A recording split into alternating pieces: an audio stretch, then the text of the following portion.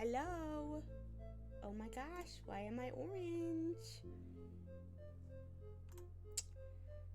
Ugh. Hello, hello, hello. Will this listen to me? Yes. How's it going? I hope y'all are having a good day. Happy Friday. I need to turn this music down.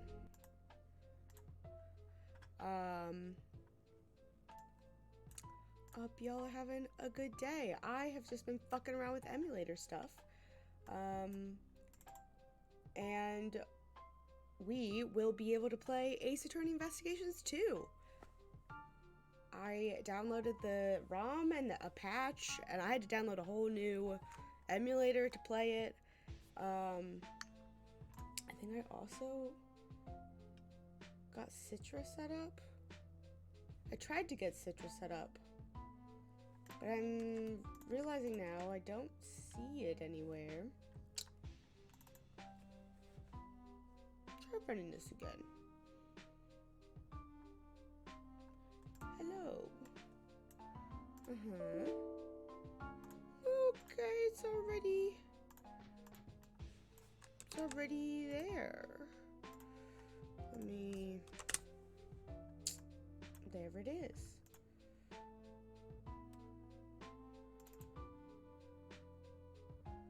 Is this it? I don't know how to use Citra. I think that's part of what I'm realizing, is I don't know how it works. FAQ. Who made it? Running games. In order to run the games, requires you to dump your games, game updates, DLC, from a hacked 3DS. I mean, long answer. Downloading. Yeah.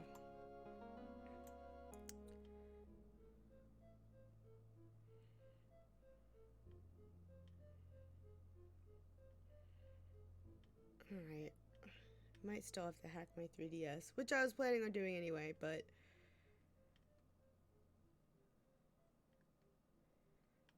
then I could just dump the 2 Ace Attorney games, 3 Ace Attorney games onto it.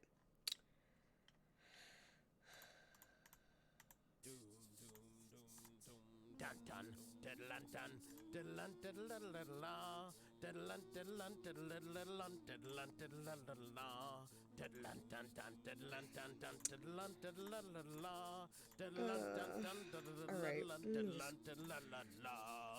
close all of that. This still feels so loud. But that will be something to play with later when we get to it. For now, we still have to finish Ace Attorney Investigations, the current game, obviously. We are on the last case. I think it's gonna be a long one, but I think we'll be able to finish it tonight. So that will be fun, exciting, and then next week we'll do like birthday fun things, because this week we're just gonna finish the game. So next week we'll do that, and then we'll figure out from there what we want to do next. If you guys want to see Ace Attorney Investigations 2, if you guys want to skip to like the great Ace Attorney games, yeah, I'll probably make a poll or something.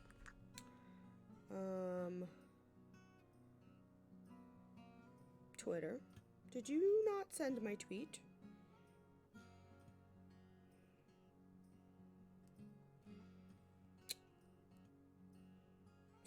Excuse me.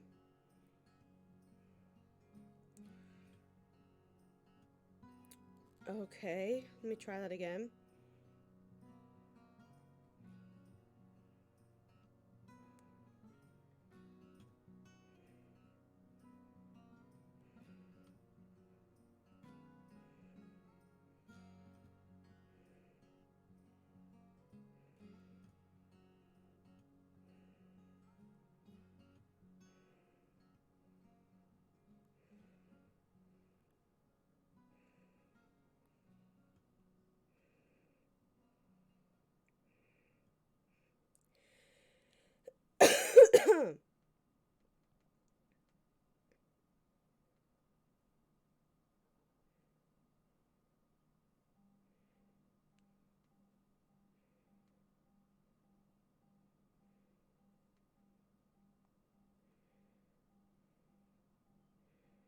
Okay. My brain is so scattered.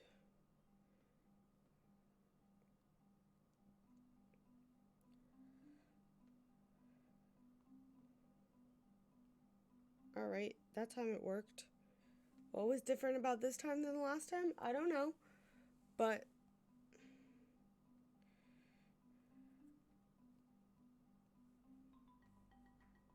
just hates me. Thanks so much, Twitter.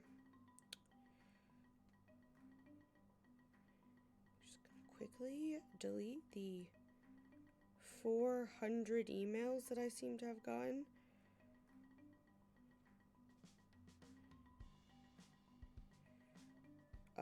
Everybody, don't forget that the Nintendo 3DS and Wii U shops close forever on Monday, and to get any games, I need to get one more game.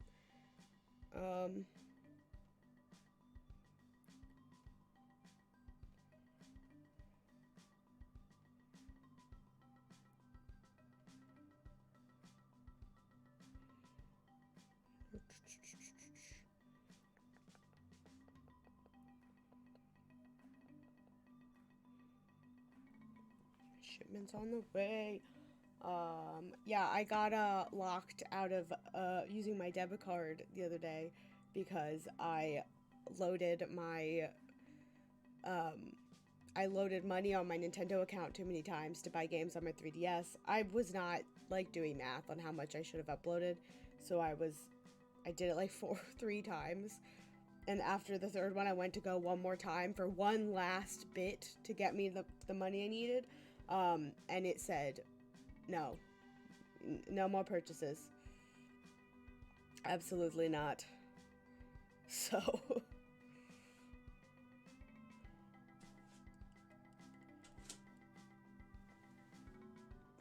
is that my little baby girl kicking open the door? Come here, Miss Mans. You just kick the door and run away? There she is. Hi, baby girls. Hi, honey's. Hello, sweet thing. Oh, yeah. You coming for a visit?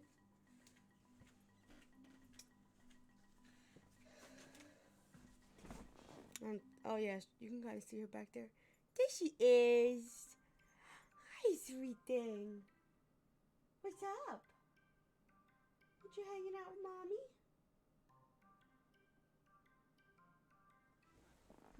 I'm not gonna pick you up. I don't remember what I was talking about. Nintendo store. I think that was it. Anyway, buy your games before they go on.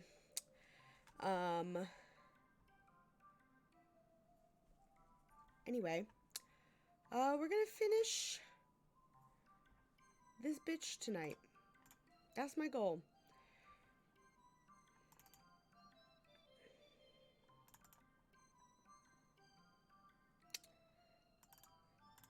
Okay. To find the ROM again, because I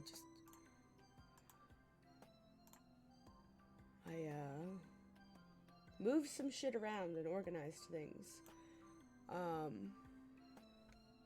Let's turn off this music, as good as it is. I am just getting over a cold.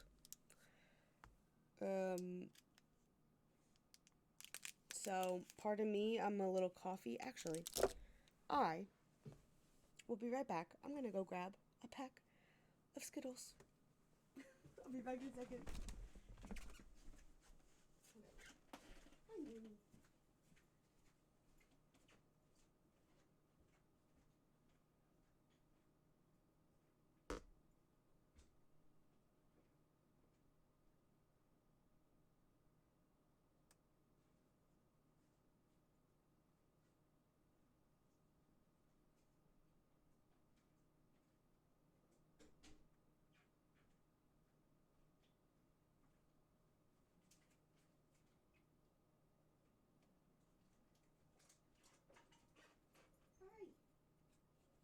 Are you here to inspect?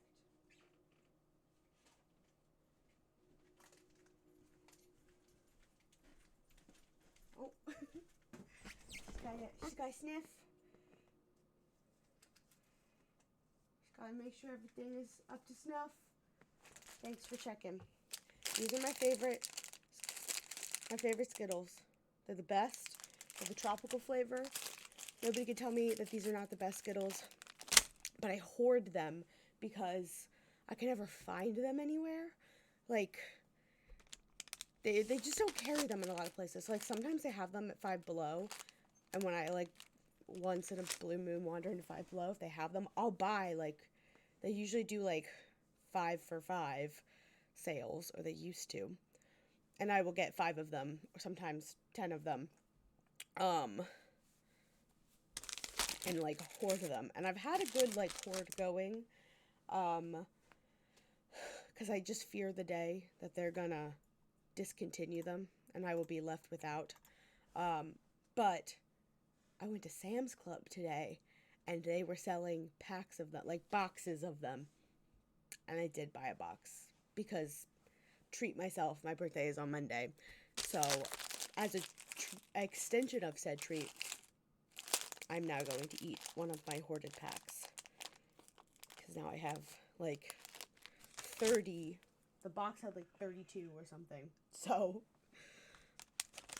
I have a nice stockpile. Excuse me.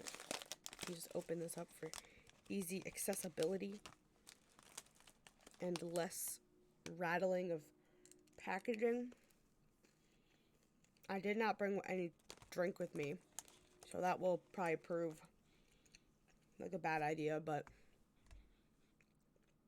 I hate this, but this water's been sitting here for like a week, so I don't trust it. Anyway,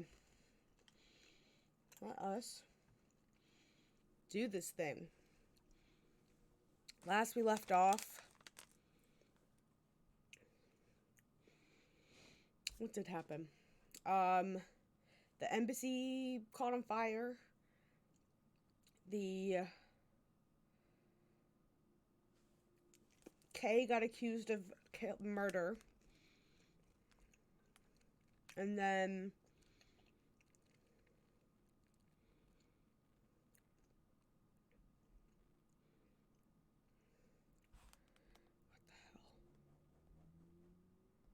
I closed all of these tabs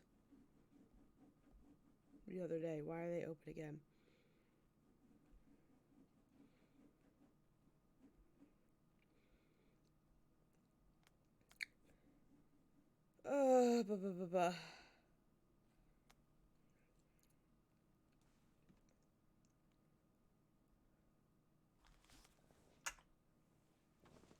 Embassy caught on fire.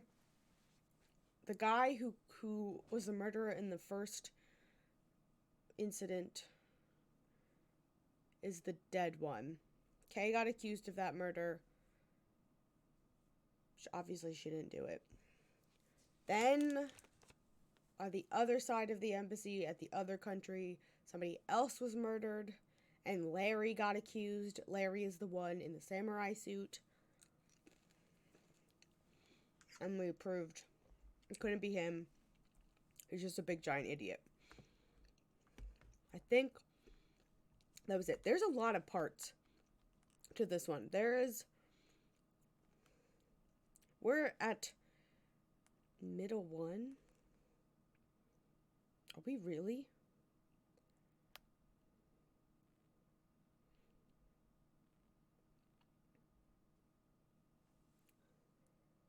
No, we're at middle 2. We got through 2 parts in the first one. So we have 5 more parts to get through tonight. We're gonna do it. I should stop just like talking and actually start playing. But we're gonna fucking finish it.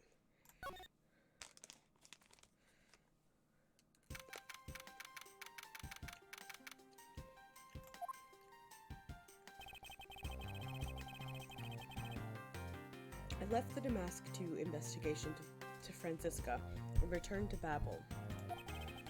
I suppose my first order of business should be to look into Babel's statue. Mr. Edgeworth! Oh god, this weirdo. So, Kay, what's the situation? Oh, it's great! Investigating is so much fun! In other words, they've made absolutely no progress. We aren't goofing off, honest, sir. We've been investigating our hearts out. Very well, then. Would you care to give me an update on your investigation? Oh, we've had a really fun time, sir. I knew it. Zero progress. In any case, Detective Gumshoe, Yes, sir? You have permission to enter the Alabastian Embassy, is that correct? Yup. As a local detective, I'm helping with investigations on both sides, sir. Good. In that case, I can leave these pieces of evidence with you. He said, I don't need this shit. They belong to the lady under the Pink Princess's mask. Pink Princess? What kind of lady was playing us up? The kind that was also playing the role of the Pink Badger yesterday. Ugh! Understood, sir. If I happen to run into her, I'll give him back to her. And if I don't, I guess I'll unload them somewhere. Doesn't seem all that enthused to go find her, but I can't blame her. Blame him. Evidence that has lost their value given to Detective Gumshoe. No, then I don't believe we'll be needing this anymore either. What? Are you really gonna throw that autograph away? Yes, because that Steel Samurai was a fake. Steel Samurai's autograph scrunched up into a ball and disposed of Edgeworth. Wait, what? What do you mean by fake? Now then, I believe it's time for a little housekeeping. Unnecessary evidence has been removed. Remaining evidence has been rearranged. Okay.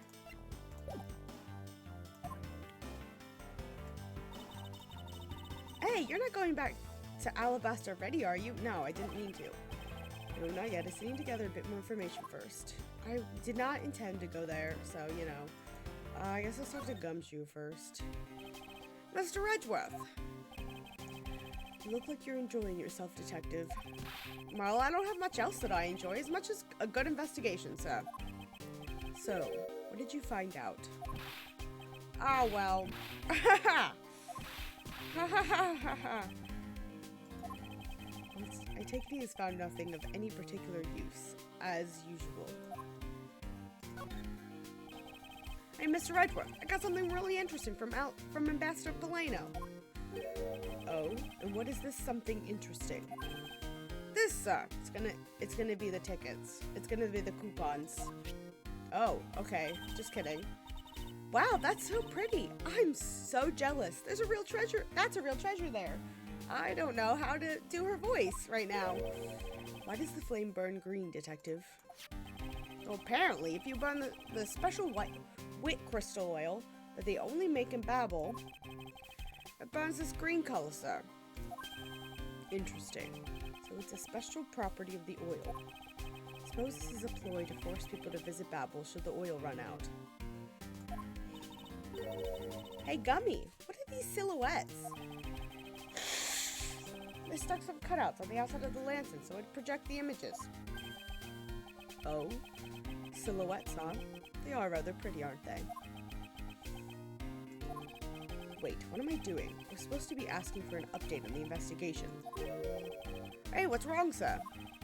There's something I want you to investigate for me. Do you think you can do that much? Uh-huh. You got it, sir. Hey, that's not fair. Why is Gummy getting all the fun stuff to do? Well, that's because I'm Mr. Edgeworth's partner. I can't believe you took advantage of the confusion and stole my role as assistant. I expect the two of you to get along and work together like professionals on this one. Okay. I wanted him to investigate something. What was it? Is it this?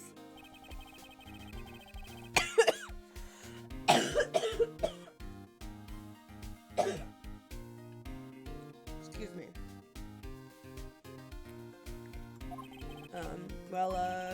sends anything. Okay.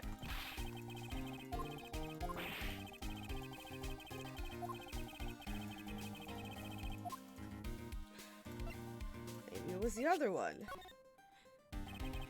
Nope.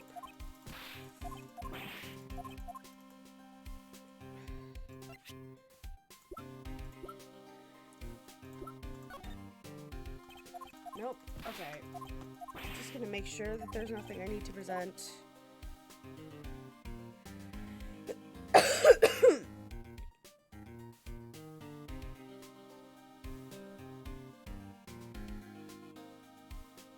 Okay, nothing. Let's go talk to the ambassador, whose voice I never really figured out, so we're gonna take another swing at it. Ah, so you're back now, are you, Mr. Edgeworth? You must be tired. Here, with these, you can eat whatever you'd like. And these are discount tickets for our cafeteria. They open tomorrow at 10 in the morning.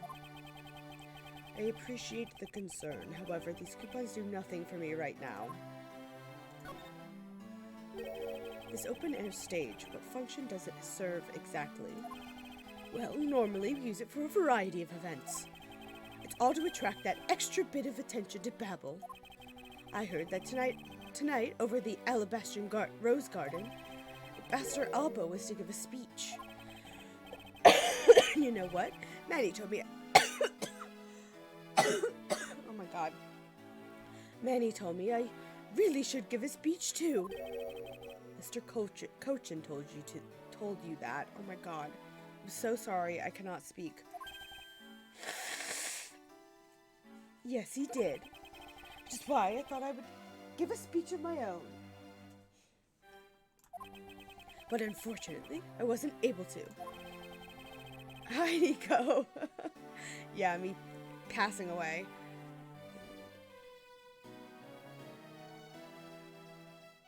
That does not taste good. I'm not drinking that. How you doing, friends? I'm getting over a cold, so I have a cough. Because of the fire the Yatagarasu started. Exactly. Ambassador Polino, I'd like to ask you a little more about the Prima Duck statues. Oh, I see. Well, let me ask you this. Did you know that Alabast and Babel used to be one country called Cadopia? Yes, I know that much about your history. Well, the Prima Duck statue belonged to the founders of Cadopia. At least, that's how the story goes. It was bequeathed unto the king of Cadopia as a symbol of the country's wealth. So it was meant as a symbol of sovereignty and the right to rule, I take it. Yes, that's right, which is why both countries are so adamant about their claim. We hold the real statue, therefore we hold the right to rule, is the reasoning. It's pretty petty when you think about it, though, I suppose. What if Alabast and Babel were to re-establish relations? Shouldn't that put an end to the squabbling over the statue? I have no reason to believe so. The Prima Duck statue is even more important now as a key to diplomacy. I wonder if Ambassador Polino knows about what has happened to the very important key to diplomacy. Perhaps I should try showing him this key and see what he has to say about it. Okay, I will in a moment. Master Polino, there's just one thing I'd like to ask you about. Yes? Oh, and don't worry, you can ask me more than just one thing. How about 2 or 3? In exchange, I expect you'll be coming to Babel, yes? Thank you, but just the one thing is all I require.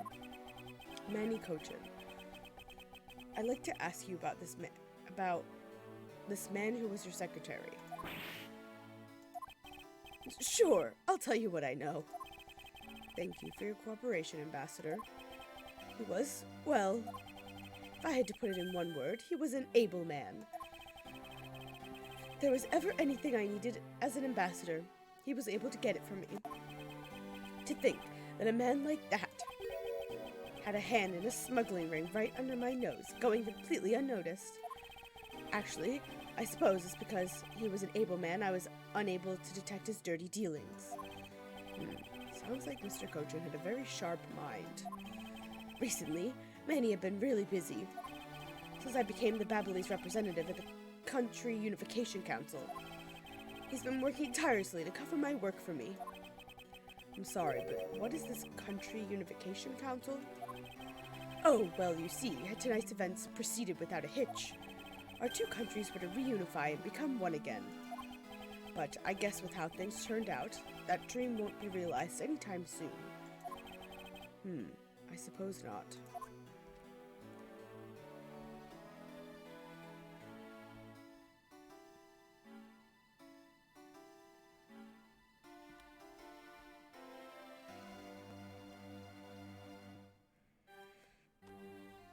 Okay. To represent that one or this one? I think this one. Master Polano, if you could please take a look at this for me. The Prima Duck statue sitting in Alabast right now actually belongs to Babel. So it would appear. I received a call from Miss Von Karma about this earlier. You will understand why I wish to inspect Babel's Prima Duck statue immediately. Because the statue currently in your country's possession. Yes, well, I've already inspected it myself. And it is definitely Alabast statue. I know, because it's the real statue. Then you're saying that Babel's was a replica. I'm embarrassed to say it's true, even though I knew that someday it would be exposed. I received my orders from the leaders of Babel, and I was to negotiate with Ambassador Alba at this event. I was to negotiate with him and fix the results of the evaluation tonight. To say that we could not determine which statue was the real one. Hold it! Interesting. Why are you telling me this? Well, because you already figured it out. Our statue is just a hollow gold shell. Even if Babel were to lose face, the reunification of the country is what's important. I'm right in thinking that, aren't I? And I'm not making a mistake, right? Thank you for the retweet, Nico. I appreciate it. If you don't know yourself, then I won't pretend to know either. Never thought that by being betrayed by my own secretary, the real symbol of wealth would be given to me. Isn't it simply ironic? Hey, where are you going? Are you heading back to Alabast? Yes, but before I do, I suppose I should give you a summary of what's happened. Okay, sure. Oh, I see. So, there's been a murder in both countries using an object from the other country. That's the gist of it. Babel is just as strict as Alabast in their inspection of the people and the things that enter their country. Meaning that somehow both murder weapons were smuggled into the two countries. That's the only logical conclusion that can be drawn. Perhaps the key to the weapon smuggling is the person who traversed both countries. You mean the fake Yatagarasu? In one way or another, the Yatagarasu is connected. Of this, I am sure. Now then, where was the Yatagarasu first spotted? I believe it was the Rose Garden on the Alabast side of the embassy. The garden is just on the other side of this boundary. It's where Ambassador Alba was to give a speech tonight. At least, that's where I heard the Yatagarasu had appeared. In that case, I believe it's vital that I investigate the Rose Garden post-haste. Wait, before you go, take a look at this, Mr. Edgeworth. What is it? I guess it's a guitar pick. I picked it up just now over there. Do you think it'll be of any use? There is a little water on it, but how did the water get on it? It doesn't look like there's anything that could get wet from around here. I was thinking, they have concerts here at the open-air stage from time to time, right? Alright, I'll find its owner later. Okay. Oh yeah, there's one more thing. It's piss. They pissed on the guitar pick. Mr. Edgeworth, would you be willing to hold on to this? What is it? It's misused perfume. It's the bottle that woman left behind that I found 7 years ago. I thought that one day it'd be of some use in tracking her down. So I kept it safe all this time. Does she think she's wearing the same perfume from 7 years ago? Thank you. I'd be honored to hold on to it for you. Okay.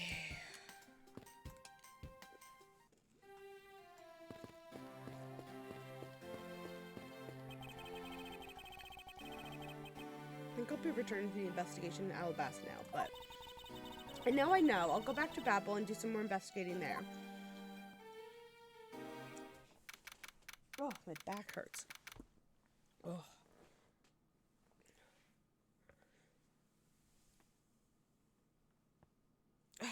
Spent most of my day running errands and cleaning. I see you're back, Miles Edgeworth. I don't know who this is. I figured. How are things in Babel? Although I can't really say I expect much from Scruffy and that girl. The investigation into Manny Kochan's death hasn't really progressed any. However, the investigation into the Yatagarasu has. Ah, yes, the Yatagarasu. Even now, I find it hard to believe. A person who can freely traverse between the two countries at will? Preposterous. Well, that's what I came here to investigate. I heard that this is where the witness claims to have seen the Yatagarasu. That's correct. Ambassador Alba was to give a speech tonight here in Alabast. That's when the Yatagarasu appeared. The shadow of the mysterious thief appeared, and just as suddenly, it vanished. Could it be from the lamp? Could it be from the lamp? Kinda green. After that, there was the fire at the Babalese embassy that the Yatagarasu started. I vow that not a single feather from the Yatagarasu shall escape my diligence. Okay. Investigation begin. Is it possible that the Yatagarasu hid in these bushes? Of course not. They're rose bushes. You've been spending so much time with Scruffy and that girl, they're rubbing off on you. I wasn't looking at the bushes, but it's alright. I'll wake you out of your stupor. Now, the next time you feel like sleep-talking, remember that I'll whip you for real. All I tried to do was offer up a possibility, and this is what I get? I wasn't looking at the bushes. I wanted to look at... this. There was an overturned spotlight here. When the Yatagarasu appeared, the audience that was waiting for the speech to start panicked. I suppose that's when someone must have knocked it over. I had a tough time visualizing the mass confusion that took place here. I thought to use my whip to capture the Yatagarasu. However, there were people in my way, and I was unable to land even a single lash. I suppose this means that some other poor saps were hit instead. Statue of a woman. I wonder if the lady is pouring water. It says that is a statue of the queen who spoke of love to King Primadux.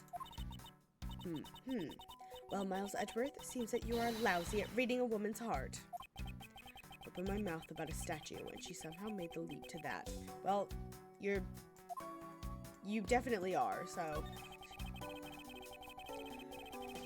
There are roses scattered on the surface of the water, creating a pleasant fragrance. It's not just for aesthetics, the pool's water is also used in putting out fires. I see. Oh. The pool stopped filling itself automatically. The fountain spouts are set to stay open until the pool's water reaches a certain level. If this water is used to put out fires, I suppose it must be refilled to its normal level, which suggests that this pool was recently used somehow in this embassy. I guess I'll take some notes about it just in case. Okay. Oh my god!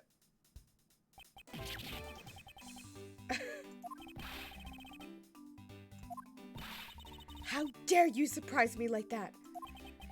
I'm sorry. Oh, hey, Edgy. Thanks for what you did back there. Your gratitude alone is enough. More importantly, Larry, this pool is not for your personal enjoyment. I know that. Do you really think I'm the type to just jump into a pool and swim around for fun? Objection! Yes. Alright then. Did you by chance fall into the pool? Nice guess, but no dice. So you know my son, right, Edgy? Your son? I guess I kind of lost sight of him when I shook hands with the ambassador. Oh. And I'm pretty sure he was around here when I last saw him. You imbecile! How can you be so flippant at a time like this? What are you going to do if your son fell into the pool? And how old is this child of yours anyway? Huh? Oh, how old is he again? Hold it. Larry. This is the first I've heard of a son. Who exactly is the mother? We're talking about the Steel Samurai's infant child. The mother? Oh, that chick. The princess. The pink princess? Hold it. Miss Von Karma. I was a bit confused by this man's words for a bit there. However, I believe what he's looking for is the doll of the Iron Infant. Yup, because I'm still samurai through and through, heart and soul. And the Iron Infant is my cute little son. You have given a whole new meaning to the phrase, an astounding fool. Larry, we have not seen hide nor hair of the Iron Infant. But rest assured that if we should find him, we'll let you know. Now, get out of there. Sounds good. In that case, I'll go search over there. Hey, wait. Well, it's not as if he'll get very far swimming around in that pool. And though he's unrelated to the murders, he sure knows how to cause a lot of trouble.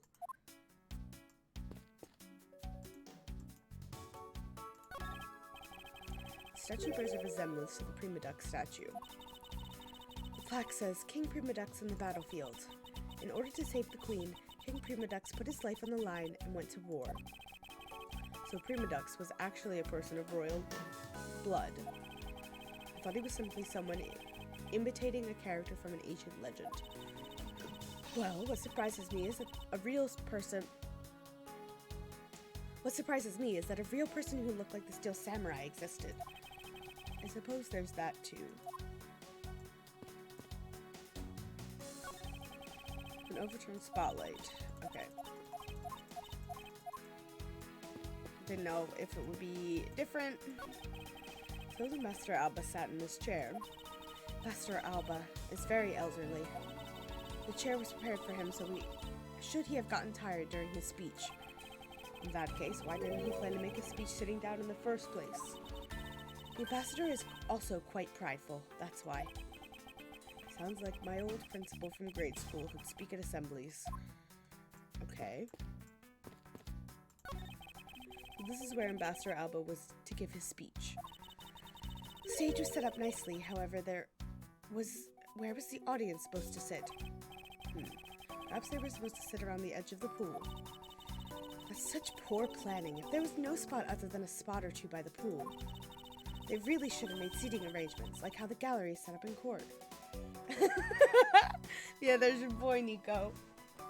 We'll talk to him in a minute. I'm just sort of make sure I examine everything else first. Indeed, you could sense that consideration for the viewers was taken. Since the consideration for the viewers was taken with those. So in the end, the speaker and his audience were to stand the whole time, huh?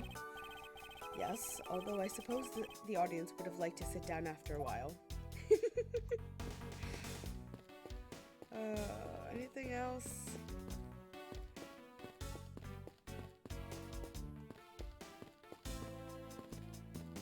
I guess not. I guess we gotta just talk to Lang. I need to stretch one more time.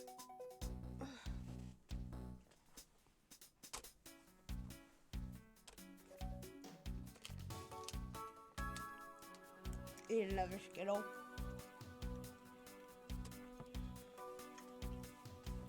You missed my ramblings earlier, Nico, but I got Ace Attorney Investigations 2 to work with the fan translation English patch so we can play this game at some point.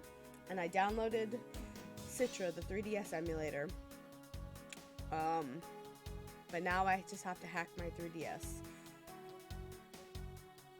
Which is scary, but I'll do it. Alright, let's talk to your boy. He does have great music. We finished checking out all the bystanders. Yes, sir. And we found 14 counts of pickpocketing, 16 counts of illegal parking, and one person ran a light, sir. Don't tell me you didn't find out anything related to the case. Sir, not a single thing, sir. Well, for now, let's just get those other lawbreakers down to the precinct. Agent Lang. Well, if it isn't Mr. Prosecutor. Would just like to thank you for your assistance earlier. Make no mistake, it's not like I was trying to help you with what I did. Yeah, everybody says it's easy, it's just like a lot of steps, which is intimidating. But I just gotta get off my butt and do it. After I left, did you receive word from Ambassador Alba? We're to wrap up our bodyguard assignment at the end of the day. Oddly enough, we received word from HQ to return home on an urgent matter. As long as I can be so easily called away from this case. As if I can be so easily called away from this case after I've come this far.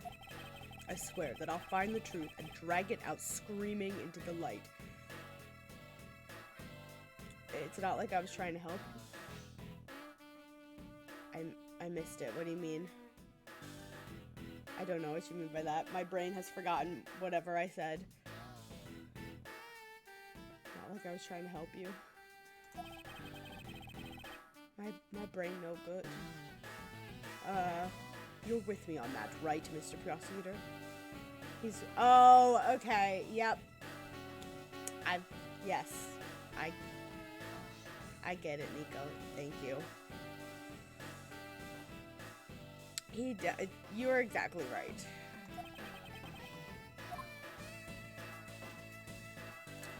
Hello, sir.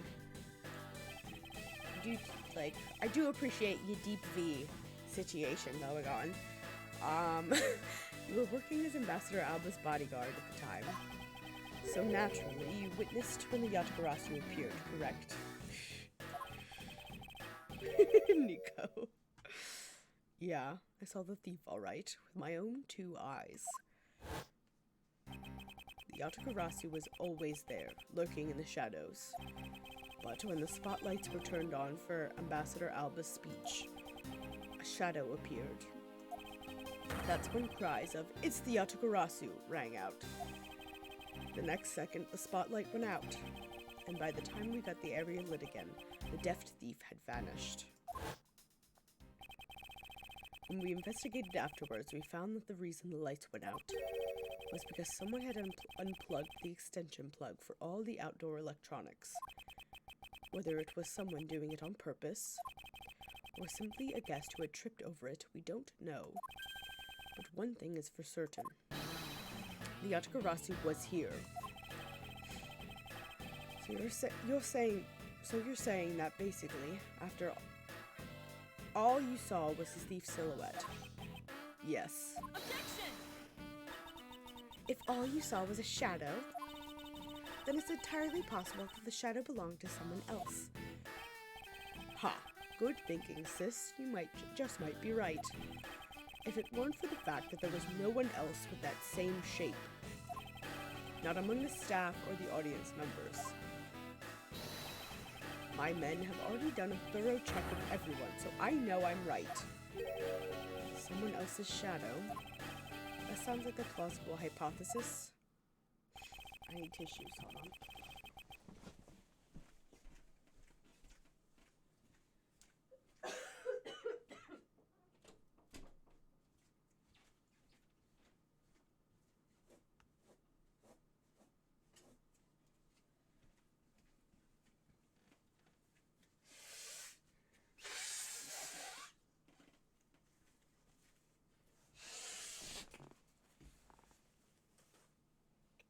Ugh. Do you ever have it where you like blow your nose and then air comes out of your tear duct? Ugh.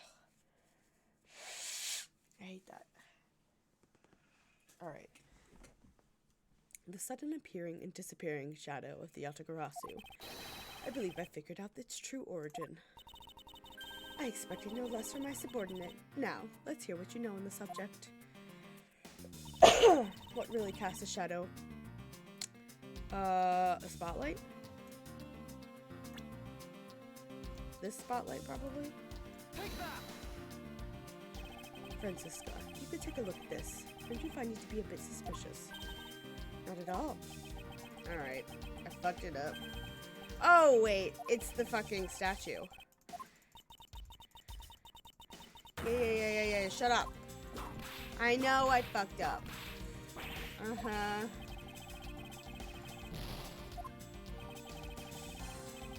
Yeah.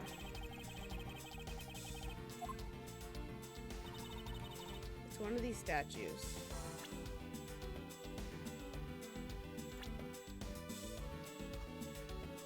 Right? Which one?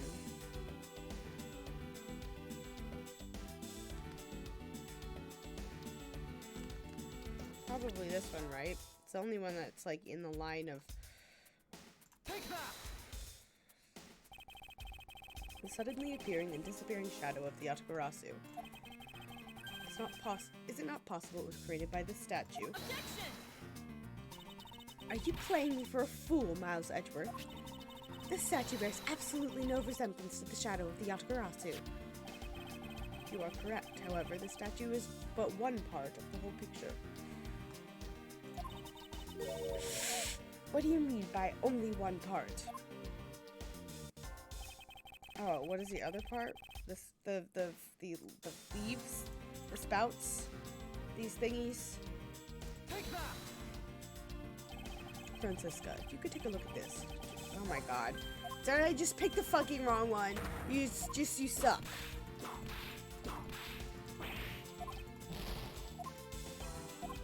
I figured, oh, it's so close to the other one. It's probably... Take that! Oh my god, what the fuck?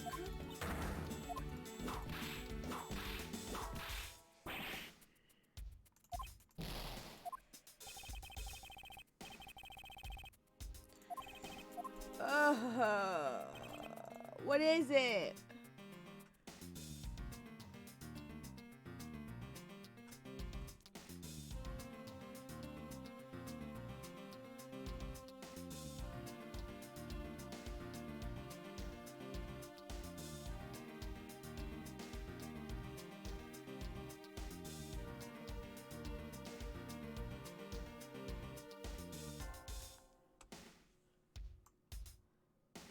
I don't... What the fuck?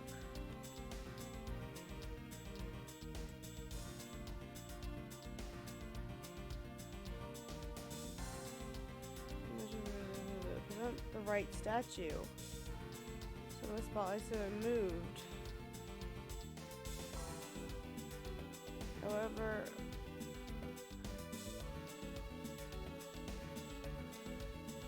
the other part of the real form of the rock...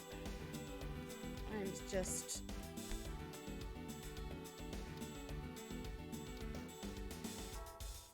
Talk to Lang. His appearance. He witnessed... As the shape is unique. Examine the pool. After this... After you've done all that, Edgeworth says he has figured out how the shadow was created. Present the left statue. Doesn't look like a statue, but that's because the statue is only part of it. Present the right. Now I present the other one? I will lose my... Take that! I'm... Okay. It's another statue. The Atakarasu shadow is made from the shadows of these two statues. Why? Why couldn't I pick this one first? Or did I pick the spotlight first? I don't know. I confused myself, I guess. Maid? What do you mean by that? Right now, the spotlights are all over the place. This is because they were moved when the guests were in a panic state. It's not the end of this. Gonna have to do something else. I just read, like, there's something else I'm gonna have to do to try and make the statue, or make the shadow. So, like, the sequence isn't done. However, if we were to restore the lights to where they were when the thief appeared, you believe the two shadows will create the Atakarasu's shadow. Precisely. Now then, watch as I reveal the true form of the Atakarasu. First, if we set up a spotlight to cast a shadow of King Primadux on the battlefield, the shadow would appear on the backdrop of the stage. Likewise, it was said to light up on the queen who spoke of love to King Primadux. Would also appear on the backdrop of the stage. Okay. So we were to combine the two shadows. Looks nothing like the Yatagarasu shadow. Miles Edgeworth, how do you explain this grotesque shape? Calm down, Francisca. The way the light needs to be shown on the queen statue is wrong. What do you mean by that? I believe that the whole of the king's shadow needs to be used for this work. However, in the case of the queen, I don't believe her whole shadow is needed. The person who created the shadow used only one part of her shadow. Only one part alone is enough to fill in the rest of it. Why didn't you say that in the first place? Sorry, I just stopped fully reading that for some reason. You're right. I apologize. Now, what part? Her hand. Look how it's just like a cutout of a hand. Take that! Think back to what is missing in our shadow. 5 long, thin areas, correct? Now, what does that remind you of? That's right. It can only be the shadow of the queen's left hand. Francisca, can we please adjust the spotlight's position so that it only shines on the queen's left hand? Alright, let's give it a try and see what we get. It's... yeah, this is exactly like the shadow I saw. The culprit must have changed the spotlight's positioning beforehand, and then pulled the plug after people saw what the culprit wanted them to see. In their panic, the guests must have moved the spotlights around, which we can assume was also part of the culprit's plot. By the time the lights came back on, the Yatagarasu shadow had vanished, which means the shadow was a construct from the very beginning. So you see, the Yatagarasu never did visit Alabasta tonight. The only country that he visited was Babel, although it can be assumed the Yatagarasu had an accomplice in Alabasta. An accomplice? But who? I haven't figured out yet, but I assume it was the person who set up the shadow show. I sense that the biggest clue yet to solving the case is the existence of this accomplice.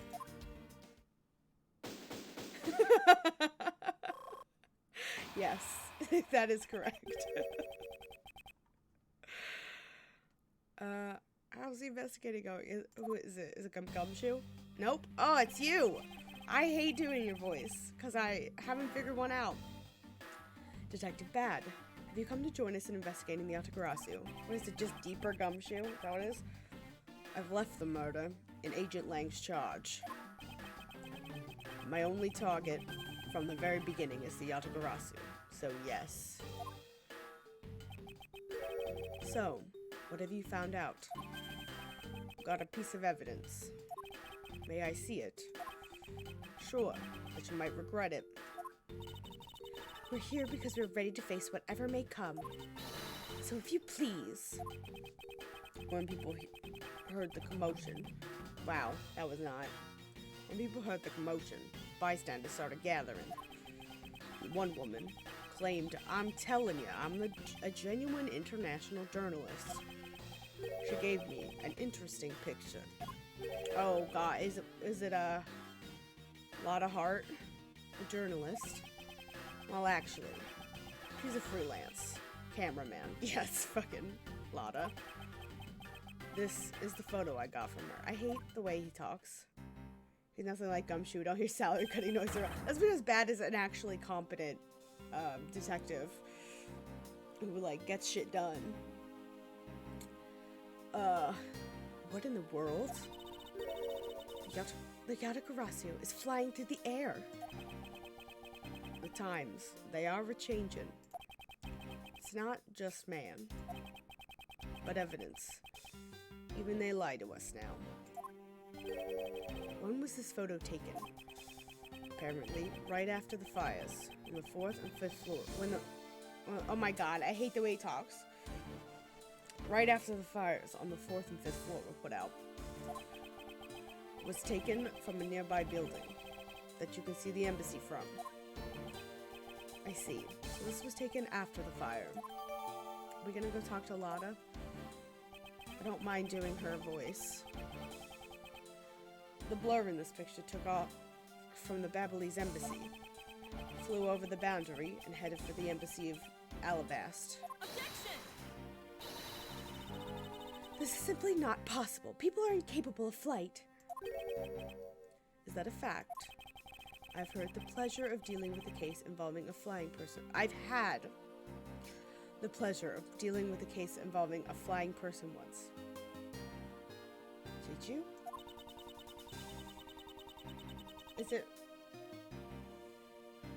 What case is he talking about? Actually, come to think of it, I've come across a case like that as well. 2, actually. What cases are we talking about? I think the circus one, I think, is one of them. But that would have been Francisca. What is the one with Edgeworth?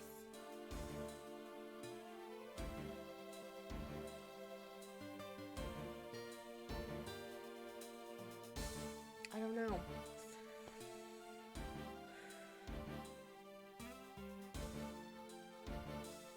I don't know. Because then there's also the one from Apollo Justice, but that wouldn't have happened yet in the timeline.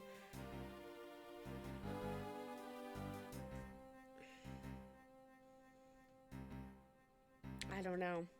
I don't know. Maybe it happens more often than we'd think. Way up to the task of solving the mystery behind this photograph. Well, the Yatagarasu took off from the Babyliss embassy, so I should start from there. Francisca, I need to return to the Babel investigation for a bit. Alright. I'll continue investigating on this side of the building. Alright, I'm counting on you. Welcome back, Mr. Edgeworth. Now come on, let's get back to our investigation. Yes, let's. Were you just standing here the whole time, Kay? And let's go.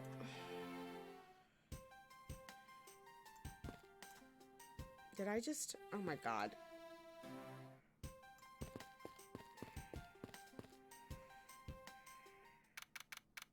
Oh, he looks so fucking creepy. He kind of looks like the Burger King. I don't know why that's what he looks like to me, but he kind of looks like the Burger King. I just really don't like how his skin and hair and hands and like are just the same color. It's just kind of this yellow blob. Also, just the fact he's like this, like he just looks shady. Anyway. To think, after all that running around, and we're right back where we started. It would appear that way. Well, oh god, what was that voice I just heard? Hi, Mr. Edgeworth. That wasn't it. That was not it at all. Have you found Manny's killer yet? I think that was it. Terribly sorry, Ambassador Polano, but I have yet to find his killer. But I guess his murder really was the work of the Yatagarasu. Let's get one thing straight. It was the work of the fake Yatagarasu. The real Yatagarasu was a noble vigilante who was only out to steal the truth. Miss Faraday, please don't make such a sad face. If there's anything I could do for you, all you have to do is ask, alright? Mr. Polano. Actually, there is one thing you can do. Will you allow us to take another look around? We didn't have enough time to conduct a thorough investigation earlier. Oh, sure. Please feel free to investigate to your heart's content. Also, there are a few questions I'd like to ask you personally, Ambassador. If it will bring a smile back to Miss Faraday's face, then I'll gladly answer anything. Thank you, Mr. Polano. You're a total gentleman. I keep changing your pronunciation every single time I say it. You don't have to waste such nice words on me, little miss. Hey, Sir Polano. Those two sure got chummy awfully quick. I feel like I read that wrong, but okay. You know, it's easy to say we're going to investigate, but where should we begin? We should probably start by comparing the state of this room before and after the fire. And then we should look into the matter of the suspicious person you spotted. Yeah, when I came into this room, that person was already gone. But I'm willing to bet that person was chasing... The person I was chasing was Mr. Kochen's killer. We don't know that yet. However, it's hard to believe that person is unrelated. Furthermore, because of the key the Yatagarasu stole 7 years ago was found here, it signals that perhaps Miss Yu is also somehow involved. I knew it! That woman is almost definitely Mr. Kochen's killer. Yet again, we don't know that. There are too many mysteries to be solved in this case. Speaking of the Yatagarasu and mysteries, I received a most mysterious photo from Detective Bad. Uncle Bad? He's taking part in the investigation too? Yes, he's been chasing after the Yatagarasu for all these years. Uncle Bad. Now then, I was told that this photo was taken just after the fire. It looks like this person is in the long coat I was chasing. Does this mean I was chasing the fake Yatagarasu after all? I don't know the answer to your question, but I don't think people can fly either. But this could be how that person escaped. Well, we'll need to investigate a bit more before we can say anything about it. Or about that. Chilly.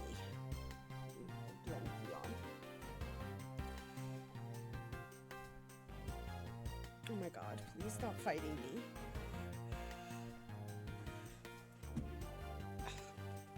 Oh, my back really hurts. And I don't know why.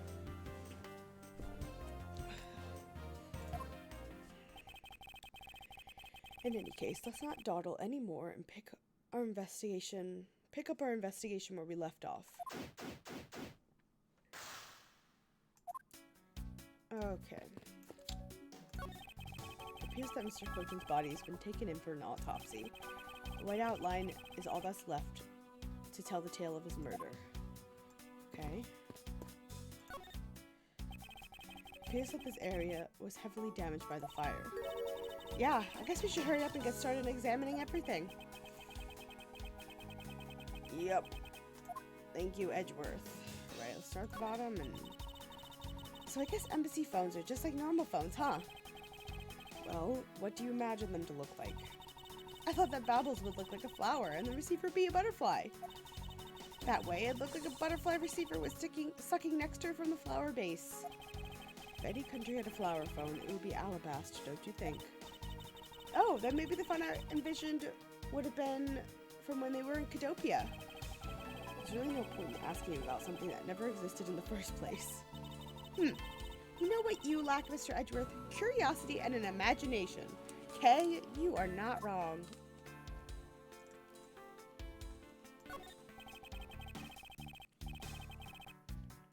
There's only one book left standing here.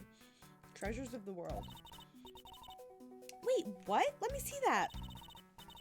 Uh-huh, I see. Ah, the most important part was blackened by the fire. Why, cruel fate? Why? It's like the map of where the treasures are located have been burnt.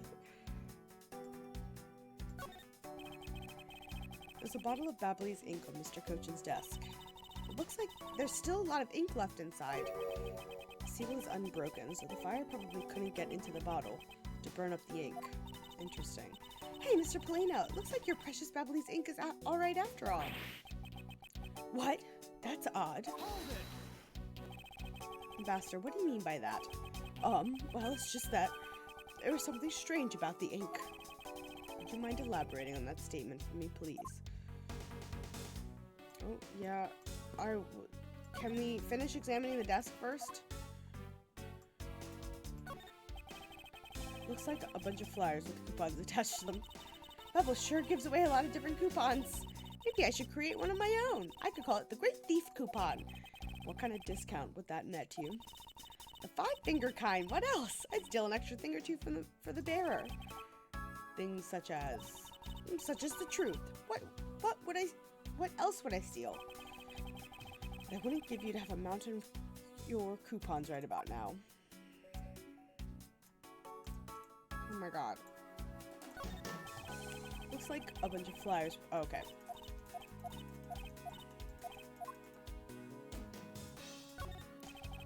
Manny Cochin. His name is written here on this nameplate. Why would you put a nameplate with your name on it on your own office? Suppose it's to inform people in case they walked into the wrong room by mistake. Do you think maybe it's also that it reminds you of your own name if you forgot? Well, either way, it's never a bad thing to sit a nameplate on one's desk. It looks like a very comfortable chair. Well, it doesn't look all that broken, so why don't you try sitting in it? No, I'd better not. It's very important that we preserve the crime scene at all times. Wait, but you're always touching all sorts of things at crime scenes. That's because I'm a prosecutor and it's part of my job to examine things. And my job is to be a great thief. Which is exactly why you are not allowed to touch anything. Okay.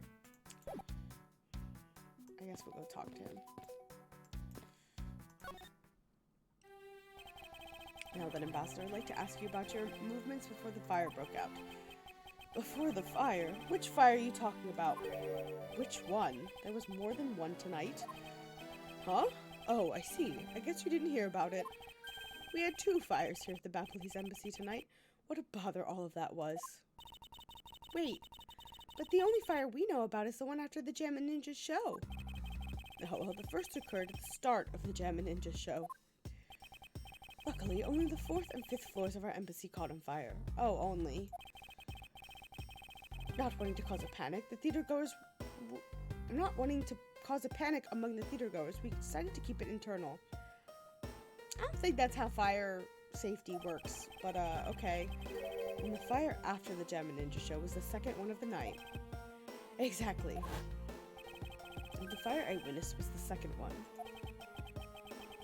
Come to think of it, didn't Detective Bad make reference to the first fire? When was this photo taken? Apparently, right after the fires on the 4th and 5th floors were put out. Okay. Suppose this means that the photo was taken just after the first fire was put out. Okay. So it was before the murder. So then, what was the extent of the damage in the second fire? The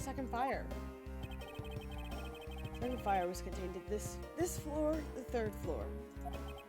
I think it was leftover embers from the fire on the floors above that caused it. That's, how should I put this, a very bad stroke of luck. My office on the 5th floor, Manny's office here, and Manny himself, all gone in the blink of an eye. Interesting. I feel so sorry for you, Mr. Polano. Whoops, look at me going on and on. Now then, what was it you wanted to ask about? We were discussing what your actions and whereabouts for today were. And if you happen to know what Mr. Cochin's actions and whereabouts were as well. Yes, very well. Let's see. I've been very busy all day from morning until now.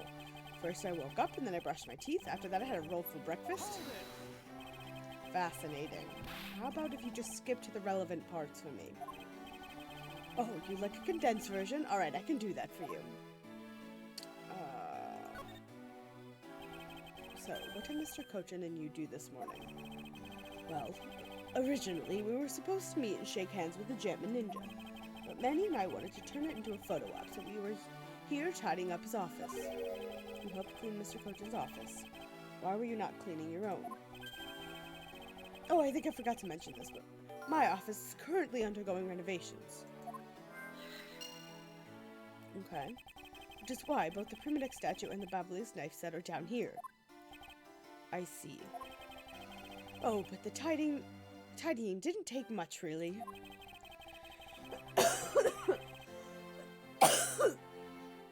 We just burned some files. We no longer needed an expired coupons in the fireplace. Okay.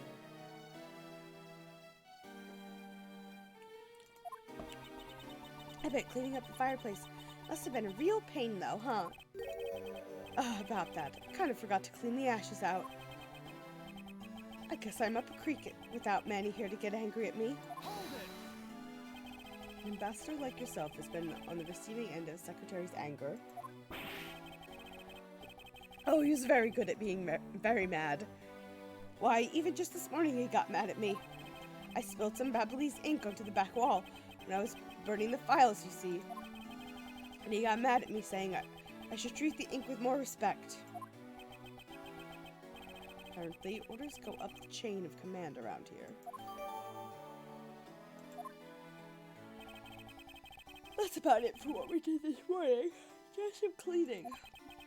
Don't tell me you had no other work to do. Being an ambassador and all. Now then, if you could tell me what you and Mr. Kojin did this afternoon. Well, Manny and I went down together to the Theatrum Neutralis. We had to be there for the start of the Steel Samurai stage show. After the show started, I went back to my office on the 5th floor alone. So they were together until the start of the Steel Samurai show. A little while later, after I had straightened myself up a bit, I returned to the theater, because I was to take part in the photo op on stage at the end of the show. Excuse me. There was a commemorative photo op at the end. It was a fantastic photo of the three of us, Lester Alba, the Steel Samurai, and myself. After the photo shoot, I went back to my office on the 5th floor to prepare for my handshake photo op with the German ninja. Seems to be rather overworked for an ambassador. When I got to the office, that's when the first fire broke out, and I escaped down the stairs. My office was completely destroyed, but thankfully no one was hurt. I admit I ran away from the first fire as fast as my legs could carry me. But during the second one, I pitched in and helped the embassy staff that put it out. You didn't see Mr. Kojin again after the start of the Steel Samurai show. Yes, that's right. The next time I saw him, he was lying there, in an eternal sleep. I see. Master Paleno, I thank you very much for your help. I'm sorry I couldn't be of more assistance, Mr. Edgeworth. If there's anything else, please don't hesitate to ask, alright? I wonder if you might tell me what you noticed about Mr. Kojin's bottle of ink. I just thought of it right now, but during the second fire, Manny was worried about his office, so he came rushing back to it. I called out to him, and when I received no reply, I used my spare key to open the door. But when I did, I was greeted by roaring green flames. The flames were so big that I wasn't able to see into the room at all. The fire was green? What was the cause? Well, wood crystal oil burns green when it's lit, as you can see by this lantern. Babyliss ink is made from the same oil, which means it would also burn green. You know, I too had thought it was Manny's ink that caught on fire. That's why I was surprised to find out there was still a bottle of ink left on his desk. The case of the perplexing green flames. Talk about a mystery. What exactly was it that caught on fire in here? Okay.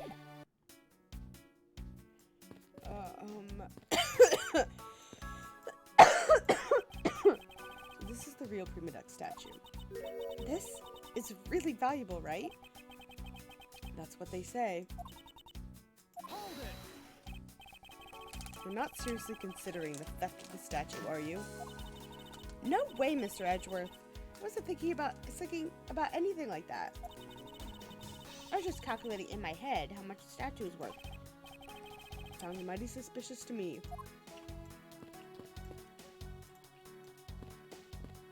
But they burn stuff in a fireplace. Me. Fireplace, huh? So Babyliss offices have them too. Two? The fireplace in relatively the same location in the Alabastion office. Although we found something there that I'd rather not recall ever again. I still can't believe that we found that lady's undershirt in the fireplace. Was that traumatizing? Why don't you try creating new memories with this fireplace? We could climb inside and we could play hide and seek. And come out covered in soot? I think not. Ugh, you really have no sense of fun, Mr. Edgeworth.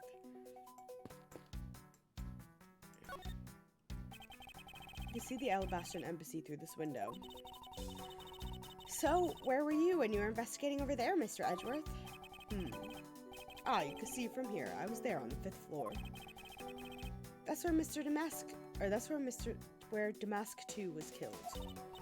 What? You don't mean the Damask 2? Oh, poor guy. As a fellow second-generation thief, I can't turn a blind eye to this. Even though Damask II was merely an imposter of the original. Okay, what the fuck else do you want me to look at? The safe wasn't open at the time of the fire. You could tell because the inside wasn't burnt, right? Yes, thanks to the safe's fire resistance, smudging evidence was preserved. Aren't safes great? They always hold wonderful promises of treasure within. Well, this one certainly did have a few inside. What is this? Master Polino, what exactly used to be here? That used to be a stack of brand new pamphlets, but it looks like they were all burned up. Guess we'll just have to reprint them. No matter how fast we print them, they always disappear so quickly. Is the Babylese tourism industry really that hot right now? Of course! Although, recently, the most popular vacation destination has been the Republic of Virginia. We refuse to lose to them, so we've been at hard work promoting Babel. Interesting. Well, I just recently returned from a trip to Virginia myself. Oh, and how did you like it? It was alright. Probably shouldn't bring up the fact that I was a suspect on the flight home.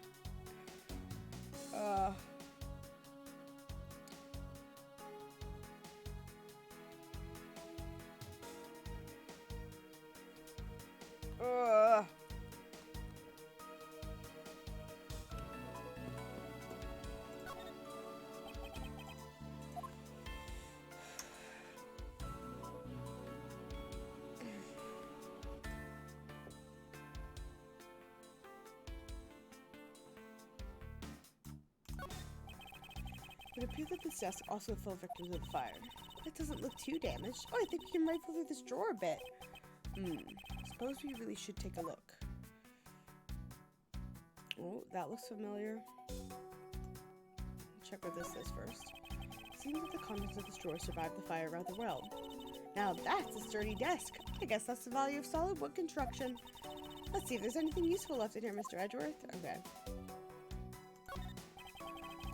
This is a rather unusual shape for a notepad. Suppose this must be another souvenir from somewhere. Deduce. It's the note that we got before. I didn't see the deduce thing at first. Ba ba ba da ba. The shape of this notepad matches the shape of the note we found. Hey, you're right. What is it? It looks like something straight out of Monument Valley. Ah, yes, that notepad is a souvenir from somewhere in your country. I've been collecting them for the purposes of studying them, you see. Yes, I do. You do seem to be quite passionate about it. Oh, would you like to see my souvenir collection? I'd love to show it to you. Are you sure they haven't been burnt to a crisp by the fires? I was just thinking that. Ambassador Polino, I wonder if you might recognize the handwriting on this note. This looks like Manny's handwriting. I see. In that case... Oh, did you figure something out? This note was found in Alabast. Ugh. Specifically, it was found being firmly grasped by the murdered Damask II. Damask II? Then this note... Yes, it was a request from Mr. Kochum for Damask II to steal the Prima Duck statue. What? Manny tried to steal Alabast's Prima Duck statue? We would know for sure if we could run a handwriting analysis. Ambassador, do you have any documents that were handwritten by Mr. Kochum? Yes, I can gather a few and give them to you. I'll have to ask Detective Gumshoe later to run the analysis.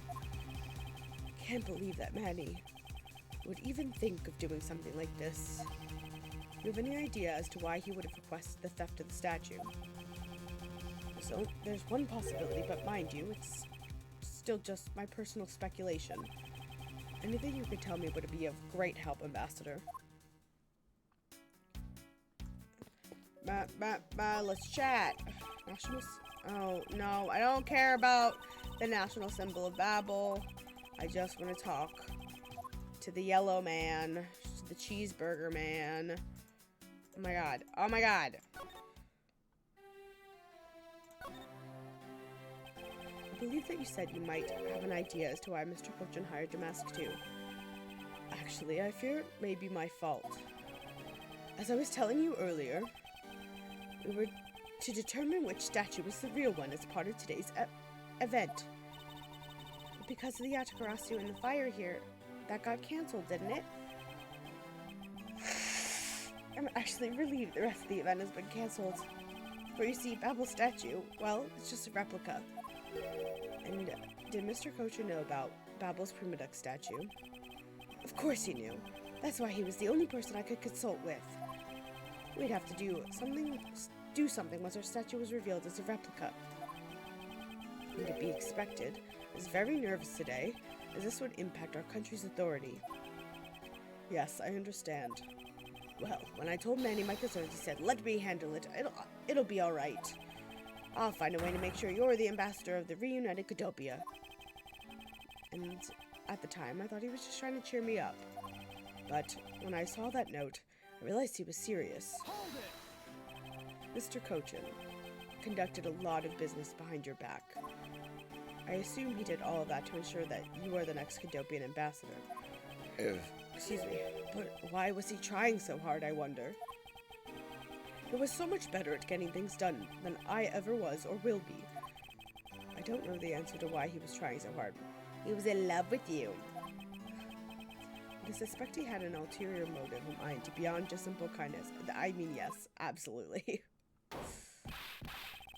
Oh, there you are, Mr. Edgeworth. Detective Gumshoe, have you collected the information that I requested? Yep, got it all right here, sir. Here you go, Kay. Feel free to take a look. It's for you, after all. What is all this, Gummy? It's all the information on this room that I got from the embassy and Interpol people. Now I know exactly how this room was before and after the fire. Good work, Detective. Oh, I was nothing, sir. I'm an expert at getting people to talk. Wow, you two remind me so much of my father and Uncle Bad. What do you mean? As prosecutor and defense, or detective, your dynamic is just like theirs back in the day. Well, don't you worry. I'm going to find my own wonderful partner someday. And when I do, I'm going to become a good Yatagarasu, just like my father, right? Hold it! Please don't ask me questions to which I have no answers to, Kay. However, I can say that it is truly a wonderful thing to find a partner you can trust. And he's talking about Phoenix, not Gumshoe. You bet! So what now, Mr. Edgeworth? Well, I'd like to ask you for a favor. Yes? That gadget, Mr. Thief, is it? That thing you call your secret weapon? Oh, you mean Little Thief? Heh, you're coming to rely on it, aren't you? Hold it! I don't need a crutch like that. I'm only asking because I need it for the investigation. From the information Detective Gumshoe gathered and the ambassador's testimony, I'd like you to please recreate this room as it was during the third floor fire. You got it! Alright, here we go! Dark skies of evening when no other bird dares to take wing, one alone remains all-seeing. Now, witness the true power of a real modern-day Robin Hood.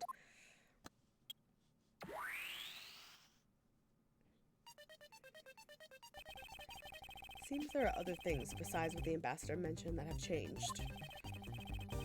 It's possible that we might find an escape route the person Kay saw used as well. Oh, what is this? Is this some sort of light show I was not told about? This is the power of a true vigilante. It's recreating the room with the info I inputted. Really? That is certainly one interesting device you have there, Miss Faraday. Ahem. I believe it's about time we return to our investigation. Okay. These must have been the large green flames Ambassador Polino saw. Flames like these, it's no wonder he couldn't get in. Okay, by the time you came into the room, had the fire already been put out? Yeah, the fire had died out or something by that time. And this fire in here only burned from the time the fire started on the third floor, until the Yatagarasu appeared and caused a stir and babble, I suppose. I guess Mr. Polino was just lucky enough to run into this fire as it was burning, huh? Yes, you could put it like that. Or you could put it that way. Since you were the first to discover the body, we can assume that no one else entered the room until that time. No one other than the person you were chasing, of course. I knew it! That person I saw was definitely up to no good. I mean, that person could even be Mr. Coach's killer. It is very likely to be the case. After all, that person came into this room before you. They must have chosen this room precisely because they knew no one would be in here. Okay, then maybe the green fire was where it was... My god. Maybe the green fire was where it was to prevent anyone from coming in? But then, what did the person set on fire to make the green flames? Well, whatever it is that person burned, it made a rather sizable fire. And since the fire's green, we've seen something that burns green, right? It's a bit tinier than these flames, but you get what I mean. Yes, and I do believe that what you're thinking of is exactly why these flames are green. Oh my god. Yeah, what fire-related piece of evidence? Oh, I wonder. About the only fire-related piece of evidence? The silhouette lantern. Its green flame comes from the wit crystal oil that is burning. Yeah, it's the fire that's the fire I was thinking of too. I love the green it gives off.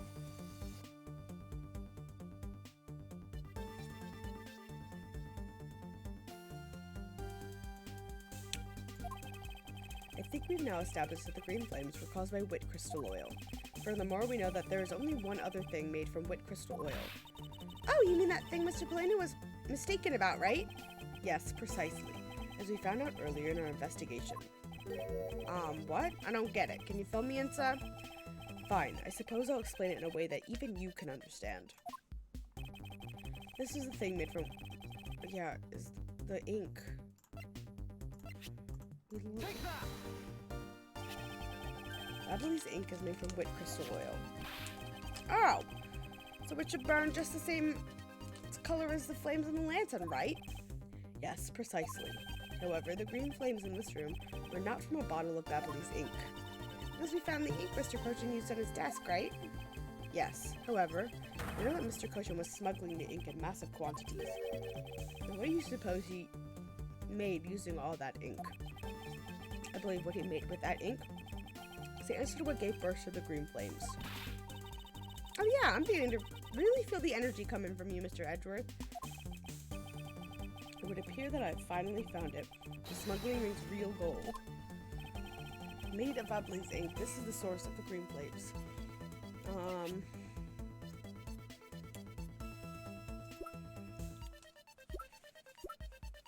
The bills? Yes. Take that! What would consume that great of a volume of ink to make? That would be the counterfeit bills that the smuggling ring made and are circulating in Zhengfa. You're kidding! You're saying that it was Mr. Cochin who made the counterfeit bills? I am. I believe you could even go so far as to say that he stole Babel's printing press.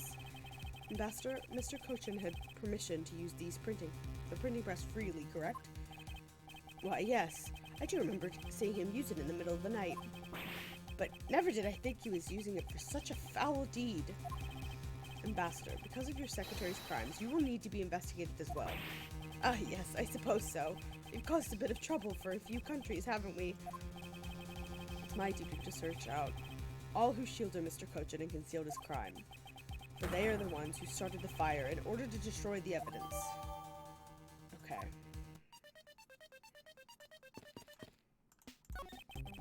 The source of the green fire was Babyliss ink. Okay, yep. Clearly the culprits are... Yeah. No, I don't want to talk to Kay. Thank you so much, but... This is what I wanted to examine. This grandfather clock. It appears to be in a different position before the fire. According to staff members, the clock was flashed against the wall before the fire, sir. Which means that most likely it was moved by someone during the fire. Speaking of which, it's totally 11 o'clock now, but I don't hear any chiming. Huh? That's odd. It was still chiming right on the dot of every hour this morning. Maybe the fire damaged its internal mechanisms or something. Ambassador Polino, may we take a look inside that clock? Sure, go on ahead. Detective Gumshoe, if you could please inspect the insides of this clock. Yes, sir, I'm on it. Mr. Ridgewood, I found this thing inside. It looks like a length of wire. So this is what caused the clock to stop chiming. But what was the length of wire doing inside this clock in the first place? Okay. Why would someone do this to such a valuable clock? Sounds like it wasn't Mr. Polino that put the wire in there. Or perhaps it was Mr. Coach's killer who did it. Looks like one of the Babbly's knives was already missing before the fire began. So it would seem, especially since the other 2 knives' handles were burned away. The remaining handle was swapped out with the handle from the real murder weapon. And Babble's national treasure was stolen. Poor Babble, don't you think? I'm not sure I would lump the replica statue in with the rest of Babble's woes. It's the charred remains of a fallen ceiling fan. Oh, I've seen a few of those before. They spin around and around and play music. I believe you're thinking of a musical mobile for babies. Yeah, that's it. They're nothing alike. They're totally alike. They spin those babies right round like a record. I see. I guess I can see how you might think that. So Babble is really into pushing the Babble's really into pushing the tourism industry, huh? Yes, it would appear that way. You know, I'd really love to take a trip. Hey, why don't we go take one after this case? Do you already have a destination in mind? Well, ideally I'd like to go someplace where I can continue my thief training. Well, if you want to learn the fine art of stealth, perhaps you should visit the studio where they make the Jammin' Ninja TV show. Hey, that's actually a really great idea, Mr. Edgeworth. I can't believe she took me seriously. Fireplace, huh? So Babble's offices have them too. Oh, really? Fireplace, relatively the same location. However, yeah, okay. So we just don't care about the flag.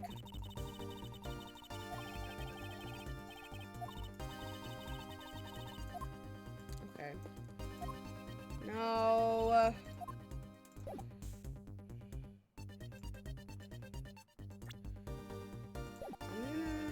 Lose it. There we go. Oh my god. I guess the curtain doesn't matter, but you know.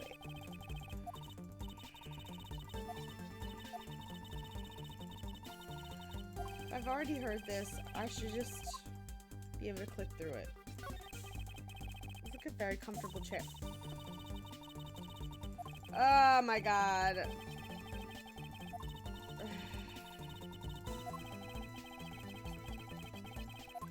Alright, I probably gotta deduce some things.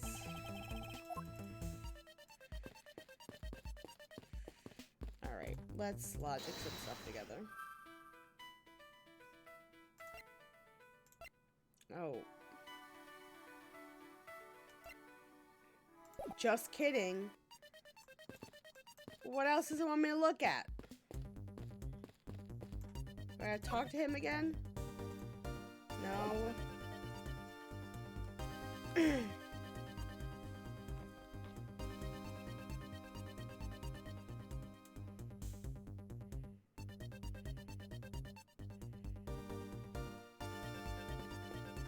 Talk to Gumshoe? No! Detective, you took part in the initial Babble investigation, correct? Yup, sure did. I also helped put out both fires, sir. But that first fire took me by surprise. I had a tough time escaping the 5th floor. First I tried the elevator, but I guess someone else had the same idea because it was in use. You don't take elevators during fires, Gumshoe. I didn't remember to use the stairs at that point, and I'd been burnt to a crisp. Wait, that's odd. We always warn our staff that in case of a fire, it's dangerous to use the elevator. Oh? Maybe someone wrote it in a fit of panic? Detective, did you see the Yatagarasu that came in to the Babbly's embassy at all? didn't personally. And the other staff members told me they never got a good look at the person. Either, sir. I wonder if you could tell me a bit more about what you discovered, Detective. The second fire broke out about the time the Yatagarasu was spotted in Alabast. That's also when the suspicious person was spotted in Babel, which caused some panic. Hold it. So no one was able to get a good look at this Yatagarasu that entered Babel. Yeah, all they saw was a mysterious person wearing a long coat. Oh, I got itchy eye. That's not enough to make a positive ID, you know? Still, it was enough to make the people who received the calling card panic even more. The person in a long coat sounds like the exact same person I saw. The Yatagarasu that appeared in Alabast was proven to be just a fabrication, a shadow. In light of that fact, the Yatagarasu that appeared in Babel is also suspect. You can't be serious. Not when we're this close to capturing the fake. I mean, Callisto you! The Yatagarasu appeared, causing mass confusion, killed Mr. Kochin, and then disappeared. By the way, Detective, why did you not chase after the Yatagarasu? I did, but, well, this embassy is huge, sir. Got separated from the other staff members I was with, and was lost for a while there. You didn't even memorize the layout of the building you were to guard, Detective. I mean, I wouldn't memorize it. I'll be sure to do that from now on, sir. But you know, it was thanks to me getting lost that I was able to come to Kay's rescue. Oh, is that a fact? Yeah, it was when I was lost and wandering around in the third floor hallway, sir. When I heard a scream, I headed towards it right away.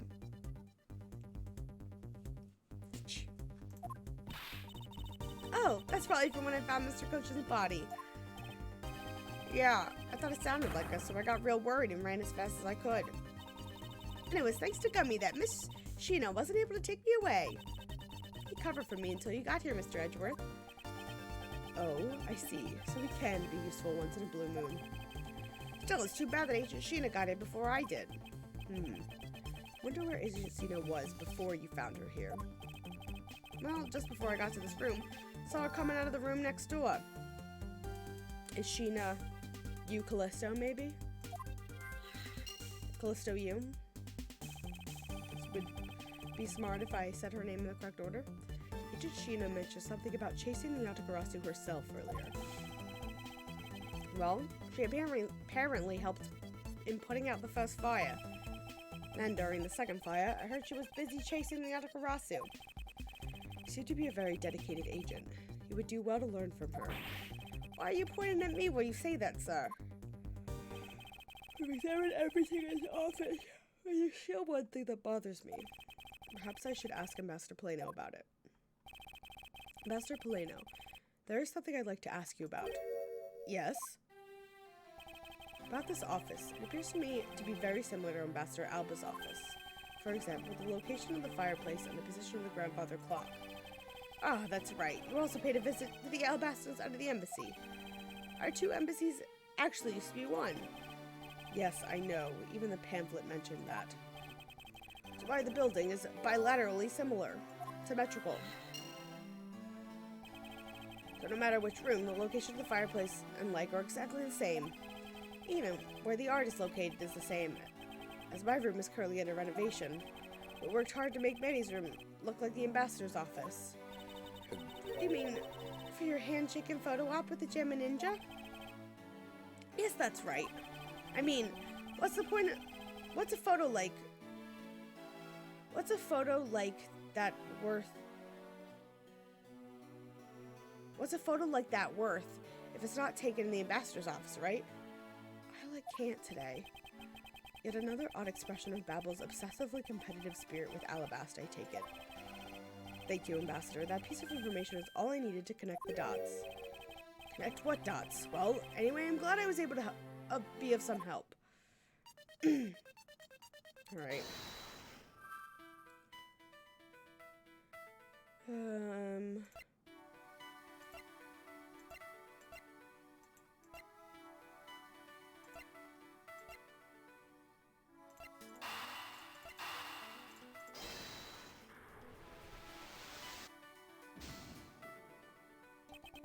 Ah.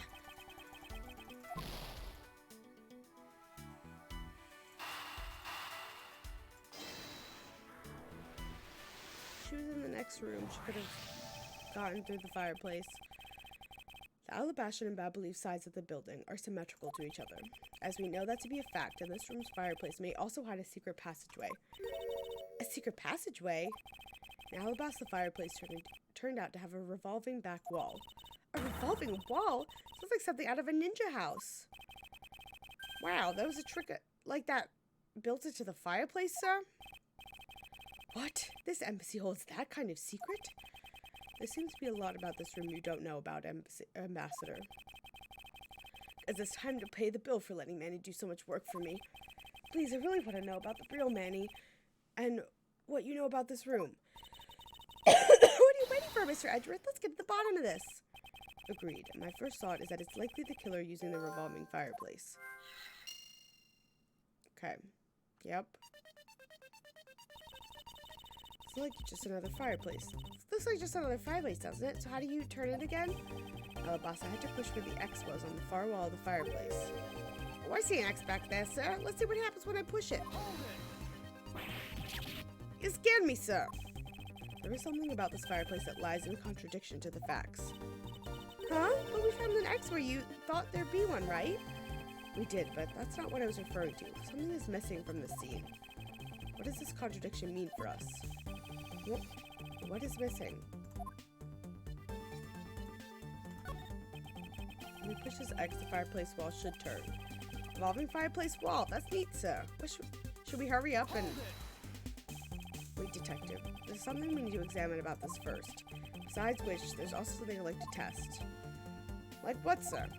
I'll tell you later, detective. For now, let's continue with the investigation. I don't know what he's talking about. He wants me to do something, but I don't know what. All I see in this fireplace is starter wood. Huh? That's odd.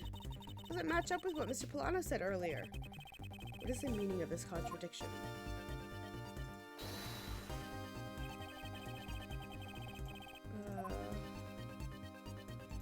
I don't think I have anything, but...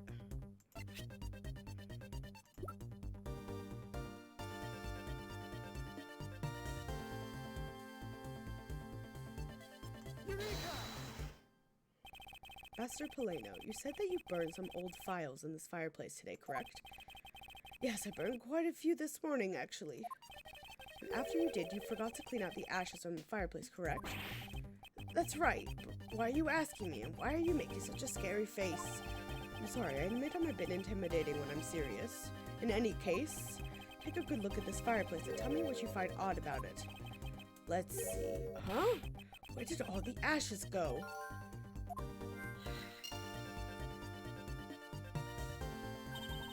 What is the meaning of this, Mr. Edgeworth? You don't really think that Ambassador Polano was lying, do you? No, there's no reason for him to lie. And I don't believe his testimony is wrong, either. It is the fireplace that is causing the contradiction. Okay, I wonder if you might update the fireplace data for me. You got it! I'll add up the ashes from the burnt files and... So we pretty much figured out everything out now, huh? Well, it was nothing. All I did was follow where our leads led us. Oh, I sense it coming on. You're about to dazzle us again, right? Oh, you mean that? Well, it's what Mr. Edgeworth is known for, you know? There's really no need for you two to dance around the name of what I'm about to do.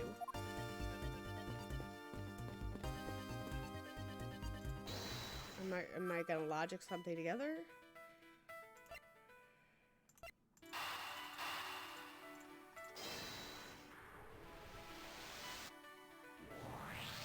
Yeah. The reason as to why the ashes are missing is simple. It's not because someone cleaned them up, right? No, because even if someone did sweep them up, the fireplace is too clean for that. Ambassador Polano said that he spilled some Babaleaf ink while he was burning the files. And yet, there is not a trace of the spilled ink on the back wall anywhere. Well then, I don't know what happened. Well, I'll tell you what happened. The two sides were switched. By using the revolving fireplace wall, the ashes were moved into the neighboring room.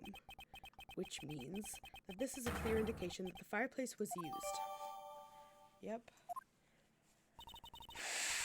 What do you mean? The person I was chasing disappeared from this room through there? Yes, I believe the person you were in pursuit of is Mr. Cochin's killer, and after committing the murder, escaped through the fireplace. Wow, Mr. Edgeworth, you figured out the killer's escape route. I have, but this is only the beginning. Now we have to chase the killer down.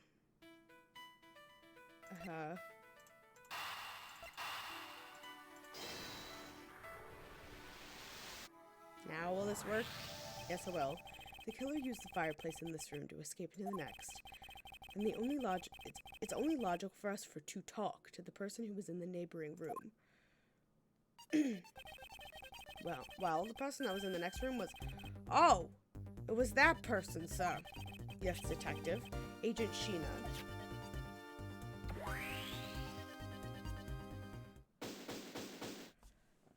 Boom. It's looking more and more like Miss Sheena's the killer, isn't it? Let's not jump to conclusions yet. We need to go through what we know so far. She came running straight into this room from the next one and instantly accused you.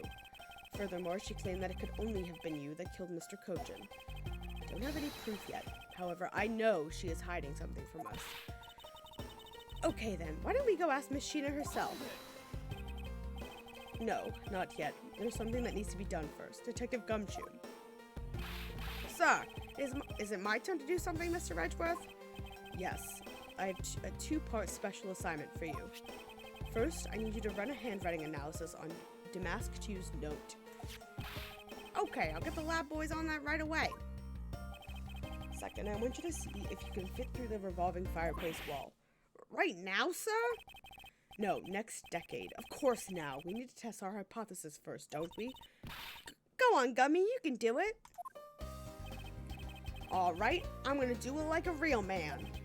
Here I go, through the fireplace and back. You shouldn't need to psych yourself up that much for such a simple task, Detective. Wow, the wall inside the fireplace really did turn. That's so neat. Now I want to try going through there too. There really is a secret passageway through there. I had no idea. It appeared that the ash really was pushed into the other room. Furthermore, the Babbly's ink you spilled, Ambassador, is there on the back wall. Okay, here I go, sir. Detective, I'd like you to go through there under the same conditions as the killer. Huh? But there's all that ash and stuff. And your point is, now we're short on time, so if you would please hurry through. Yes, Okay, now you pretty much have the whole picture, right? No, not yet. There remains a few more mysteries to solve. Such as the Otakarasu's whereabouts, the other smuggling ring members, 2 weapons that made it across the border, the key Miss Yu stole 7 years ago. In fact, we haven't figured out a thing regarding how Miss Yu is related to these embassies. Mr. Edgeworth, a number of pieces connected in a very complicated way in this case. It's almost enough to make one completely mentally exhausted. What are you saying, Mr. Edgeworth? I thought you were the one who said that it's easy if you follow the leads. Was that supposed to be an impression of me, Kay? If it's info gathering you need, Gummy and I can help with that. Then, all you have to do is show off your fancy schmancy logical deductions. Show off? Does it seem like I'm being boastful when I do that? Let's not overcomplicate matters, okay, Mr. Edgeworth? We've been so focused like a laser on only what seems strange and out of place. It's no wonder nothing's clicked and we haven't unlocked anything yet. But if we think things through calmly, the answer should come to us. Okay. That's the sort of thing I say to myself when I'm practicing how to unlock padlocks, you know. It is something that I hope practice doesn't make perfect, for your sake. Yay! Looks like you're back to your straight-laced self again. Hey, Mr. Edgeworth, I'm back, sir. Yes, I can see that. Good work, Detective. Looks like you could use that fireplace like a door, sir. Are you alright, Gummy? I'm okay. Just a bit of ash and dust, that's all. Your jacket has gotten quite filthy. Is see the hem is practically turned black. Yeah, well, quite a bit of unburned ink got on it, sir. I see. Thank you, detective. You did a fine job. I'll even pay the cleaning bill for the trench coat. What? Oh no, sir, I could never. This is just my old coat, sir. If it was a coat I actually cared about, then I'd get it cleaned. But you know. I see. Very well then. As you wish. So because Kami was able to climb through the fireplace, we know it can be used, right? Yes, but that's not all we learned. We actually learned one other important fact. And that is... I'll have to explain it to you later. Right now, we need to deal with the handwriting analysis. Detective Gumshoe. Yes, sir. I'll be back before you know it, sir. Handwriting analysis on Mr. Cochin's handwriting will take a bit of time. Let us go and wait in the Theatrum Neutralis, along with Agent Lang and Agent Sheena. To be continued. Hell yeah. Part 1 of 5 done. It only took an hour and a half. God. I just want to get through this tonight so that next week we can have a break and do haha funny games for birthday weekend. Or for post-birthday week, but you know. Do a birthday fun stream. Those are the words I'm trying to say. I'm gonna sneeze. Oh no. Agent Lang. Lang Z says, little cubs never do they know the real fury of the Elder Wolves. These quotes are definitely becoming increasingly difficult to decipher. And what does that mean? It means you'll never really know how angry I can get. Mr. Prosecutor, the counterfeit bills made with Babyliss ink. They were all of Zhengfa denominations. Yes, so I've heard from Miss Von Karma. We don't know where the play money has gone. They must not have figured out that it was all burned yet. Ever since those things showed up in circulation, my country's economy has taken a big hit. Zhengfa is in financial chaos as we speak. Because we can't tell the difference between our own bills and the fakes. It's not just the money, the citizens are also worried. I've staked the honor of the House of Lang on this, and have come to this land to capture the mastermind behind this whole mess. I investigated how the bills were made and how the ink was smuggled into Zhengfa, and I pursued the smuggling ring all the way here. But tonight, this is where the final chapter was written. Despite my frantic efforts to chase the smuggler down, someone got to him first. And now I am called to return home without a single answer. Agent Lang, don't start. It's not your fault. It's not anyone's fault, Mr. Prosecutor. Ambassador Alba, I'm sorry for all the trouble tonight. Oh, no. It is I who should apologize. It's all because I was not strong enough. If only I was able to think of a better solution. Curse us, you fool. Curse your empty brain. Heh, you're being too hard on yourself, Ambassador. I take full responsibility for tonight. End of story. Sheena, let's go. Time to return to our den. Yes. I don't like to admit it, but there's not much else for us to do. But go home as well. Agent Lang. You, Wolfman and Secretary Lady, hold it! Objection, pal! Detective Gumshoe. Have you got the results of the handwriting analysis already? Yup, and that note was definitely written by Mr. Cochin, sir. Just as I thought. Good work, Detective.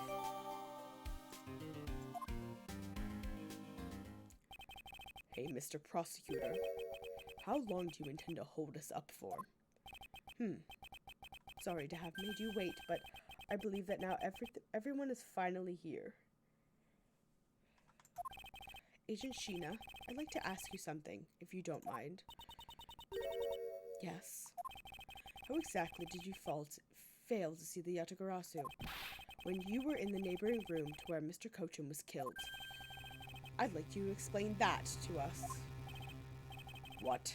Hey, Mr. Prosecutor. What are you doing asking her about something she didn't see? Agent Lang hasn't touched the Babel investigation at all, so I suppose I will need to explain a few things to him first. Miles Edgeworth, I can't begin to imagine what's going on in that head of yours. The only thing going on in my head is the pursuit of the truth. Oh, sounds like you have some sort of plan. Very well, I'll supervise you until the end. She's seriously going to treat me as a subordinate for the rest of the day. You're not trying to pick a fight with my subordinate on some flimsy guess, are you? I'm not trying to pick a fight, and the evidence is hardly flimsy, as you will see.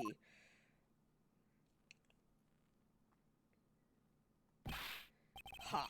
I should have known that you and I are destined to fight it out to the very end. Would appear that way. Well, I'll prove her innocence, so let's see what you've got, Prosecutor Edgeworth. I love this pose of the two of them. It's just very good. With pleasure. For my opening argument, I'll discuss the Yatagarasu that appeared in Babel, and establish exactly who it was that Kay saw. Agent Lang, I assume you've been briefed on Kay's testimony. You mean the suspicious person in a coat that she saw? That's right. The person is one of the keys to solving this case. The person who pretended to be the Yatagarasu. Pretended? And what do you mean by that? I'll get to that in a second, but first, I want to review what this person Kay saw did. Kay, could you please explain what the person you were chasing did for us? Oh my god. Okay, you got it. I first spotted the suspicious person near the open-air stage on the Babel East side. I called out to the person, but as soon as I did, that person ran off. I thought it was rather suspicious, so I immediately gave chase. For the sake of argument, let's call the suspicious person the Yatagarasu. Now, please tell us what happened when you chased the Yatagarasu up to the 3rd floor. Can do.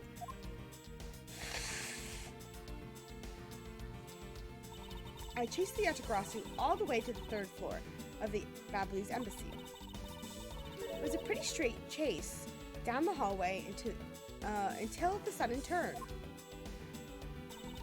The Yatagarasu disappeared around the corner, so I did my best to catch up. When I turned the corner, I saw the Yatagarasu run into Mr. Kochin's office. I gave chase and ran into the room. But when I entered the room, it was pitch black. I couldn't see a thing. I felt something on the ground next to my foot, so I turned on the light, but then... Ah! Who's there? By the time I had turned on the lights, the Yatagarasu had disappeared. When Kay entered the room, the person she was chasing was already gone. Why do you suppose that was, Agent Lang? What do you mean, why do you suppose? Isn't it obvious? The person slipped out through the door behind the girl under the cover of darkness.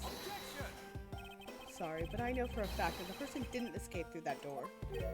Oh, how do you know that with such certainty? That's easy. If the Yatagarasu had left through that door, they would have run right into this person. Sheena. There she is. Take that! Your answer is Sheena? Yes, because let's consider what would have happened if the Yatagarasu had used the door. When Kay screamed upon discovering Mr. Kochin's body, the Yatagarasu would have run right into Agent Sheena, who was in the next room over. Agent Sheena, would you mind telling us if you saw the suspicious person in question? No. No, I didn't see anyone. You see, therefore the Yatagarasu could not have escaped. Just means the creep slipped out before Sheena made it out into the hallway. I doubt that, as there was another person in that hallway, a certain detective, Detective Gumshoe. Where were you exactly at that time? Me, sir? Well, when I heard Kay's screams, I ran toward Mr. Kochin's office from the opposite direction of Agent Sheena, sir. So, Agent Lang, can you explain how someone could have eluded both of them? Even you must concede that under these circumstances, the door was not a viable route. Way to go, Mr. Edgeworth. You nailed him with just an explanation of what happened. yes, I've eliminated one of the possible escape routes from that room. This is far from over. I need to make Agent Lang aware as well of yet another possible escape route the Yatagarasu could have taken. I get it. So that's what you were going to show me. Hey, Mr. Prosecutor, let me guess. This is what you're trying to say, right?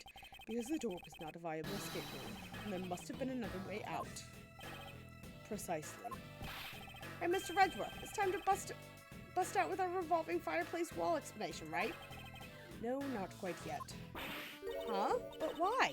I thought this would be the perfect time. The revolving wall on the Babylon side is known only to 4 people, and if we use this information unwisely, the truth may escape us in the end. What's with all the whispering over there? Scared I'll figure out your tactics? None of the sort, Agent Lang. Come, let's continue where we left off. That smug, haughty attitude of yours really rubs me the wrong way, you know that? Well, no matter. I figured you'd out already anyway. The only other possible escape route besides the door is the room's lone window. And since the eerie picture of said escape route exists, are you saying this photo captures the moment of the Yatakarasu's escape? No. I guess Detective Bad must have filled him in on this photo. I have to admit that at first I thought the window to be a possible escape route as well. However, I now know that to be impossible. The timing is off. That was taken after the first fire. Now, I realize you may not know this, but humans can't fly. Oh my god. Of course I know that. Bloody common sense. Besides, I never said I thought that photo to be of the Yatakarasu's escape route. I suppose not. Alright then, explain yourself. The shadow in this photo is not the Yatakarasu that Kei was chasing after. You can't say whatever you like in whatever language you want. You can say whatever you like.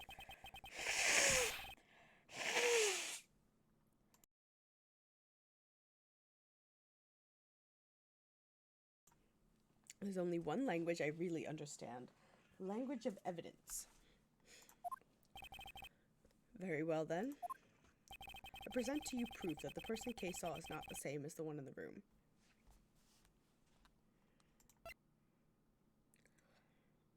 I mean, can I just present the photo itself? Yeah, because it takes place. Let me explain to you precisely why the shadow in this photo is not the Yatakarasu Kei saw. Why is the music just gone? Kei spotted the Yatakarasu heading for the 3rd floor during the 2nd fire. However, the photo in question was taken just after the 1st fire.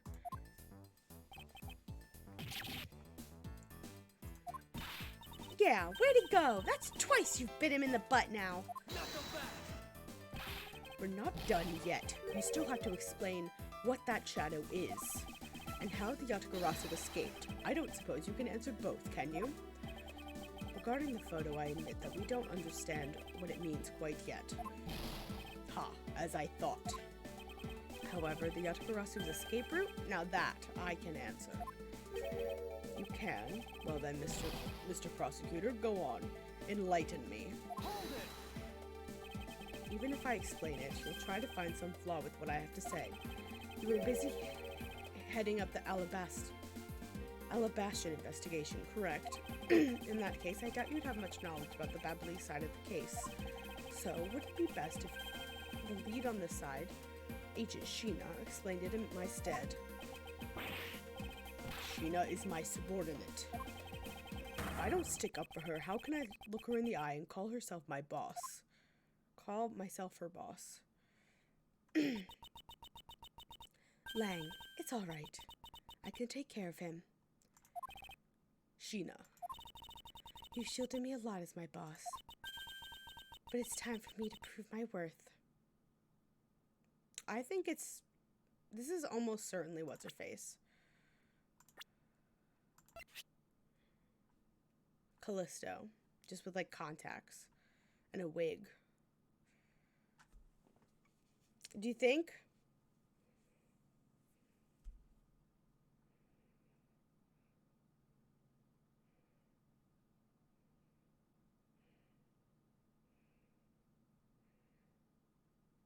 The same like lip color. All right, if you're okay with it, then you have my support. Finally, it's down to just Agent Sheena and myself. This is where the battle really begins. Now then, what is it you'd like to ask? Let's see. Why don't we start with your movements inside the Babyliss embassy? Sheena's movements. During the first Babyliss fire, I assisted in putting out the fire. During the second fire, I was searching for the Yatagarasu that had appeared in Babel.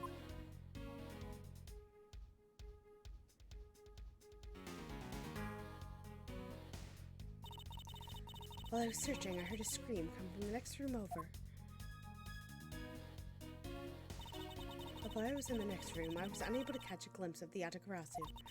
To be honest, I'm actually very skeptical that the girl's Yatagarasu even exists. That is all I have to say. I'm not lying when I say I saw the suspicious person run into Mr. Kochin's office. Like I said earlier, I have no intention of retracting my testimony. Good. Just to confirm, did you have a partner when you were on your investigation? No, I moved alone. In that case, you have no one to corroborate your alibi. Is that correct? Are you calling her suspicious because she was in a room by herself? How pathetic. And it wasn't when Agent Sheena tried to arrest Kay under the same rationale. And how about when you accused Larry because he was the weapon's owner? Good job, Edgeworth. Not that it's unexpected for that useless slum to get into such a situation. Although, I suppose it's never a good idea to let mistakes go uncorrected. I will make no excuse for what I did in that situation. I need you to apologize right now for making Kay out to be the killer, pal. I'm sorry. Sheena, apologize.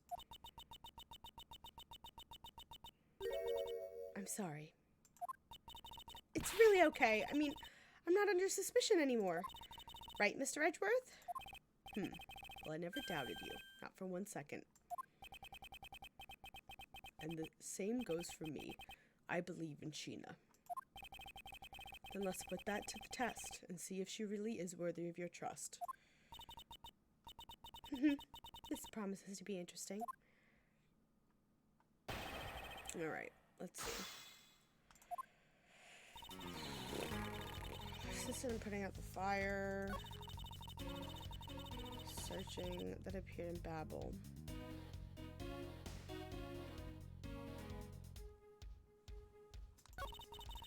Was searching for scream coming from the next room over. I was in the next room. I was unable to catch this on.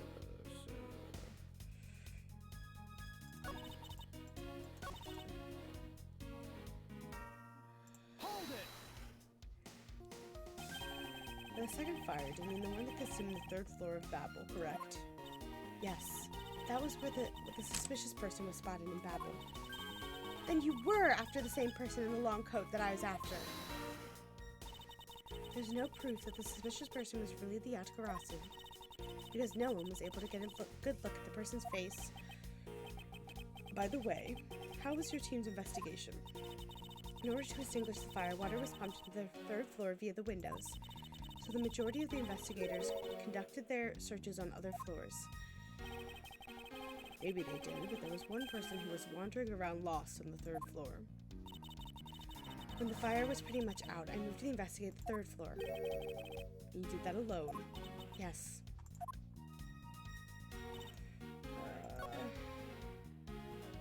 Hold it!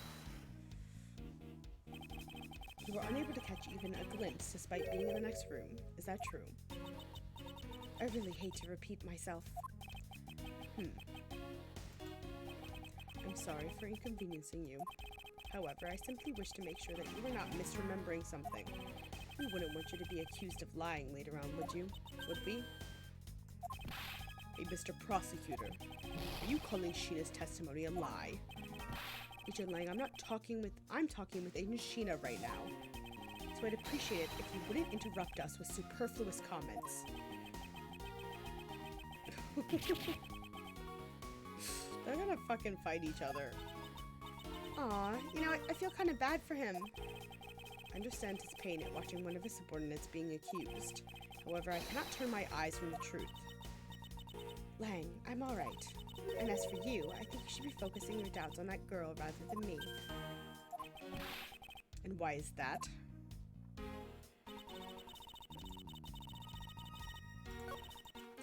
There was like so much of a hubbub on this. Unable to catch a glimpse. Do you think this is the rotating? Objection! Being in the room next to Mr. Cochin's office is the problem with your testimony. Knuckle back! Mr. Prosecutor, I don't see what problem you're talking about at all. Agent Lang, do you recall the secret we discovered about the Alabaston office fireplace? Oh, you mean how it connects to the office with the room next door? What about it? Well, all Alabast isn't the only country with secret connecting fireplaces. The fireplace in Mr. Cochin's office holds the exact same secret. Yatagarasu didn't escape through the door to the room or the window. The escape route was through the revolving fireplace wall into the next room over. Now, do you see? Yatagarasu would escape through the next room, and the thief would have run straight into Agent Sheena, meaning that it's impossible for her to have missed the Yatagarasu. What is the meaning of this, Miles? Well, would you care to explain, Agent Sheena? How you managed to completely miss the fleeing Yatagarasu, or shall I? Your claim that you were in the next room was a lie all along, wasn't it? The truth is, you were the one Kay saw in the coat, pretending to be the Yatagarasu, and you were the one she chased after. As you tried to lose her, you ran into Mr. Cochin's office and headed for the fireplace. Then, you shed your coat in the next room, leaving it there to emerge as Agent Sheena. After that, you came back around to place Kay under arrest. Does that sound about right? If not, then speak now or forever hold your peace. How dare you make Kay look like the bad guy when you're the suspicious one, pal? Oh, am I right? Sheena? Oh, you're laughing! Oh my god, it is her. I was right.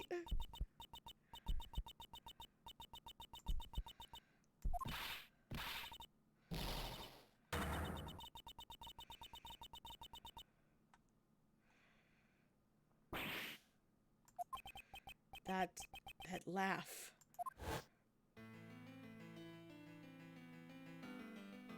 Yep. I remember this irritating laugh.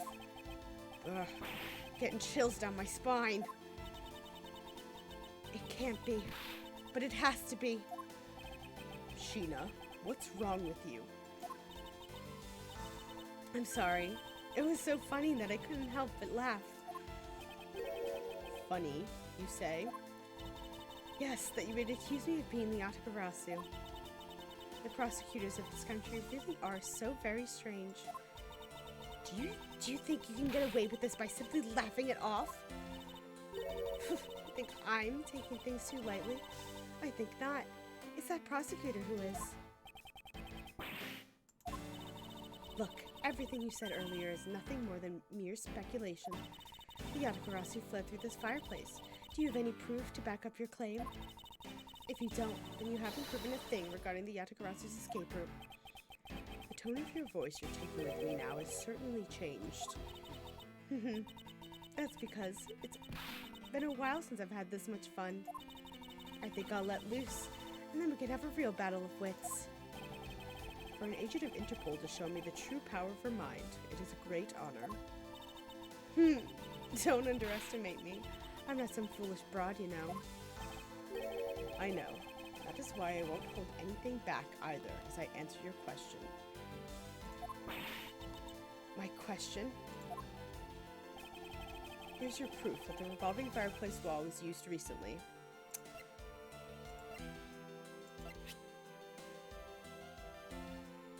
Right?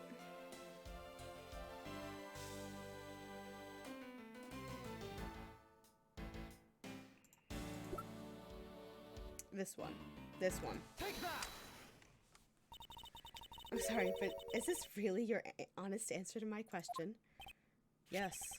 According to Ambassador Polano's testimony, he said that he was burning some documents in the fireplace with Mr. Cochin. Oh? The ashes of what they burned were left in the fireplace, so they should have been there. However, when we went to investigate the room, the ashes weren't there. Why is that a problem? Maybe someone cleaned them up. Objection! Unfortunately for you, Ambassador Polano said that he forgot to. And so the question remains, why were the ashes missing? The answer is simple. When the Yatagarasu went through the fireplace wall, the ashes were pushed into the next room by the wall as well. The movement of the ashes that were in Mr. Cochin's office is my proof.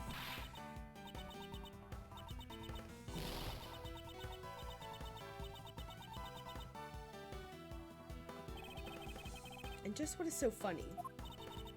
Ash as proof? Are you even allowed to submit just flaky evidence in court? You still wish to fight us? Of course, why wouldn't I? In that case, let's hear your counter-argument. My counter-argument, huh? This really is just like being in court. Well, to me, we're simply continuing from where we left off all those years ago. I have no idea what you're talking about. It doesn't matter if we're at the same crime scene or in court. Let's finish this here and now. I suppose. I've had a lot of fun today, but I can grow weary of this game of cat and mouse. Let's make this the last testimony and wrap up this absurd case once and for all.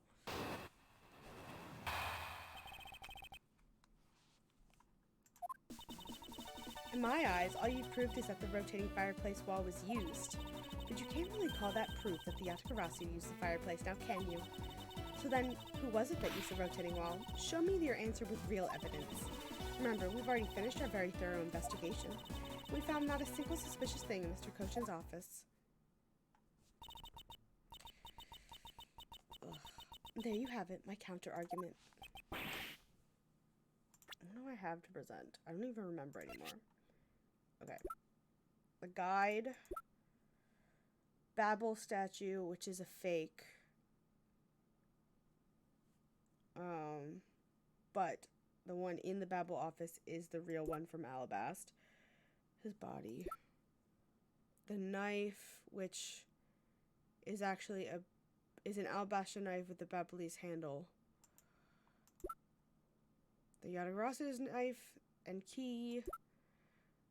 Kadopan paper document. This points out Cochin as the the Babelese knife handle that was swapped out. The counterfeit bills that all got burned up. The ink, which the bills were made of.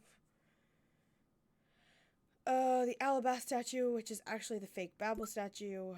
The bent spear. Passion flowers. Damask's note, which was written by Manny. The samurai dogs. The Green Lantern. This guitar pick. Misused perfume. The fountain spouts. Oh my god, we have a lot. The photo of the Yatagarasu. The fires in Babel. The testimony we just used. This wire in the grandfather clock. And then the rotating wall. Okay. It's very impressive. She has seen through to the facts that I have yet to gather that one piece of evidence. What is it, Kay? I haven't had a peep out of you in quite a while now. If you don't think you can handle it, feel free to leave the rest up to us. But Okay, pull yourself together. You are the true heir to the Yatagarasu name, are you not? If you want to seal the truth, then you must never take your eyes off of it. This chase you're running to catch the truth, you must see it through to the very end. Mr. Edgeworth, you're right. I will see this through to the end. Oh, you go get it for me, Mr. Edgeworth. With pleasure. This lack of evidence has left you wide open, doesn't it? Sheena, please, show me you're someone I can trust. Don't worry, this will be the deciding match. You'll see. I'm truly sorry, Agent Lang, but I simply can't allow her to escape me again. Very well then, Agent Sheena. Shall we begin? I'm ready whenever you are. Alright. I don't even remember what she said anymore. All you've proven is that the fireplace was used. Okay, but you can't really call that proof that the Yatagarasu used the fire venue. Okay, I don't feel like there's anything that contradicts that. Who was it that used it? Show me your answer with real evidence. I mean... I don't have that either. Remember, we've already finished our very thorough investigation.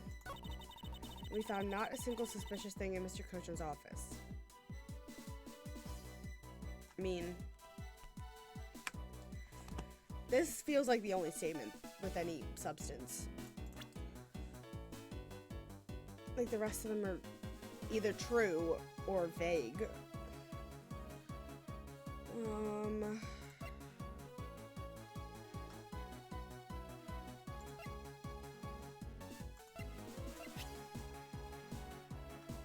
No. We found that, not them. No, no, no. Not in the office. Kay had that. That was outside. It was given to us. No. That was not in this office. Not this office. Not this office. Ink.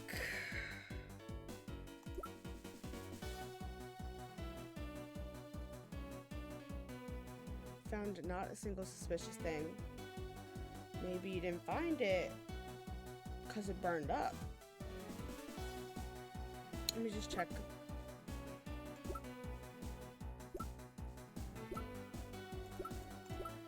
This is suspicious, but I don't think it's what they're talking about.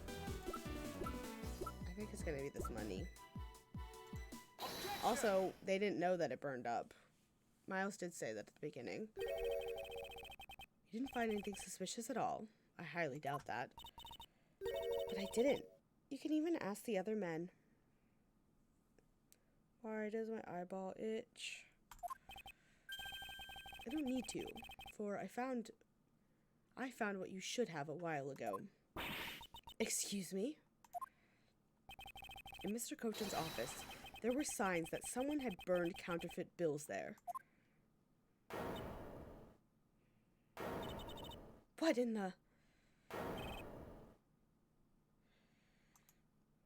Yeah.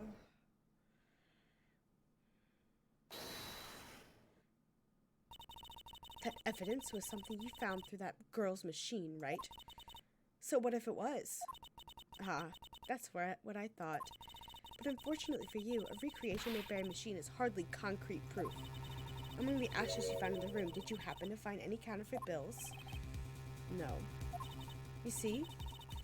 So there's nothing in that office you can call evidence anyway. Speaking of things that you Interpol agents have missed, I did find one more. Your pompous attitude is unnecessary. All I require is the evidence. Very well. I'll show her the hidden piece of evidence that her and her fellow Interpol officers missed. The grandfather clock wire? Because we found that. I'd like for you to take a look at this length of wire. And what exactly is that supposed to mean? A length of wire? So what about it? I'll tell you what. We found this in the Babylese embassy not long ago. What? We found it wound up inside the grandfather clock in Mr. Cochin's office. You found that at the scene of Mr. Cochin's murder?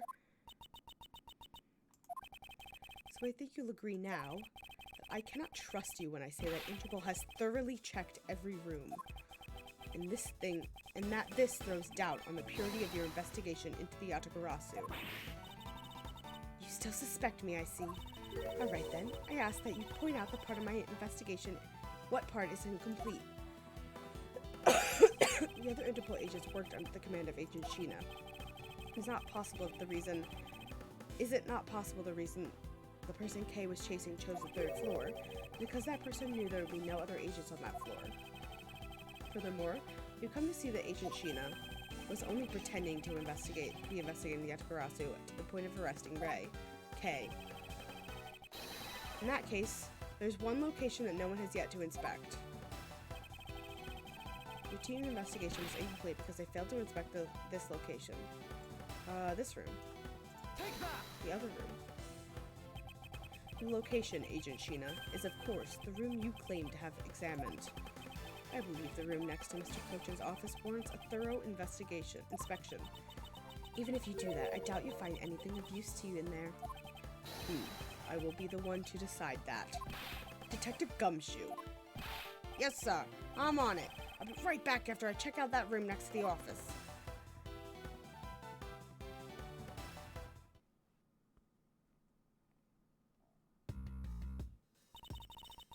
Hey, Mr. Edgeworth. Do you really think that Miss Sheena's the Yatagarasu? Yes, if my logic is sound, I believe she is. But I'm not going to let her get away with ruining the name of the Yatagarasu. But can you prove she's the Yatagarasu is the question. Detective Gumshoe can find what I'm hoping he will, and should be able to. And just what are you hoping he'll find? Let's just say this. I had Detective Gumshoe do a little experiment for me earlier. An experiment?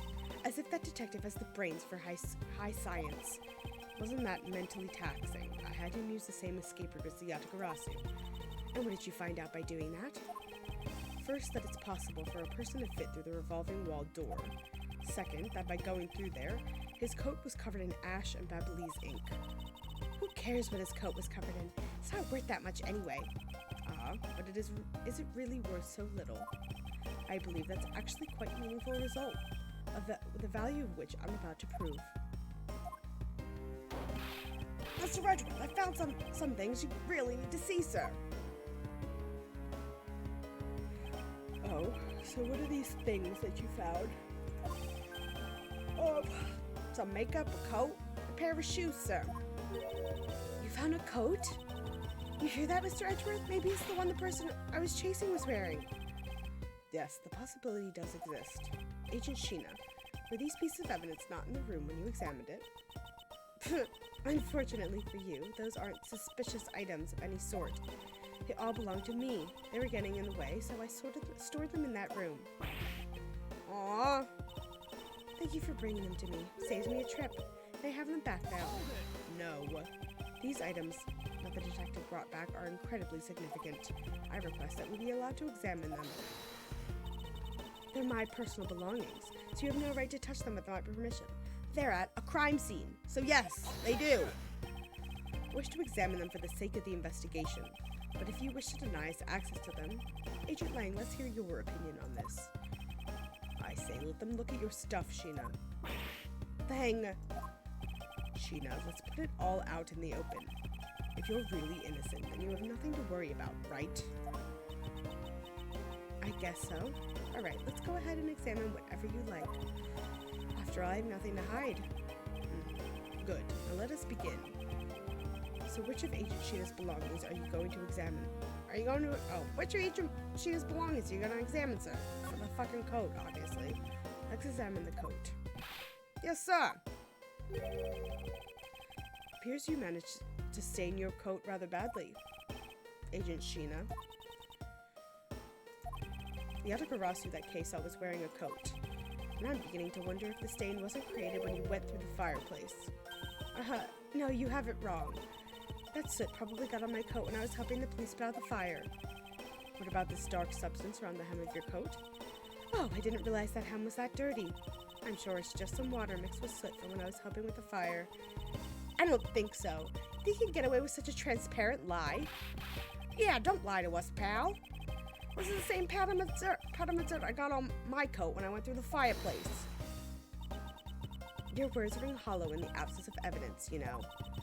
So unless you can prove the dirt on my coat is from the fireplace, which I can. How? You did a great job, Detective Gumshoe. Huh? Me, sir? What did I do? This coat. This is exactly the piece of evidence I was searching for. I had been hoping to find the coat that the person Kay saw was wearing. And thanks to you, we proved that going through the fireplace would sully a coat. I don't quite get what you're saying, but I'm happy for the praise, sir. All that remains is for us to show what the dark substance on the coat hem is. Oh, you think you can do that? Of course I can. This is the dark substance. Yeah, let's sully the coat.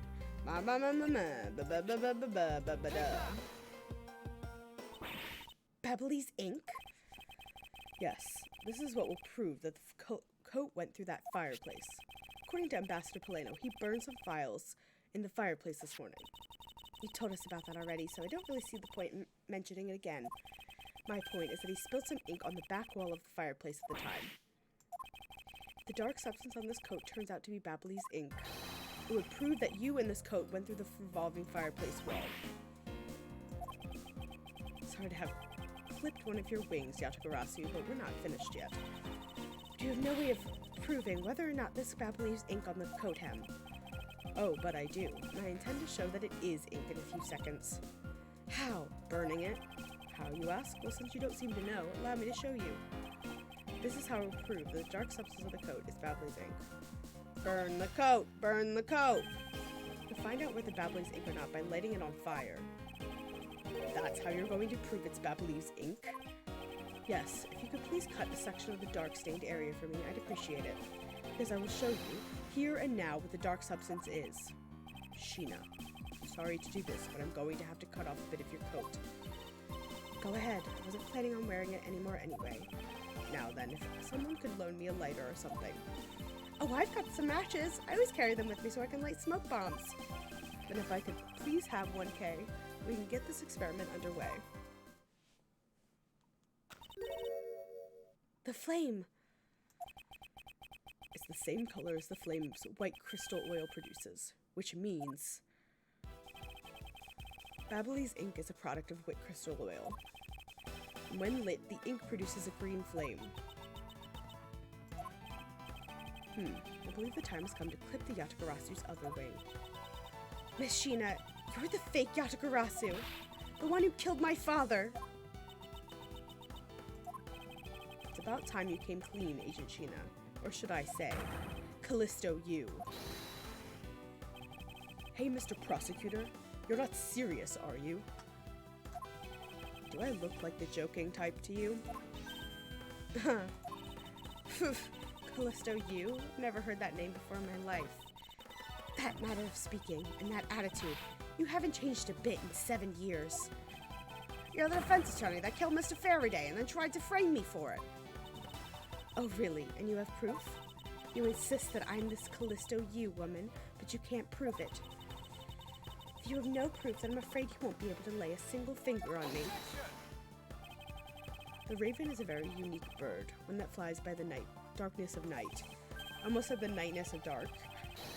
However, the light of dawn has arrived, and it will reveal your true ugly form to the world. Enough poetry, I want to see some evidence. Do you really have something that can prove she is Callisto you? I do. Something that the second Yatagarasu has preserved for us for the last 7 years. The perfume. Do me the honor, Mr. Edgeworth. I will, Kay, for we have finally come to the end.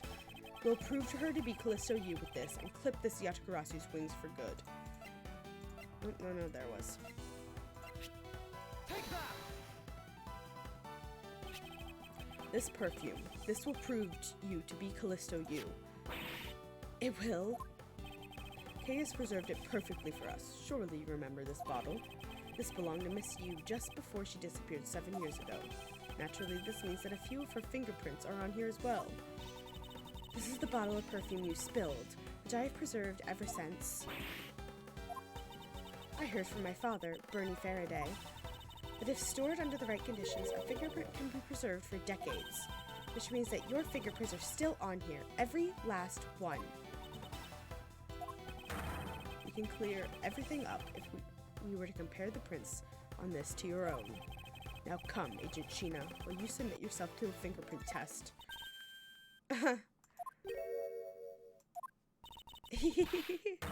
Okay. Here she goes.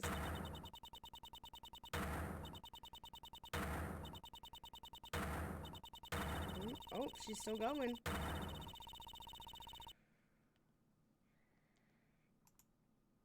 Oh. Looks like you've seen through me yet again. You're sending the biggest chill down my spine, Edgeworth. Callisto, you. So you've shown your true face at last. This feeling of thrill, it's even greater than that time 7 years ago. Sheena, you're... Lang, I really enjoyed our days together. You're an insanely strong, nice, kind-hearted idiot of a man. So you were a spy all along. A mole sent by the smuggling ring I've been chasing after. Someone who has been feeding them intel on Interpol all this time. Very good. Maybe you're not as big of an idiot as I thought. Callisto, you. The woman who killed my father 7 years ago. You're her, aren't you? The fake Yatagarasu. That's right. Callisto, you. Just one of my many names. But even that is just a facade. Good evening, ladies and gentlemen. I am the great thief Yatagarasu. I think she actually is.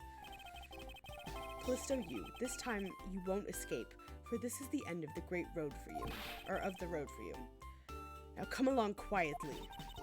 You know, you're the one who left the strongest impression on me, Kay Faraday. And had you not used the Yatagarasu's gadgets, I might have never known who you were. But here you are, being a thorn in my side, just like your father always was. Kay, don't. You, I will never forgive you for what you did to my father. You really are just like him. Mr. Faraday, too, possessed such laughable honesty. Oh, Jesus. Kay! This is intense for a... You let Kay go right now, pal. You despicable. Let go of me, you filthy... You think I'm a fake, don't you? Well, unfortunately for you, I'm the real Yatagarasu. But that's impossible. My father was the one who created Little Thief. Hey, Edgeworth. The Yatagarasu has 3 legs. Do you know why that is? Why it has 3 legs.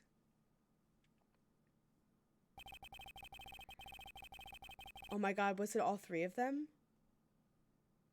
There were 3 main reasons why the Yatagarasu will always be 1 step ahead. First, the Yatagarasu always knows the exact location of the target object. Second, the Yatagarasu always knows exactly how to disarm the security system. No, it can't be. Did you finally figure it out? Do you really know the real identity of the Yatagarasu? The real identity of the Yatagarasu is... neither person. The real identity of the Yatagarasu is neither Bernie Faraday nor Callisto Yu. But by the same token, they are both the real Yatagarasu. How very perceptive of you. No way! The single person known as the Great Thief Yatagarasu never existed. Mr. Edgeworth! I refuse to believe this! The Yatagarasu is known to have 3 special skills. Skill number 1. Yatagarasu always knows the exact location of the target object. And a lawyer would have the opportunity to learn the layout of client corporations. Skill number 2. The Yatagarasu always knows exactly how to disarm the security system. A good prosecutor would be well versed in the ways of a criminal. And skill number 3. The Yatagarasu doesn't leave a single shred of evidence behind. Ever. Yep. Detective Bad. It was only natural for the Yatagarasu to never leave evidence behind, because the lead detective on the case hid it all away. You're the third member of the Yatagarasu. Ah, it's not his voice. You're the third member of the Yatagarasu. Yes, we did figure that out together, Edgeworth. You. I've been looking for you for a long time. 7 long years, and I've finally got you.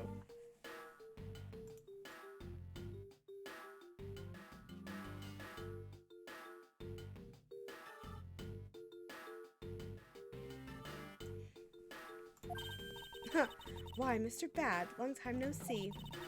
What happened to us? We used to be such a great team. If you were such a great team, why did you kill my father 7 years ago? Why, indeed. It was nothing personal, really. It was just another person I had to kill. How can you say that? I grow weary of this. It's about time for everything to come to an end. And this time, I won't miss. Stop. You. Okay. Oh my god. It's over, Sheena. Your leg. Oh my gosh. Agent Lang. Nico, your boy's saving the day. You idiot. What were you thinking, jumping in front of my gun like that? What are you risking your life for? I'm sorry, Detective Bad. No matter what sort of past she may have had, or even if she is a spy, doesn't change the fact that she is my subordinate. And as long as she is, I can't allow any harm to come to her. Not even from you. What are you doing, Lang? You really are an idiot. You know that? Huh. That's fine with me. You should know by now that this is just how I am. Hey, sis. Yes? I want you to conduct a full-body search. Sheena might have another weapon on her. Alright. Detective Gumshoe, your assistance, please. Sir! I have found something.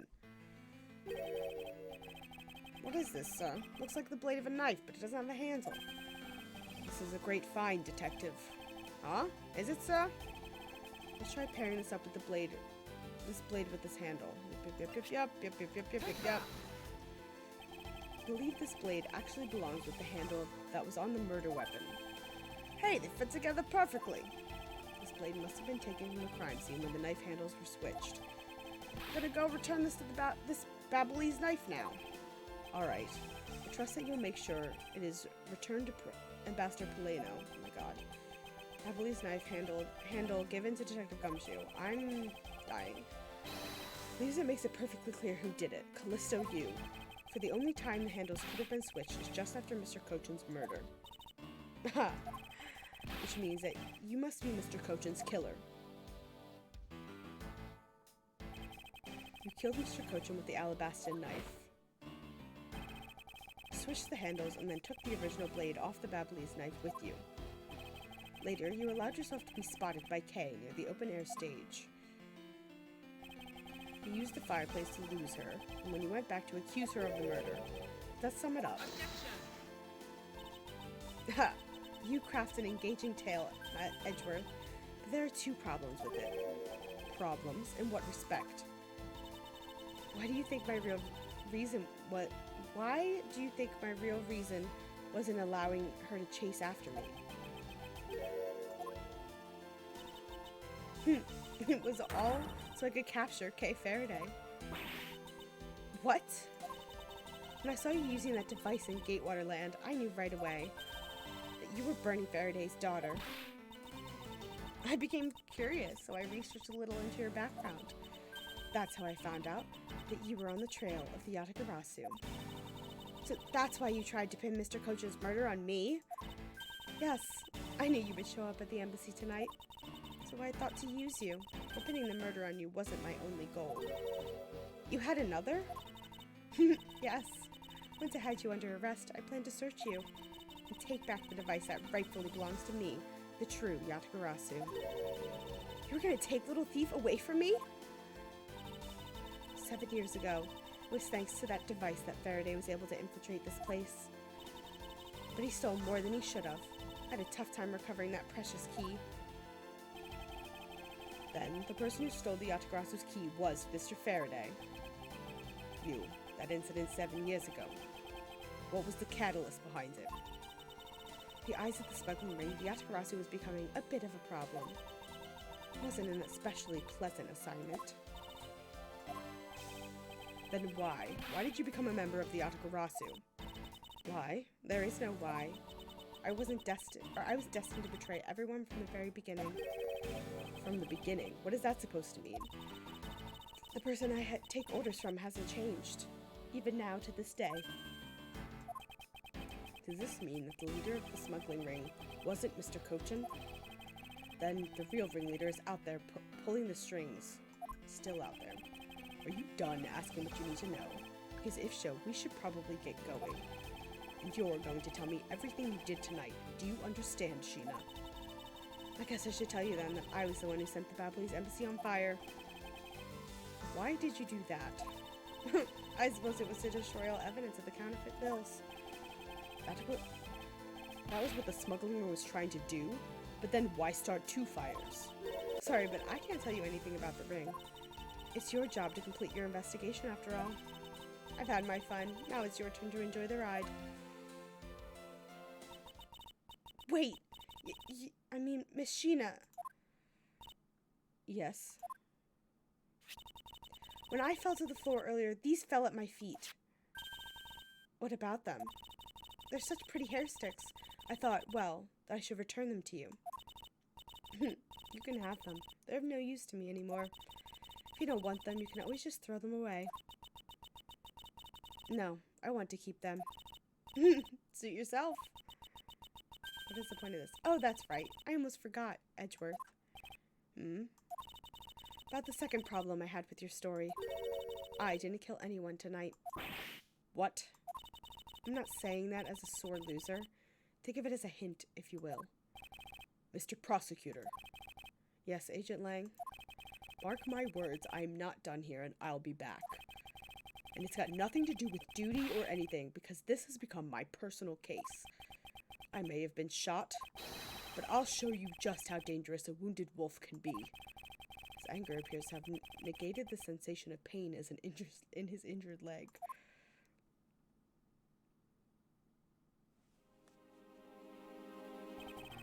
It's finally over, Kay. I feel like I've peered into her heart a little, you know? And it's so cold and dark and incredibly lonely. The person who was giving her all these commands, the one who thought my father was a problem to be resolved, that person is the real ringleader behind the smuggling ring. Mr. Edgeworth, I have a favor to ask. Can you hold on to these hair sticks for me? They're really pretty, just like the ones they were selling for the Gem and Ninja show. But until this case is over, I don't think I can look at them without being overcome. I understand. I'll take good care of them for you. There's a bit of soil stuck to the ends of these sticks. Interesting. Oh, I guess it's that time already, huh? Hold on.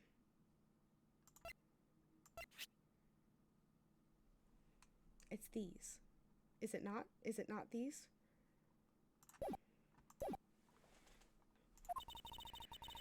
So it's midnight, the dawn of another day.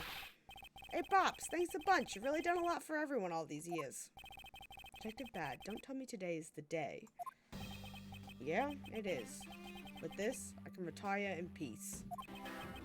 It was down to the wire. We almost didn't make it. But we did it. We solved everything. But that's just it. We haven't solved everything yet. The ringleader of the smuggling ring, you, the Yatagarasu, were chasing after. The legend of the Yatagarasu is now over. Mr. Edgeworth, that bit of logic earlier, it was brilliant. I feel like I can leave it all in your hands. I'm counting on you. Is it really true, Uncle Bad? Are you also a part of the Yatagarasu? As I said to you earlier, Kay, I'm truly sorry. I wanted nothing but a peaceful life for you. Uncle Bad. They don't take it so seriously. It's all just one big joke, right? Unfortunately, it isn't. Oh, come on, sir. She's just yanking on my chain. Isn't she, Mr. Edgeworth? Detective Bad. Wait, no, you are no longer a detective. Mr. Bad, I'd like to ask you about the Yatagarasu. Not you too, Mr. Edgeworth. Mr. Edgeworth, here. I should give these back to you. These are the pages from my KG8 case files the Yatagarasu stole from my office. Huh? Wait, what? Mr. Edgeworth, I must apologize for last night. The Yatagarasu was stolen into my room was you, was it? Wait, then it means what? Tell me it's not true. It's too insane for me to believe, sir. It's true, even if it's not something you want to hear. KG8 incident. It was a very emotional, trying case, emotionally. Sitting in that courtroom, Faraday's the prosecutor, I is the lead detective. Faraday had evidence in his possession that would prove the defendant guilty. However, because it was stolen, the defendant was found innocent. You was the elder sister of the victim in the case. When the defendant was pronounced not guilty, she let out a great wail. That's when we realized that there was a limit to what the law could do. The only way to bring someone like that to justice was to go outside of the courts.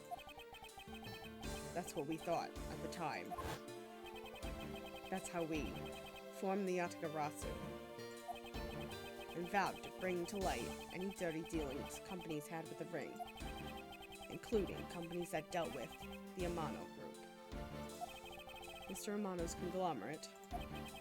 We called ourselves the Yatagarasu and flexed a collective muscle. We exposed all sorts of shady dealings as a warning to the business world as a whole. By doing that, we were able to stop the higher-ups from covering things up. And then, it was finally time. We had finally arrived at the moment when we find out the ringleader's true identity. It was then that you literally stabbed us in the heart, and Faraday, he died for it. But why? Wasn't she the sister of the victim in the KG8 incident? After Faraday's death, I looked into her past, and that's when I found out that she was a phony. The victim of the KG8 incident, CCU, she never had a sister. What? Then that means Sheena wasn't the only fake name she used. Callisto U was another pseudonym. In the very beginning, that woman was a spy sent from the smuggling ring. She said it herself. I was destined to betray everyone. Everything from the beginning. Everyone from the beginning. Anyway, let's return to the real topic at hand. Mr. Edgeworth, this trump card that we stuck into the pages of this case file. Please use it wisely. Trump card? That photo we stuck on there. Try peeling it off. Behind it slumbers a piece of evidence that Faraday hid away all those years ago. It's the mark of the Yatagarasu, but why? This is a directives card from the big boss. Take a look at the back. This was something Cochin had on him at the time of the KG8 incident, 10 years ago. That blood is from the victim of the incident, the CCU. Why is the card adorned with the mark of the Yatagarasu? The reason why we called ourselves the Yatagarasu. Because of the three-legged raven mark on the smuggling ring's boss. That the smuggling boss ring. Oh my god, you get what it said. Apparently, orders from the boss would come on these cards without fail. The person who received the order was supposed to burn it immediately after reading it. And apparently, it burns a bright green flame when it's set ablaze. So you mean the cards were written in Babyliss ink. The fact that the card that Cochin was sent made it into Faraday's hands at all is nothing short of a miracle. We decided that whenever we stole anything, we would send a card along with it to the police. So that's what those white cards are.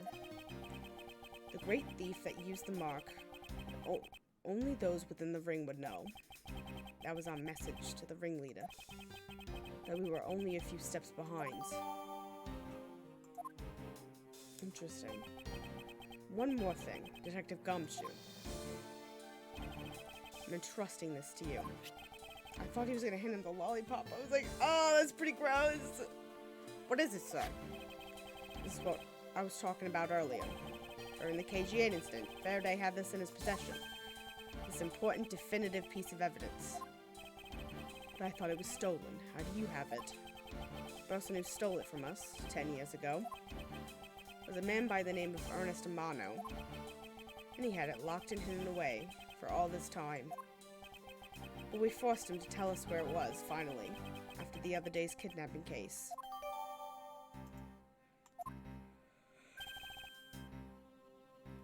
This video. Don't come any closer, I'm warning you. The same video is the one Mr. Portsman was trying to conceal from me. Yeah, it seemed that even he was caught up in the ring's web. Mono was preparing to take on the boss someday. And the video was his insurance. That's where that prosecutor comes in. It was to retrieve the video. On top of that, he was apparently instructed to sneak into your office and steal the trump card. You saw it for yourself, right? The card that told him to preserve the evidence. Then, that card was not the calling card of the great Yatagarasu, but rather a directive card sent from the ringleader to Mr. Portsman. The two pieces together make for a strong weapon for whoever holds them. The evidence Mr. Portman thought to withhold from me, and the one that you stole from my office last night. Both pieces are illegal, and for me to use either one is, whether you use them or not, is up to you. But they'll be of help to you when you take on someone who is above the law. Is the boss one of those who cannot be brought to court that Mr. Faraday spoke of? Detective Bad. There's no limit to the law, for it is the people who determine the limits to them. Still insist that, even now? You really are something else. I'll leave the rest in your hands. Now then, Detective Gumshoe, the handcuffs. Time to lock up the last remaining member of the Yatagarasu. Pops. Don't ever lose your detective spirit. Pop, why is this happening? This isn't justice. I've lost Gumshoe. Like I always told you, do not get emotionally involved. Now let's go. Yes, sir. Okay. Is this really the end of a legend? Oh my gosh. Alright, I'm gonna go refill my beverage. And be back in like 2 minutes. And everybody stretch, get a drink while I'm gone. I'll be back in just a couple minutes.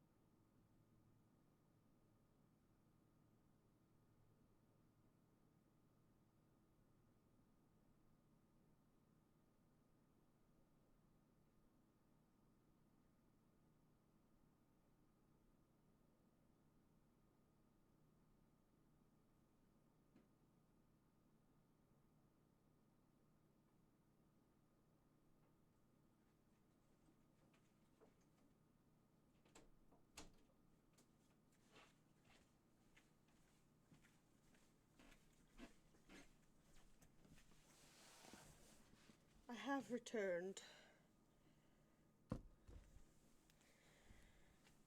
Fresh water. Ugh.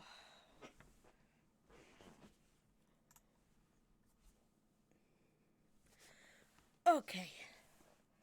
Let's save and keep going.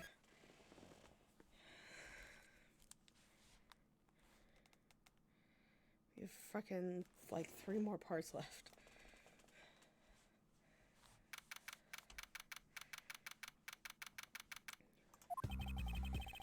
So now we know who the real Yatagarasu was. And yet there remains much to this case that needs to be resolved. Like how the weapons cross country lines, for example. The 2 countries have incredibly strict security systems and entry procedures. Short of a miracle, it's impossible for someone to have smuggled them in. Smuggling them in, huh? We need to open a new line of investigation on just this aspect alone. Before we do, I'd like to go through my evidence once more.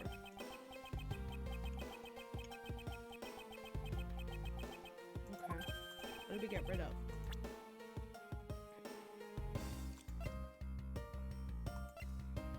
The ink is gone.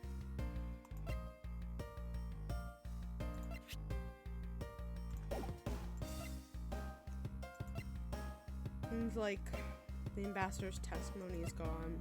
A couple of things. It's a VCR here, sir. Now we can see what's on Detective Bad's tape. A piece of evidence from the KG-8 incident hidden from sight for 10 long years. Just know that this is related to the current case somehow. Detective Gumshoe, if you could please play the tape for us. Sure thing, sir.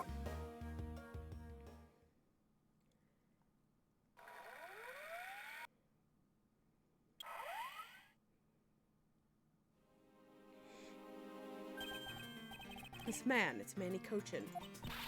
And he's holding a knife in his hand.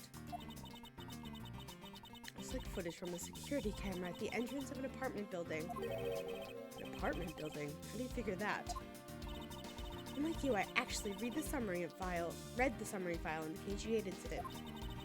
And the crime scene was the victim's own apartment. And this footage was shot at the entrance to the victim's own apartment building. At the trial, Mr. Faraday claimed that this piece of footage existed. However, no one could find it. Yes, somehow, someone was able to steal it and hide it through Mr. Ernest Romano.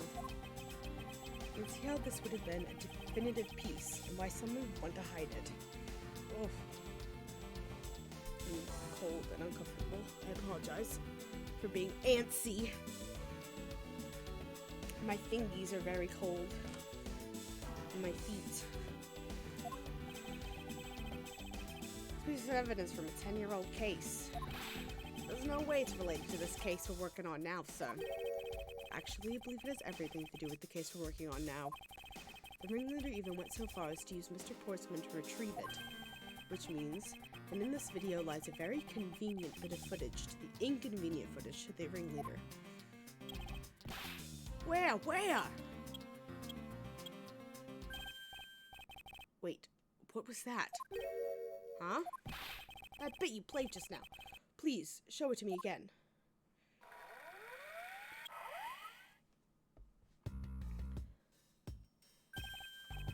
This car. This is something we cannot overlook. Why is that so? Look here, Detective Gumshoe. Probably the that. This is the national flag of the Principality of Cadopia. Because it has the national flag on it, we know this to be an official government car. But the question we should be asking ourselves is, what was a government car doing there? Ah, Mrs. Von Karma and Mr. Edgeworth. So you were here all this time. Ambassador Alba. Thank you very much for continuing the investigation, even at this time of night. If only I was even a tiny bit more careful. This tragedy would never have happened. I am truly sorry.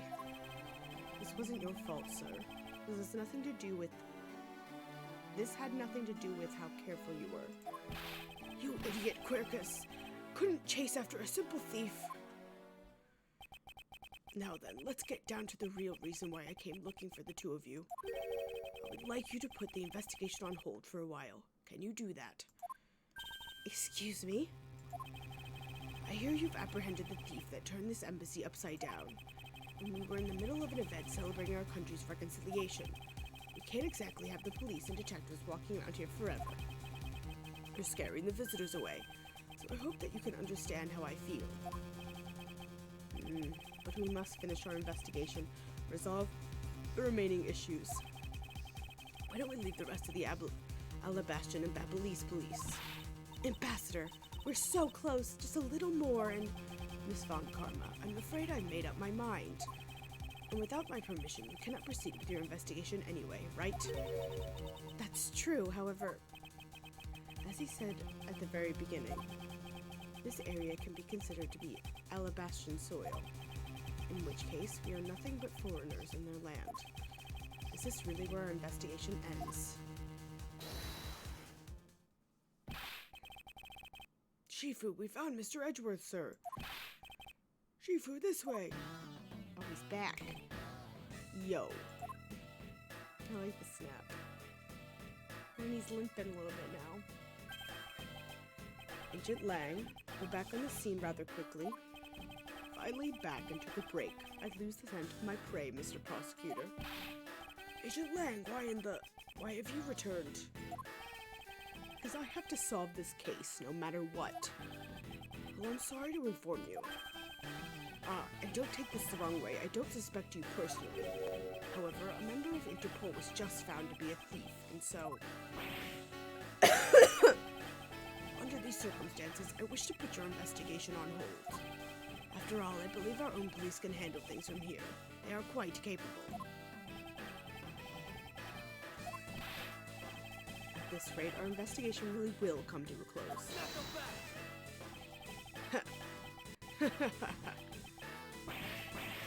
Oh, more uncontrollable laughter. Ambassador Alba, I get it now. I really do. Oh, I'm very glad you understand how I feel. No, not that. What I was talking about is... I know who the killer is behind tonight's murder. You... No? The... Killer? That was... Do you really mean that, Agent Lang? Wolves don't lie. Then who is it? Well, let me first say that I'm not talking about Mr. Kochin's murder. That was all Sheena. Langzi says, the truth lies not at the exit, but rather shines outside of the maze itself. The truth is unexpectedly simple. So let me ask you this. Who do you think was Damask 2's killer? I'll tell you who. Is he gonna blame the ambassador? It was you, Francisca Oh my god, what? Excuse me? I was the killer? Hey, wait, but that's impossible. Yeah. Although, my whip is actually quite... Ow! Hold your tongue and that ludicrous remark you were about to make. Agent Lang, are you seriously accusing her of murder? Yeah, I am. He doesn't appear to be joking. Hey sis, I remember that just before Ambassador Alba went to give his speech, he called you into his office, right? Yes, he did. But what does it have to do that he... Excuse me. I'm getting to that. Furthermore, in order to solve both cases, you moved around rather freely between Alabast and Babel, did you not? Objection! And where is your evidence that I'm the killer?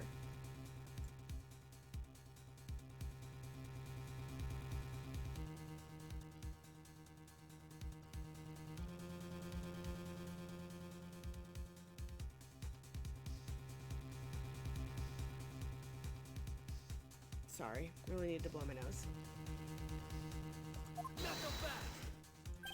I was just getting to that. Trust me, I'll show show them to you in due time.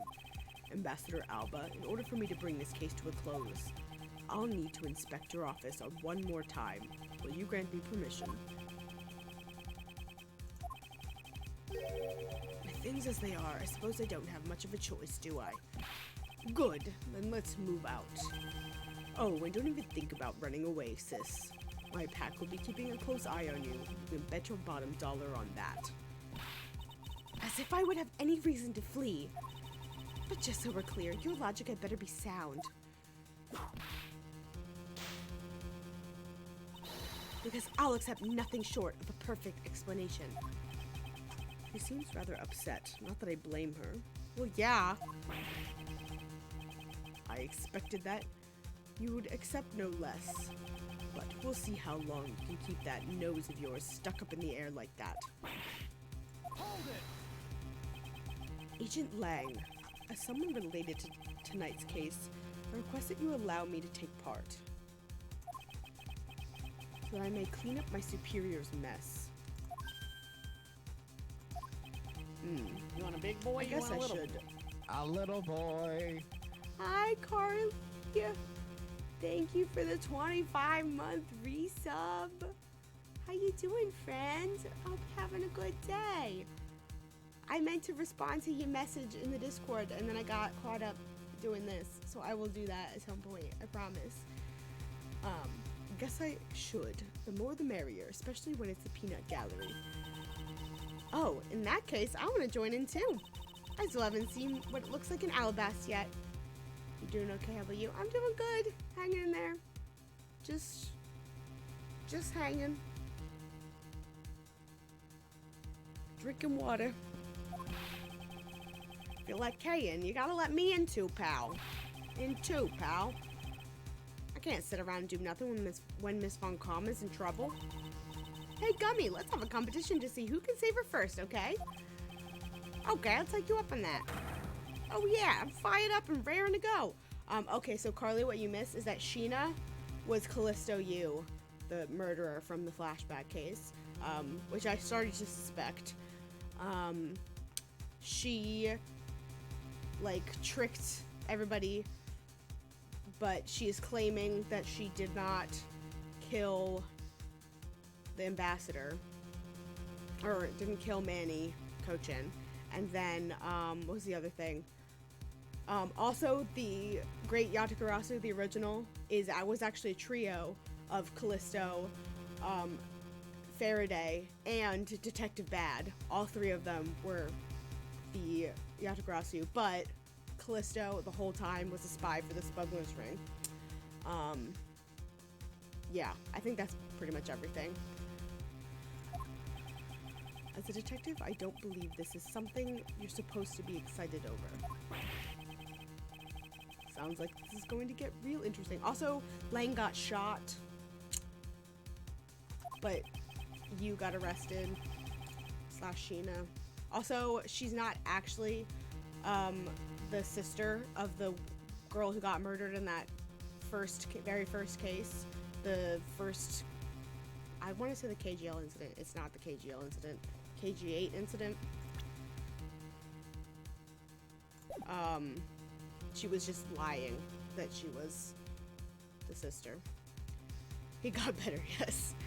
Ambassador Alba, I'll be bringing these kids along for the ride. Very well. But I'd like you to keep in mind that this will be your last chance. I'll have this whole mess cleaned up before you know it. Now let's go. Yeah, and I don't know if you walked in and when that happened, but now Lang is accusing Francisca of murdering the imposter Damask. Okay, now let's first go over the facts one more time. Manny Kochin's body was found over in the Secretariat's office in Babel. The weapon that took his life was one of Alabast's ornamental knives. And then the body of Damask II, Mr. Kashino, was found here in the Alabastian ambassador's office. Wasn't that guy just alive? Which guy? Damask II? at my site on mobile for a sec. The brown-haired guy. Kochin? Hold on.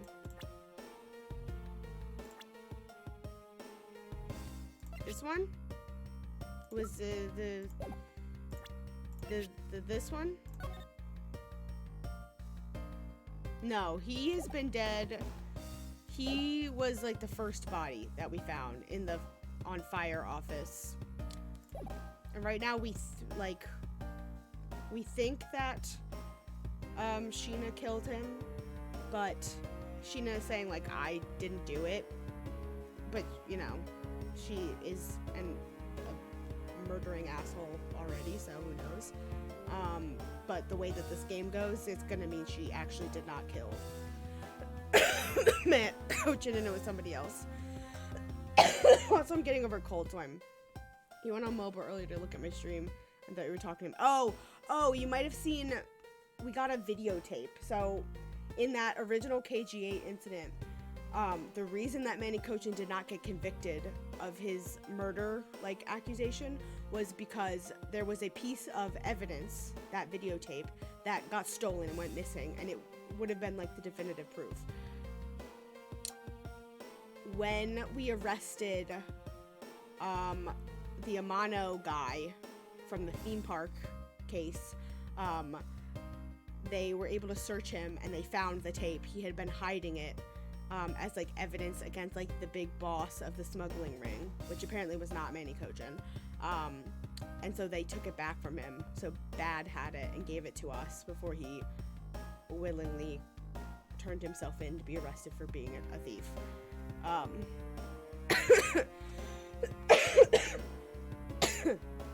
Through our investigation, we found that the murder weapon was the Suprema Duck statue. You're welcome. It was good to go over that in my head, too. And this is actually Babel's statue. This case, no matter how I look at it, sis, if it wasn't you, then there's no one else who could have pulled this off. Agent Lang, do you understand the full implications of what you were saying? Of course I do, sis, and I'm serious. You were on the trail of the smuggling ring, and you wanted any evidence you could find. So, while people were distracted by the Yatagarasu's appearance, you snuck in here. That's when you two ran into each other. You and that other thief who took advantage of the confusion from the fire. Objection! Even if that were true, how do you explain the movement of the weapons? Don't worry, I plan to show you that you're the culprit behind that too. You had permission to investigate both embassies at will. With that kind of free rein, you could have easily taken the weapons across country lines. Hey now. Look, sis, I thought I already told you I'm not messing around here. This case isn't directly tied to the smuggling ring, but Sheena certainly is tied to the smuggling ring. He is right in saying that she's a member of the smuggling ring. However, the connection between this case and the ring could not be deeper than what any of us can... Could it not be deeper than what any of us can imagine? Let's get this ridiculous circus over with already. Francisca, you need to calm down. Because you only know the facts of the Alad Bastion side of the case. I don't believe you can see the case as a whole, and therefore solve it. What? But don't worry, I am taking this seriously as well, and I will prove your innocence. I did the wrong voice. That's the only way to be, Mr. Prosecutor, as I think I did. But can you come up with anything else that can top my hypothesis? Of course, your explanation has to solve the mystery of the moving weapons as well. God.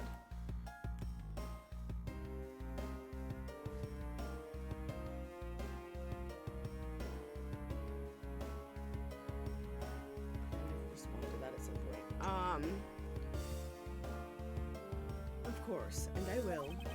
Let us delve into the truth behind the murder of Damask, too. You do understand, don't you, Miles Edgeworth? This isn't just a confrontation against Agent Lang. If you can't figure out how the murder of Damask II is related to the smuggling ring, then it will mean the end of our investigation.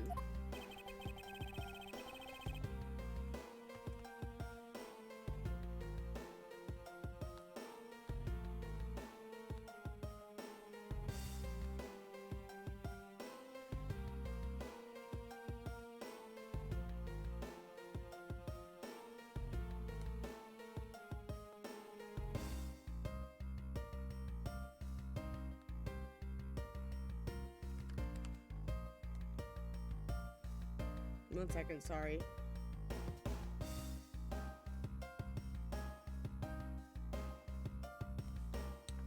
This is a bop. You were right. As long as I have no good counter-argument to his hypothesis, then the best I can do is walk this thin tightrope and see what I can do.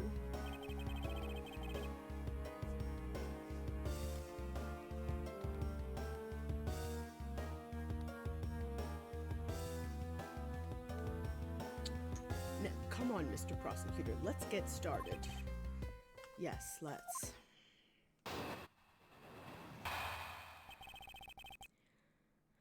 Border crossing weapons. One of Alabast's knives was used in Babel to murder Mr. Kochin, and the murder weapon in the killing of Damask II is Babel's Primadux statue.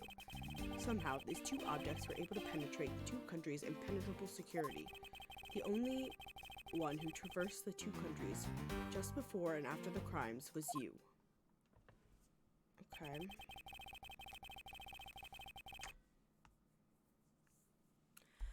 So as long as I can't explain how the weapons moved about, Francisco will remain a suspect. You got it, Mr. Prosecutor. So why don't you stop giving me a hard time? Under these circumstances, who the heck can carry a weapon across country lines? I've worked through every possibility, but there's only one that's plausible. Your boss. Agent Lang, what I've learned from you just now is that you've lost sight of yourself. What are you talking about? By focusing too intently on that which is in front of us, we become blind to the truth. Don't tell me Lang Zi never said anything to that effect. You prosecutor, who do you think you are speaking about Lang Zi's proverbs like that? I don't need his proverbs, because my words are all you will need to see the truth. Oh, what does this man want?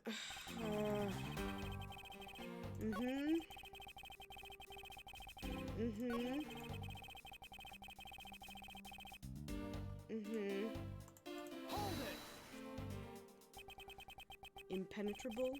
I should hardly think so. Now go back! You've seen the top of the wall between the two countries, right?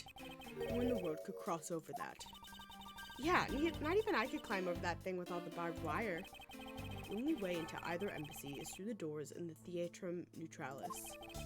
And the only way for the knife of the Primadux statue to traverse the two countries is through those security camera-equipped, well-guarded doors.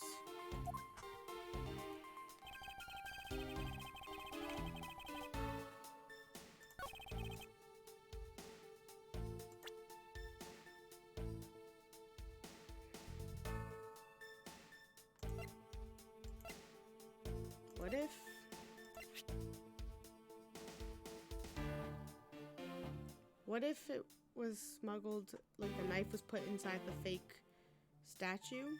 Objection! I don't know. The music stopped, so I was right, but I don't know. Agent Lang, those two items are not the only two to cross the border tonight. Oh? Damask II was killed with Babel's Primadux statue, yes?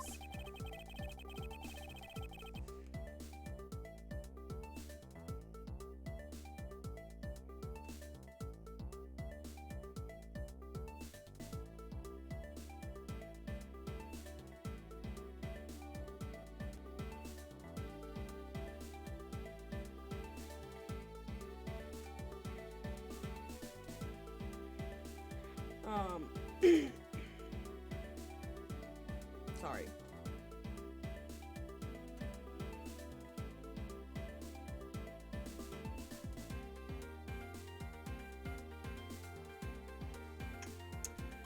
got plans tomorrow night, and we're trying to get everything settled in stone, figure out a time.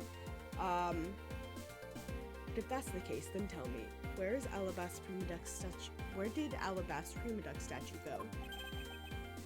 I have a couple friends coming over, and we are doing a Studio Ghibli movie marathon, drinking, sleepover kind of thing. So we're gonna watch a couple of Ghibli movies and get really drunk and have snacks and pizza and cake and shit like that.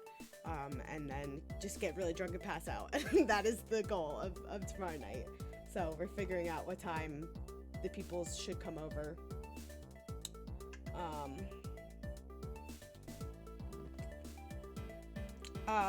We haven't come up with a list yet. We're gonna come up with it once everybody gets together. My only yes, we have to watch it movie is Spirited Away. It's Howl's Moving Castle, because that's my favorite. But I want to see what everybody wants to watch. That one makes your heart doki doki. I have not seen The Cat Returns, so I need to watch that one. That's one I still need to see. It makes your heart doki doki. I definitely have to watch it then, if you love it. I've been wanting to do a Ghibli marathon for a while. And it just kind of worked out that this weekend everybody was free. And lined up with my birthday. So, Apparently Whisper of the Heart is where the Baron is introduced, but I haven't seen that one either, because I heard it's on the sad side. I think somebody was just telling me about that the other day. They saw the title of The Cat Returns, and they were like, The Cat Returns from what? And had to looked it up, and it was The Whisper of the Heart.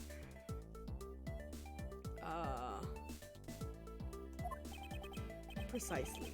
And if the two statues really were switched, then this means that both statues were smuggled across the border at some point, which means that a total of 3 items were smuggled across their embassies.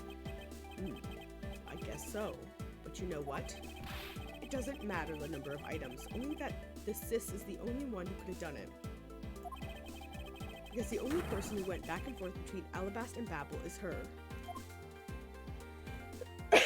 Didn't Larry also? Maybe the baby that's missing was one of the statues. Was there no one else who traveled between the two countries? Actually, there was definitely another person. One who paid a visit to both sides of the wall. Yep. Objection!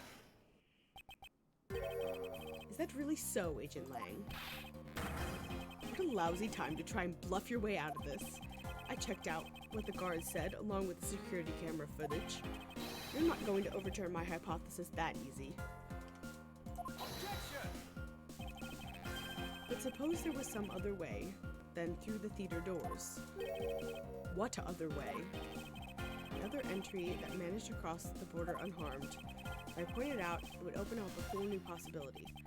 Though I hesitate to bring this out. As long as this entry exists, the impossible road becomes a possibility. Oh my god. Looks like you've got some clever ideas in mind. I do, and I can show it to you through a single piece of evidence. Fine, then. Let's see this piece of evidence that will show me the other route.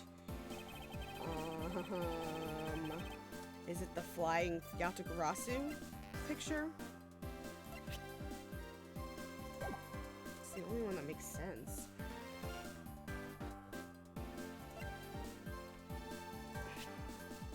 Take that! Agent Lang, I'm sure you are familiar with this unforgettable photo. That supernatural photo. Like I said before, humans can't fly. No, of course not. I understand that perfectly well.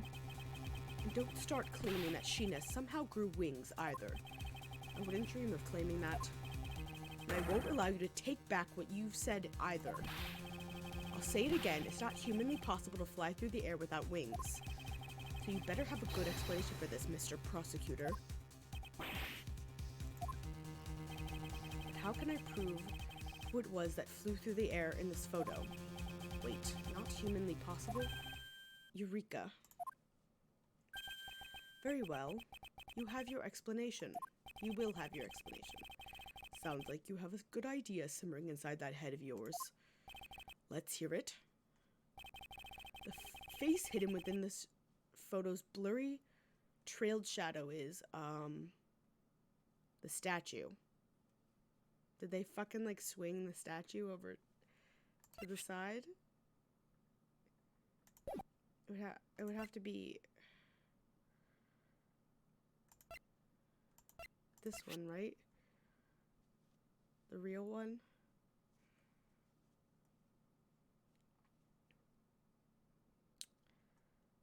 Take that! Is it the fucking statue? They, like, swung the statue? Naturally, the shadow in the third object, the Prima Duck statue replica. You can't be serious. Yatagarasu, or rather, Callisto Yu, dressed as Agent Sheena, was inside Babel. She dressed the replica statue up in clothes and launched it through the air. Ha! Mr. Prosecutor! You left out a very crucial bit in your explanation.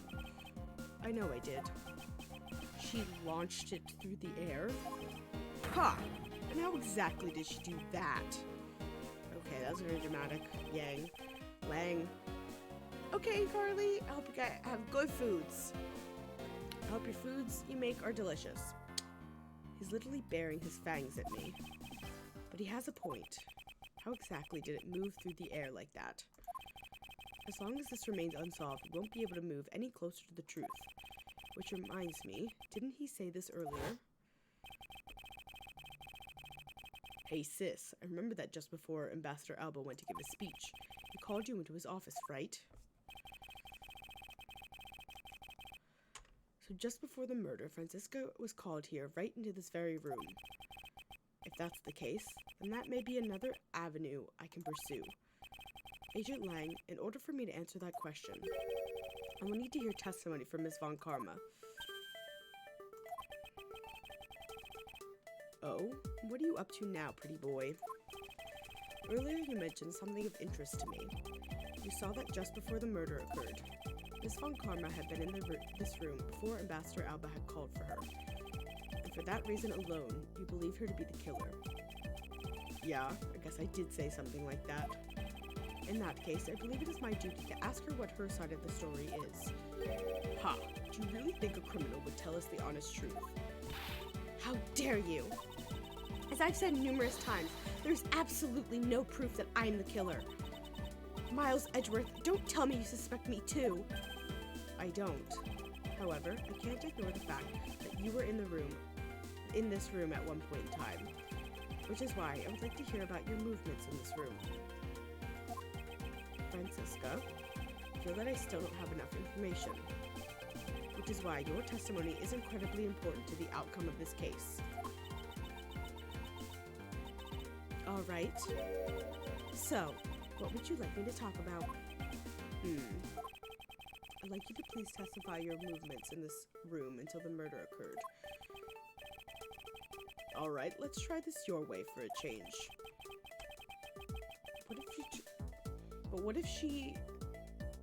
But if what she has to say turns out to be a waste of time, I'll place her under arrest faster than you can howl no. As you wish. Alright, Francisca. What are you gonna tell me? As I said earlier, I was assigned to guard duty in the Alabastion Embassy. After I saw the Steel Samurai off on his way toward the ambassador's office, I returned to the Rose Garden for a bit and checked up on the security situation. After all the preparations were in place, I was called back by Ambassador Alba to his office. Francisca, I want us to make this clear from the very beginning. So what I wish to confirm is that the only time span in which you were in the office was before the murder occurred. Is that correct? Of course it was. Of course. I see.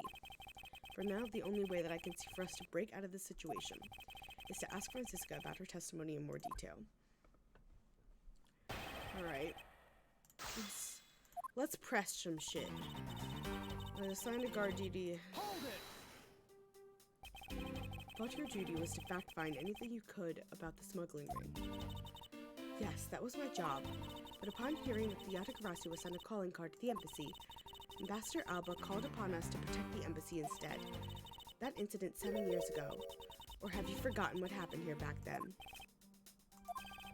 Anything related to that case we were involved in appears to be rather painful for her.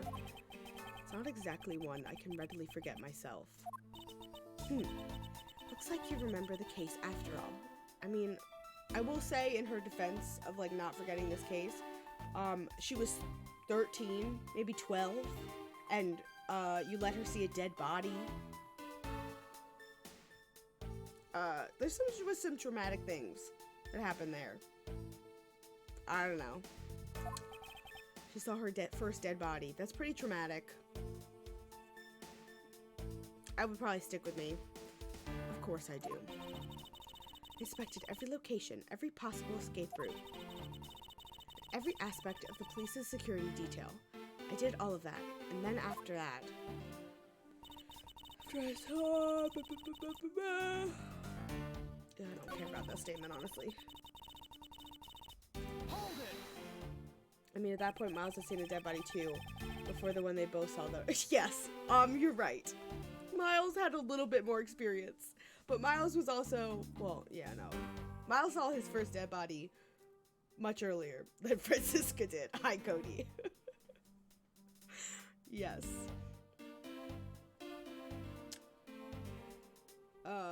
Why did you need to confirm the degree of preparation for even the speech?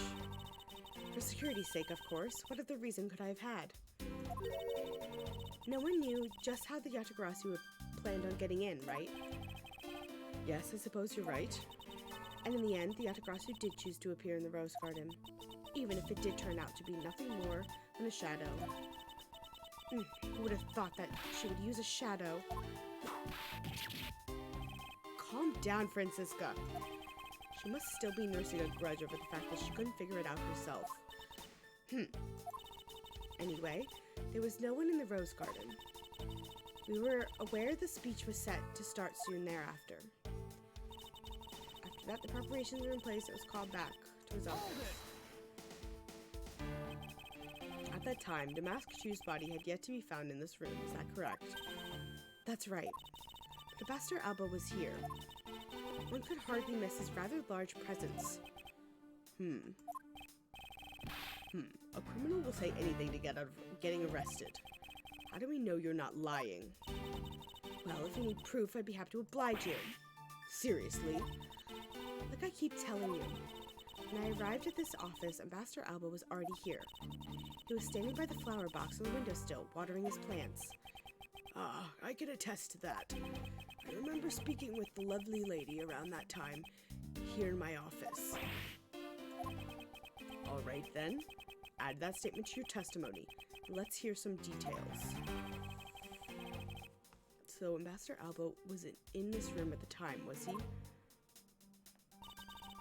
So I was watering the flowers. For the sake of being thorough, I'd like to ask you something. How did you know that Ambassador Alba was watering his plants at the windowsill? What do you mean by that? The entrance to this room, the room on this side, however. The entrance to the room is on this side, however. The window is on the opposite side, okay? If what you said is true, then you entered the room, his body would have been like a wall. What? It would have been blocking your view of what he was doing.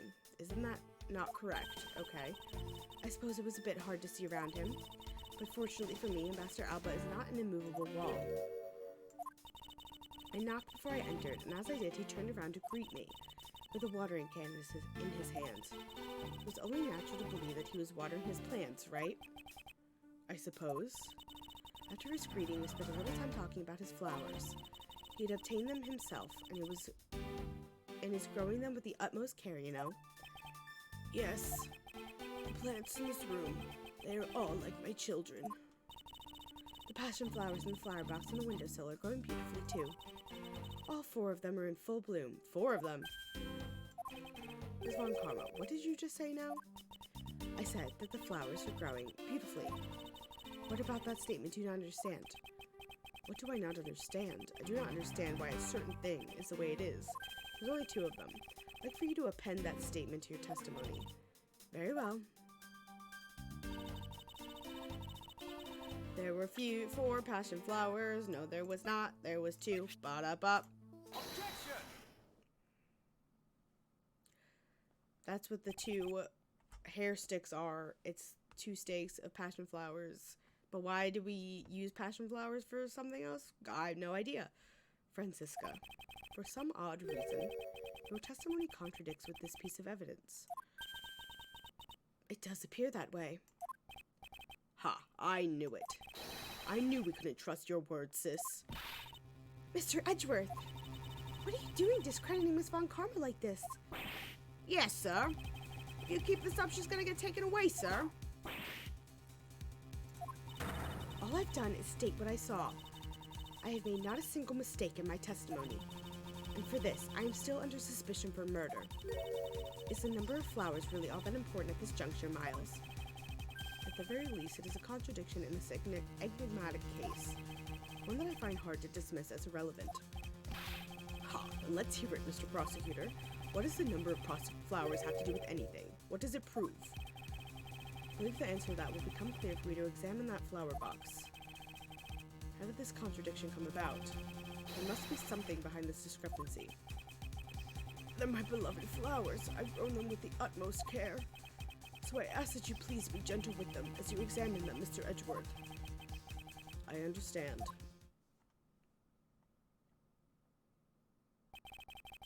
I won't rest until I've inspected every nook and cranny.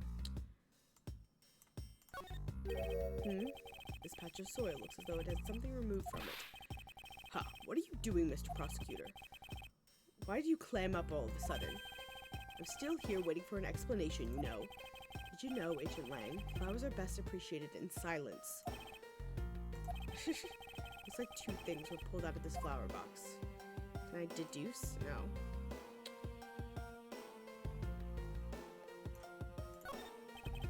The name of these flowers, I believe they're called passion flowers. Despite being called flowers, they are actually a species of vine. They appear to be growing well and are well supported by these plant supports. Yeah, but no matter how I look at it, it looks like there are only 2 here to me. You realize, don't you, sis? Your little lie has failed you. Miles Edgeworth! Hurry up and shut this man up for me already! I suppose I will need to use some evidence to shut him up, won't I? I believe I have just the piece of evidence you require. Oh, do you? You have such confidence in the face of your current plight, but I highly doubt it'll last until the end. God, Francisca's such a little sister. Big brother, shut this guy up. Yeah, she absolutely is. I am loving this game, if only for the Francisca Edgeworth, like, banter moments between the 2 of them, like the sibling moments. It's so nice to see, like, even though they grew up in, like, the most traumatizing, probably, situation, and they were constantly being pit against each other, they are just siblings who bicker and fight about dumb shit and, like, rag on each other. They are great. I love the 2 of them together. Exactly. I already liked Francisca. Was she, like, you know, a bitch? Yeah, of course. But, like, all of the prosecutors in every game are bitches in their own way. Godot being the biggest bitch. I love him, but Godot being the biggest bitch. But, like, I can't really blame her for, you know, her horrifically abusive father for the way she acts. But she's great. I love her sass, and I just love the 2 of them. Yes.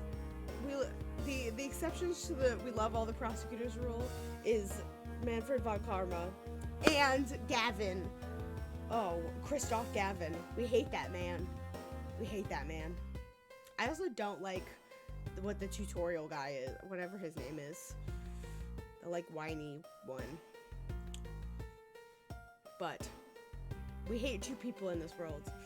Friends, Von Karma and Christoph Gavin.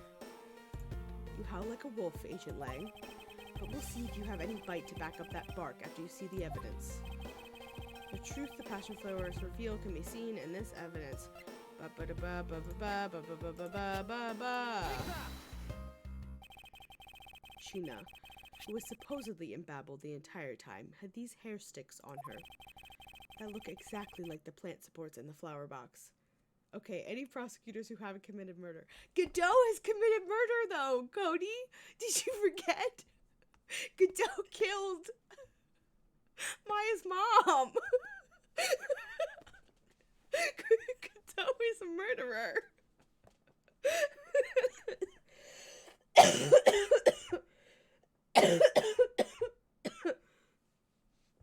Oh my god. He was justified.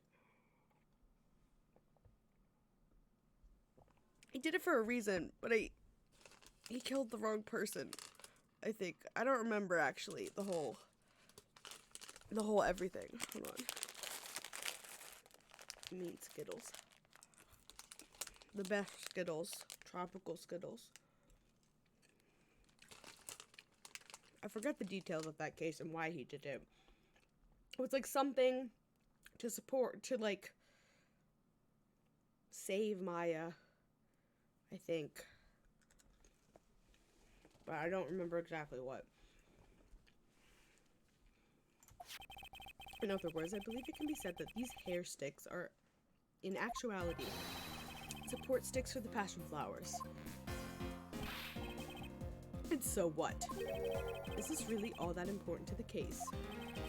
Of course it is. It means we found yet another item that was smuggled between the countries tonight.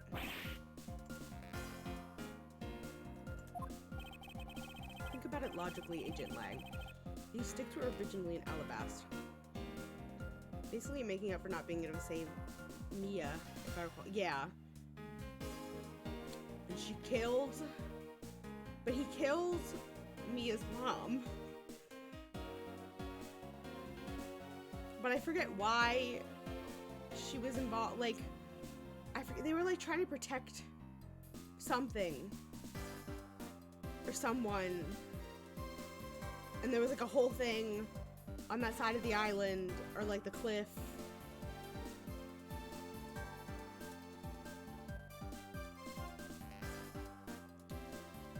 Yeah, I don't know. I have to go back and look at it again.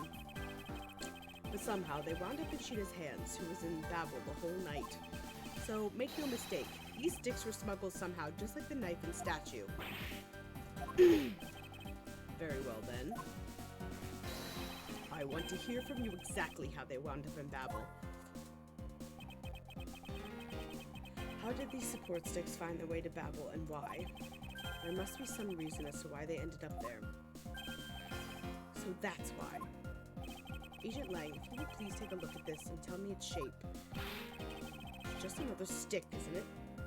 The case was so long I have to go through again. Exactly, the case was like the length of 2 cases, as is the finale of like all of these games. We're already at 4 hours, and there's still 2 more parts of this beyond this one. Maybe we're in the second to last part.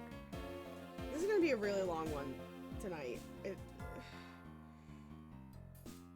No, there's still 2 more parts after this. I want to finish this game tonight. When they're used with something in this room, that's when it all comes into focus. The object that completes the picture when used with the support sticks. What? Okay, talking about 2 cases at once is very confusing. Okay, so is the hair sticks getting used with something in this room? Crossbow? I mean, literally nothing else makes sense.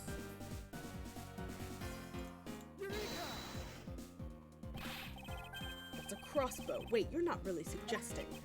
I am. These hair sticks, or rather plant support sticks, they make for perfect arrows. I've done it. I found the common thread that connects the 2 offices, but this thread has yet to be completely untangled. The possession? Oh yeah! Somebody gets possessed by Hawthorne, whatever her name is.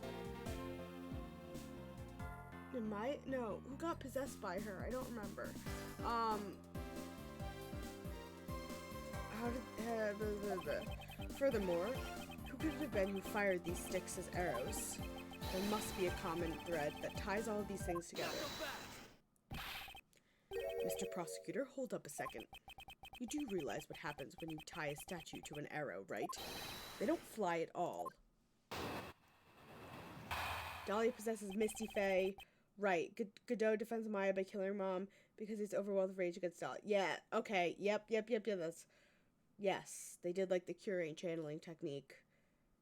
For some reason. Dahlia possesses Misty. And then... Godot, yes. So he... Okay. So Baba's statue was draped in the Yatagarasu's clothes and then shot over here. Even if you fired the arrows from the side, they wouldn't go far with a statue tied to them. I don't think I need to tell you if the Prima Duck statues didn't sprout wings. You're a realist after all, aren't you? Prima Duck statue didn't sprout wings? Of course they didn't. Glad you understand. I feel much better already. I was afraid for a second that you were unaware of that crucial fact. It's only crucial because you're under the belief that the wings are necessary in this equation. What? You need to free your mind a bit more and let it fly like a bird on the wing. The Prima Duck statue flew, but not on a wing. Allow me a bit of your time, and I'll explain this mysterious phenomenon to you. He, like, shot it, and then...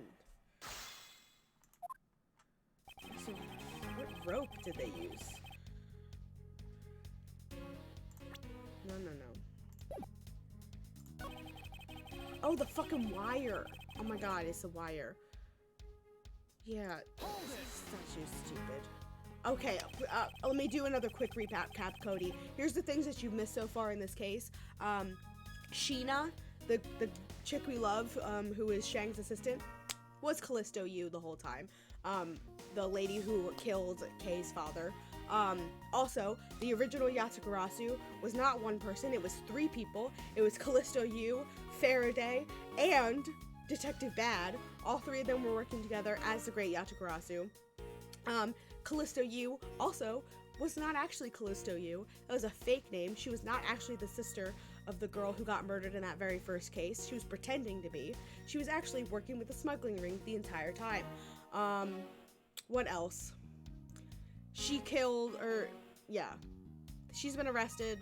Lang got shot in the leg during that arrest, but he's fine. She, like, right now is being accused of killing Manny Kochin, but, she's also saying that she didn't actually kill him. Manny Kochin is not the head of the smuggling ring, but he was making fake money out of the, like, ink. Also, we got back the piece of evidence that was lost in that, like, original case that would have, like, made sure Manny Kochin was, like, guilty of the murder that he did. I think that's everything. Yeah. We are in agreement that an arrow by itself would reach the other side, correct? But just an arrow by itself is pretty meaningless, don't you think, Mr. Prosecutor? Because the things they wanted to smuggle were a lot bigger than nothing. No, it's not necessarily true. What I need right now is not further discussion of my conclusions, it's the launching of my conclusions. What the shooter wanted to launch with the crossbow was not the statues themselves, but rather something a crossbow can launch that can be used to move the statues. It wasn't a statue.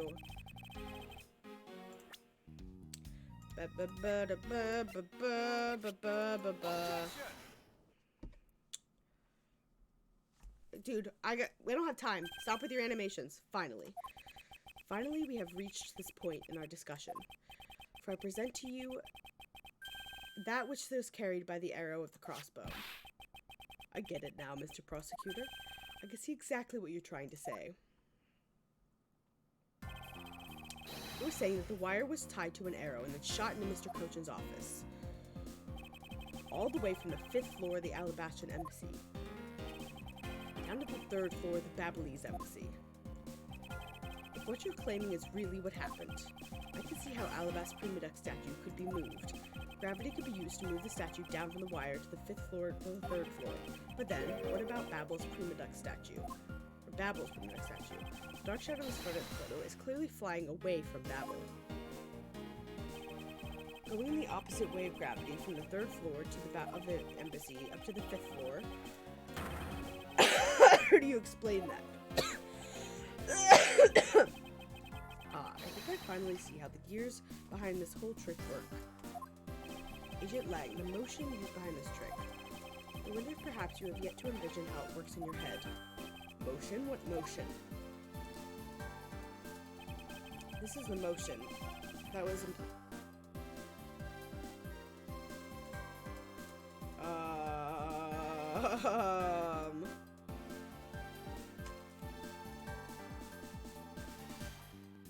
I don't think it's the other two. I don't really know what rotary motion means. I guess it's rotating, but everything was done via rotary motion. The two statues were transported simultaneously. Get real. The statues would collide somewhere along the way. Did you ever say that it was only one line of wire between the two offices? You shot an arrow with the two ends of a wire tied to it. A circular belt can be formed. Langsy says, don't object and call it success what is beyond reasonability. Taking into account the tension difference between the two wires, the top one was sagged too much to the point where the statues would collide anyway. Agent Lang. As you know, the Prima Duck statue is a one-of-a-kind national treasure. The fact that Babble statue is a hollow replica of the real statue, it would naturally be lighter than the real one, meaning that my idea is very possible. Langsy says. Okay. Here's what I believe happened. Miss Yu and her mystery co-conspirators set themselves up in 2 different rooms. The co-conspirator bridged the rooms by shooting the 2 ends of the arrow down on one end. Then the 2 of them covered the statues and proceeded to transport the statues. After the switch was completed, another arrow was fired, carrying the other end of the wire down to Babble, where it was disposed of. To do that, Miss Yu hid inside the grandfather clock. QED. Ha. Ha ha ha ha ha ha ha. This proves it, right, Agent Lang? But I'm not the killer. Not yet, sis. Still haven't had my dessert yet. Right, Mr. Prosecutor. The proof is in the pudding, as it were. Pudding is a nice dessert. So, do you think you can do it? Can you prove that what you said is what happened? Because remember, if you can't, I'll be taking a certain someone back home with me as a souvenir. I agree that as long as there is no proof, my hypothesis remains just that.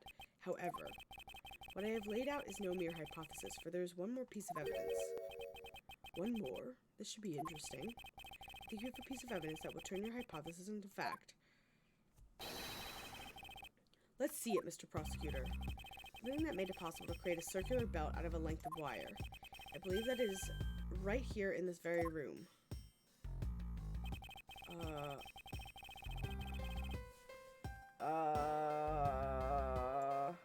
The ceiling fan? Take that! Looks like you dropped another bomb on us again. The last piece to the trick are 2 pulleys. Precisely. The ceiling fan doubles as pulleys in this case. And thanks to the fact that there is one installed in each of the offices, the ceiling fan makes for the perfect pulley set for the wire to run on. This must be it. This is how the smugglers bypass the impenetrable security. You really are something else, Mr. Prosecutor. I bet you figured it all out already, haven't you? You know who the big hotshot that set up this real-life stage show is, don't you? The person who set this rather large and complex stage show needs to be someone who had foreknowledge of it. The existence of a ceiling fan in both the Alabasta and Babbly's offices, and that the passion flower support stakes could be used as arrows. The real mastermind behind this case. Well, don't you dare make this wolf wait for his food. Why are you so hesitant, Miles Edgeworth? You can't say who it was. Why don't you present something like you always do? single point of the finger here, and this case will explode into an international incident. However, it's already too late for me to stop the forward momentum. If I'm saying it's an international incident, then it's gotta be the ambassador, right? Appears that I have no choice now, but to rush in. One piece of evidence that will point us to who the mysterious mastermind is.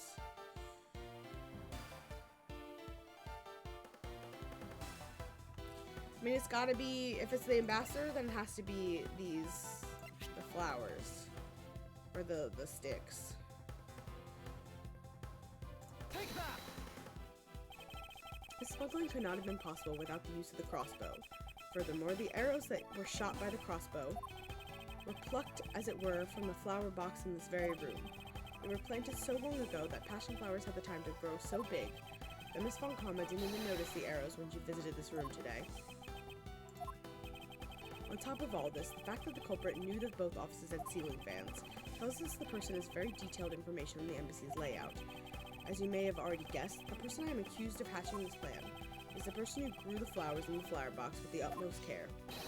Thus, it can only be you, Quercus Alba.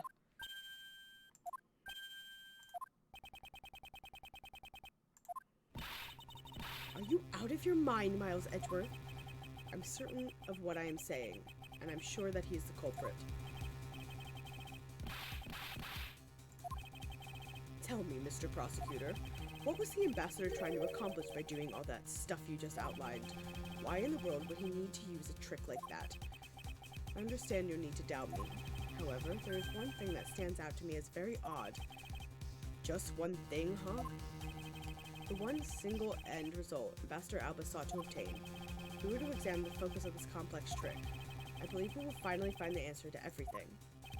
Everything will become clear once we examine the statue. I mean, like, because, like, why would he... Alabaster statue. Why would he want to swap it? Because he'd be swapping the real one with the fake one. Oh my god, wait. You want to swap the real one with the fake one so that it would create an incident and the countries wouldn't be reunited.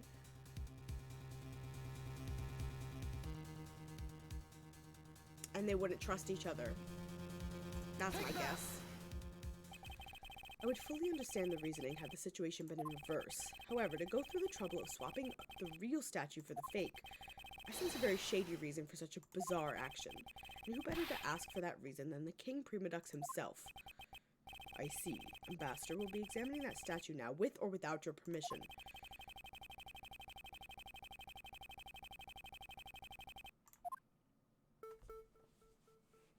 Oh god. Alright, let me...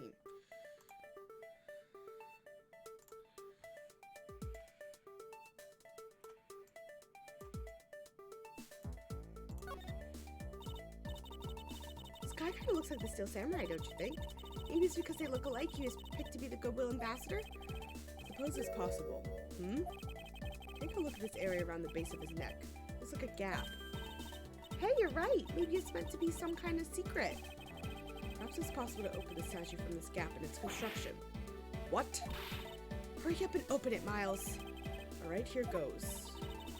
Wow, it really did open up! Hey, what's that thing fell out? Is this the plates? I believe a more thorough examination of it is required. It's the plates. What the? Is this?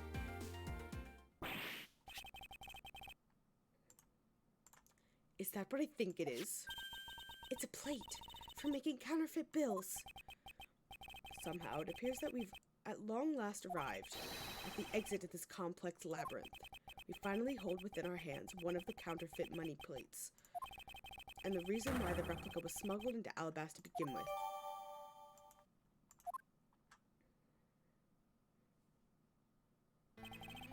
The Primadux statue can only be handled by the ambassador or the secretariat, and the replica is nothing more than a hollow shell covered in gold. These two circumstances make the statue the ideal object in which to hide contraband.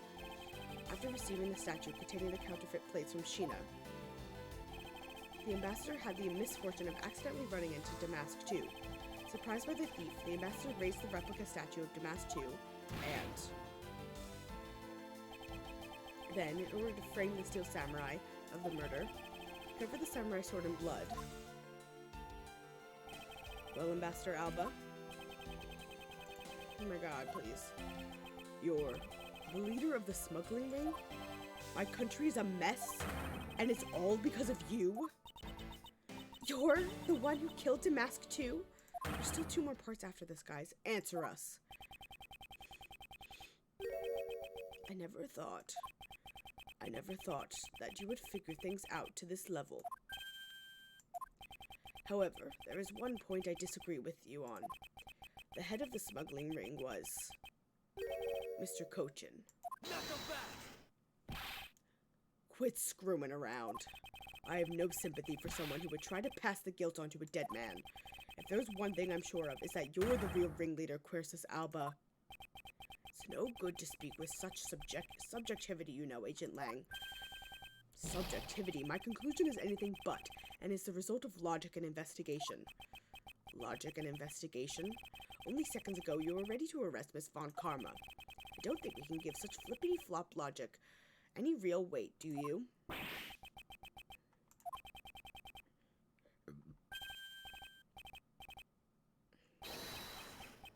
You got the giggle fever from Sheena, didn't you? It looks like you still don't get why I came back. Excuse me? You see, the reason I came back is so that I could sink my fangs into your wrinkly old neck. From the very beginning, my real target has been you. What? Agent Lang, I demand an explanation. Sorry, sis. I didn't mean to put you through all that. I knew he was lying. I had a feeling that he accused her just so he could, like, continue the investigation. I didn't say it, but I was thinking it. He's a vampire. I knew you were innocent from the very beginning. You did? I knew that this whole incident had been meticulously planned and prepared for. So naturally, the occupant of this room, Ambassador Alba, seemed the most suspicious. But, without the ambassador's permission, we couldn't get in to take another look around. Ah, so that's why you put on this big show to accuse Francisca of the murder. Using Francisca as the bait, you were able to gain us entry and investigative rights. Yeah, if I hadn't done that, I doubt the ambassador would have given the okay to poke around. So that's what all this was about. Very well, I will forgive you. But in exchange for using me as bait, you will take some responsibility and help us find the truth. Agent Lang, for giving me such a great opening. I thank you. You know, I just knew, Mr. Prosecutor, that somehow, if we were able to find some proof by investigating this room, that you would be able to figure out the real culprit with your special brand of logic. The evidence detectives collect combined with the logic of the prosecutor. That's just as it should be in a prosecutor-detective team, right? I don't know about that. But one thing I do know is I'm itching to see that old man get what's coming to him. Oh-ho, you're quite scary when you want to be, aren't you? Hey, are you planning... You were the one who was planning to use me to push all the guilt onto the sis. But unfortunately for you, you misjudged me. Agent Lang, I wish for you to stop trying to intimidate me. What we need right now is evidence and proof. I wonder if you have what is necessary to prove that I am the head of the smuggling ring. Objection! Don't be such a sore loser. If you really are the head of the smuggling ring, then you should acknowledge your crimes with dignity. Dignity? That is nothing more than a fool's insincere display of strength. If you really wish for me to acknowledge my crimes, then I would like to first see some of this thing you call evidence. I tell you, I knew nothing, really. I didn't even know that a counterfeit plate was hidden inside that statue. Objection! You swapped a real statue that vested in your country the authority to rule for a fake. It doesn't make any sense that you didn't know anything. It doesn't make sense? Where doesn't it make sense? Can you prove that it doesn't make sense? He's really got us. He's turned the entire situation around against us. I don't know about that, guys, but he's just being a little shit. The proof that Interpol has been after, which points to this man as the ringleader. If we could somehow find that proof now, we could see that justice is finally served. So nothing I can use to break this case wide open.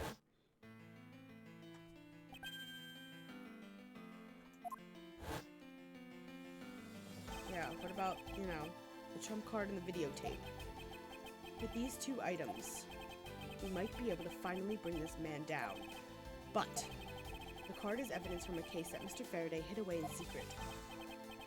And the tape was stolen by Detective Bad from the police. They're both illegal evidence. Oh my god, he's speaking so fucking slow. No matter what, a prosecutor of the law can't be allowed to use such pieces of evidence. Needless to say, oh god, needless to say, we Von Karmas are commanded to achieve nothing but victory. Archive? I'm doing too much homework. And by any means necessary. The only way to bring someone like that to justice was to do so outside of the courts. That's what we thought at the time. He's no longer follow the path of Manfred von Karma. And he won't follow the path of the Yatagarasu. This leaves me with what? What creed will I believe in? If I want to pursue the truth, I will sully my hands in illegality. And if I want to pursue justice, then I will lose the truth. What is the law and what is justice? And which path is a prosecutor supposed to follow? That choice is one I must make by my own hand here and now. I mean, if we don't use it, it just fucking ends.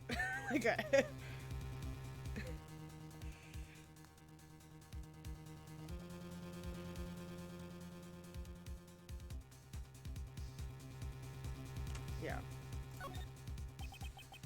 There is no limit to the law. Any limit that exists was set there by man. When a person goes beyond that limit, then the law too crosses into a new territory.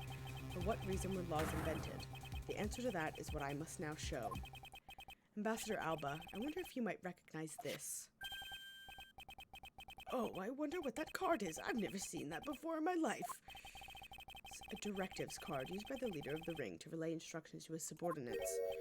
Oh, is that what that is? This card was sent to the real culprit behind the KG-8 incident 10 years ago.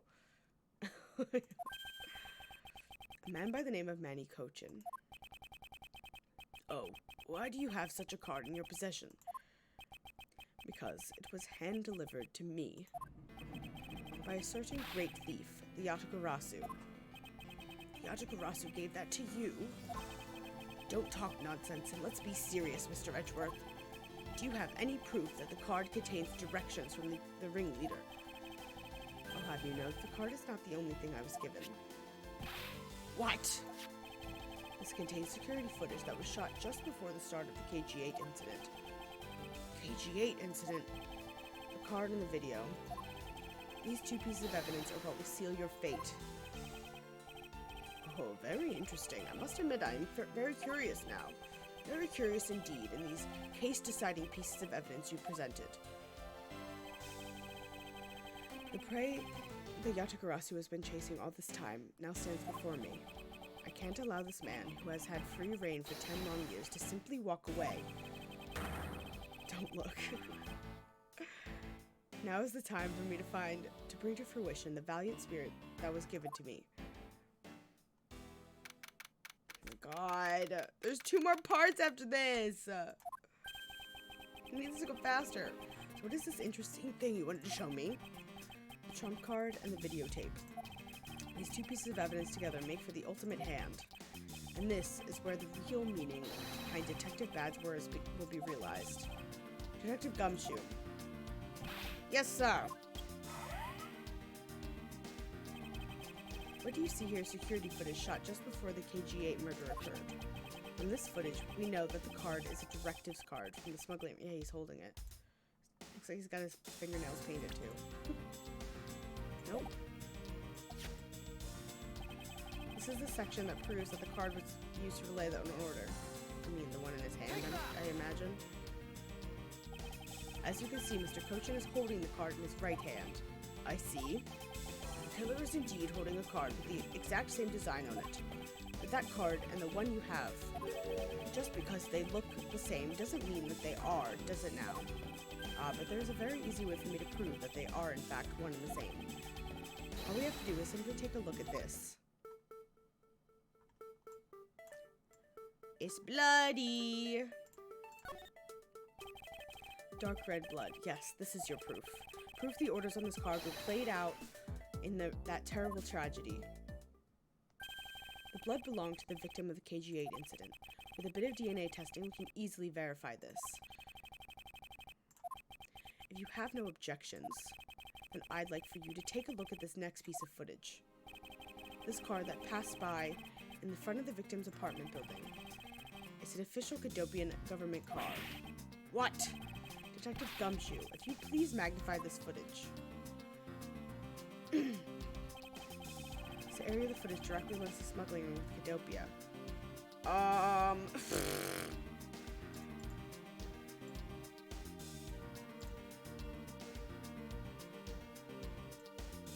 Whatever that is.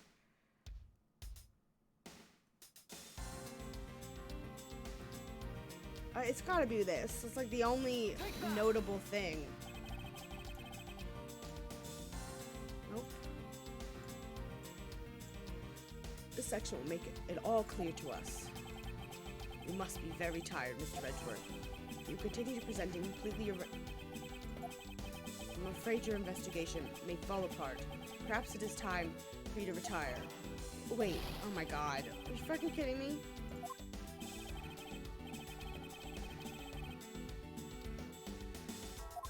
Is it this? Take that! Okay, the shape of this pocket and the director's card in it tells us without a doubt this person in the car is Mr. Kochin. The license plate on the car was also captured by the security camera, and with it we can easily find out who was sitting in this car on that day 10 years ago. Which is why I can say with confidence that you were riding in this car on that day.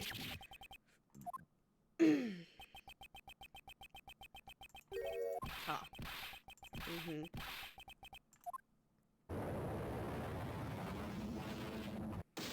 Oh God. You've done well, boy, to make it this far. However, about your claim that I was riding in the car at the time, that's going to be mighty difficult to prove. How so?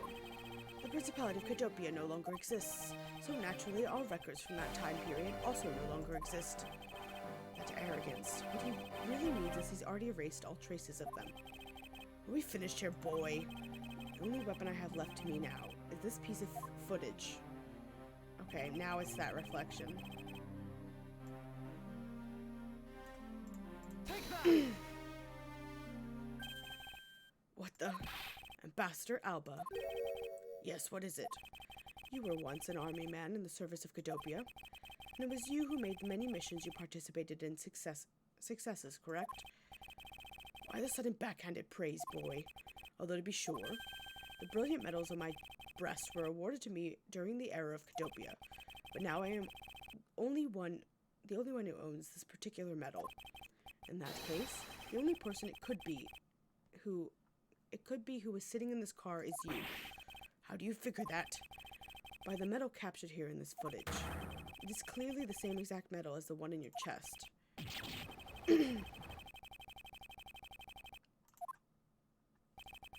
This is how it will be. I won't look back, for this is the path that I have chosen. Oh my god, the flashing. I'm so sorry, guys. You've moved me with your devotion to this case, Mr. Edgeworth.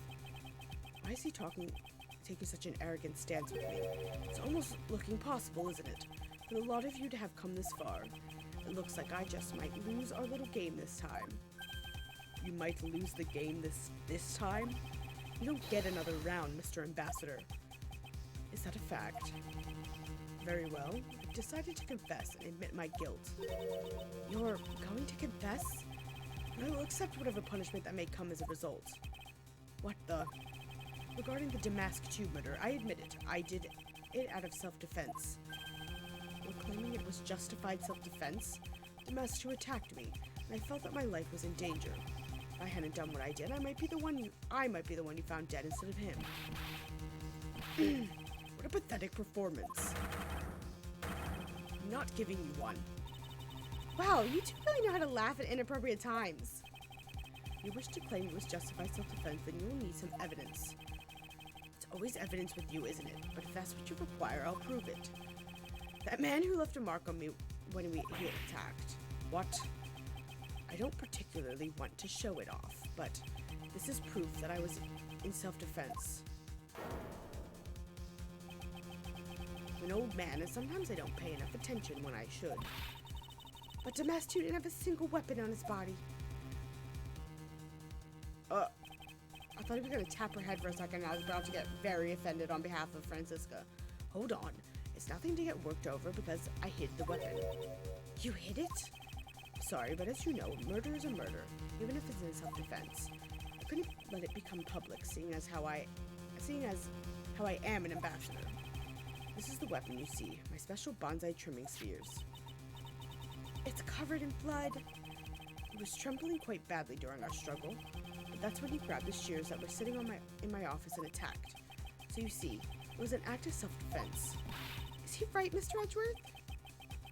Since he has both the wound and the weapon that caused it, it's enough to declare it so.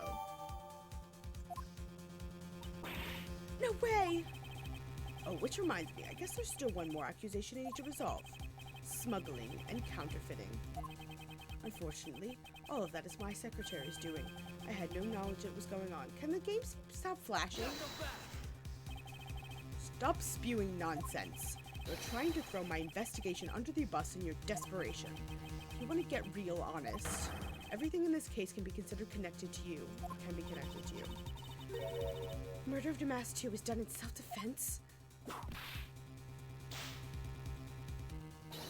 In my trials, no man escapes his crime alive. Perhaps so, if you were my opponent in court. However, there is one very important fact that I think you may have forgotten. And what is that?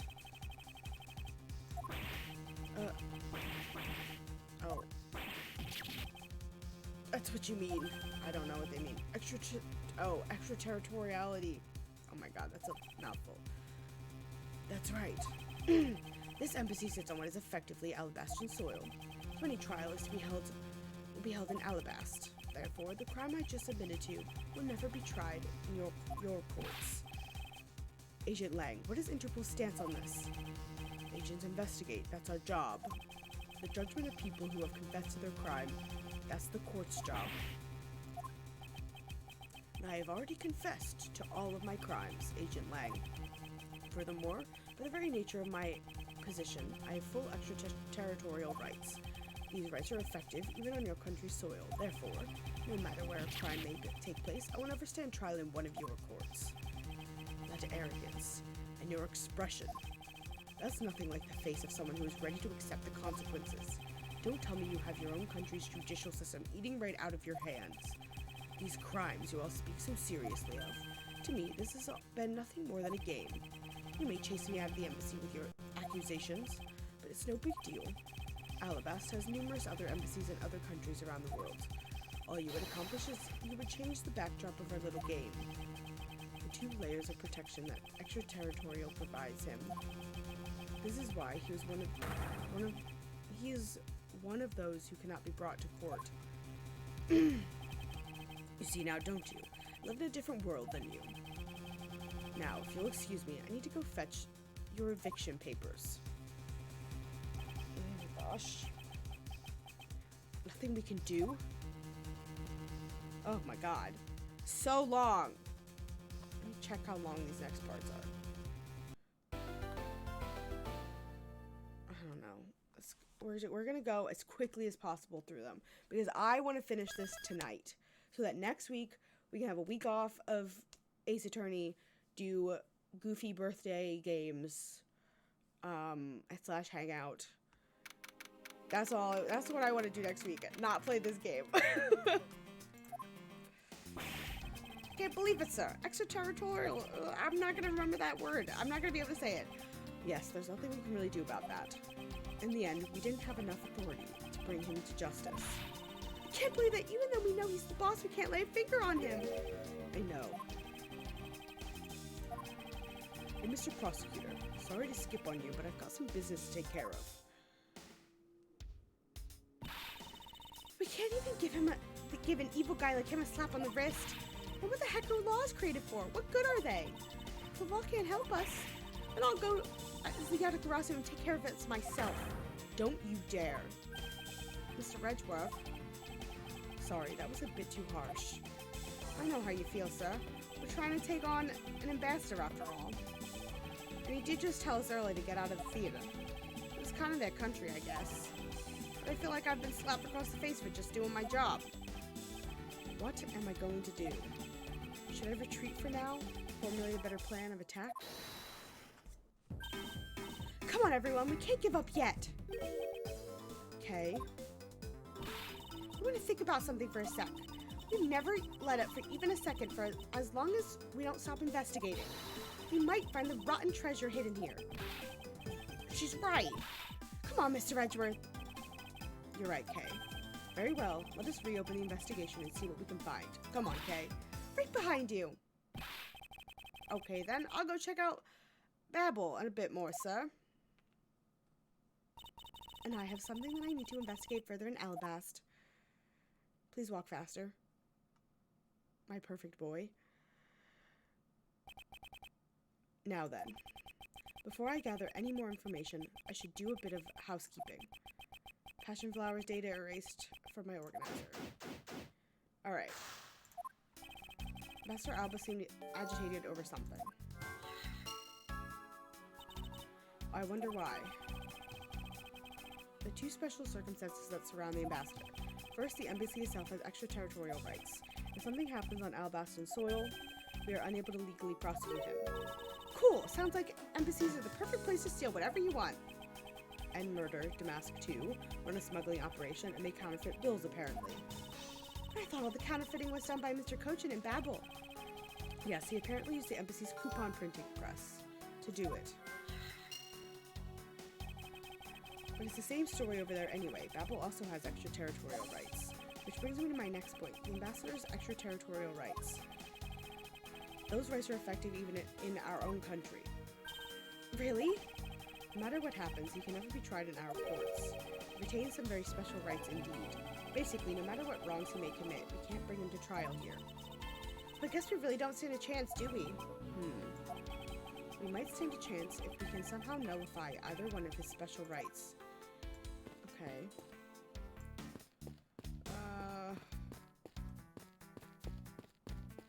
So, where am I going? What am I supposed to do? Investigating. This was taken just before the two ambassadors gave their bouquets to the Steel Samurai. Wait, is this just my imagination? Or is there something in this picture that I've seen before? Won't rest on. Okay.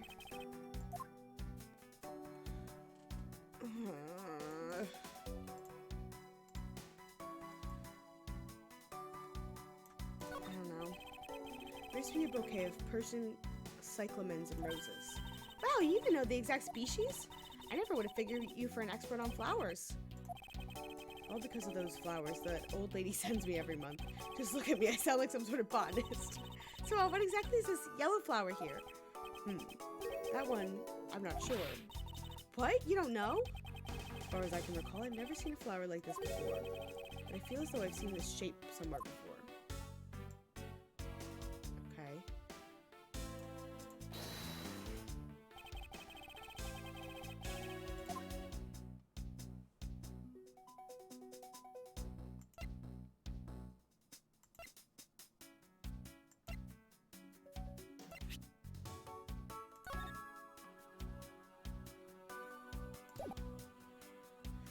The shape.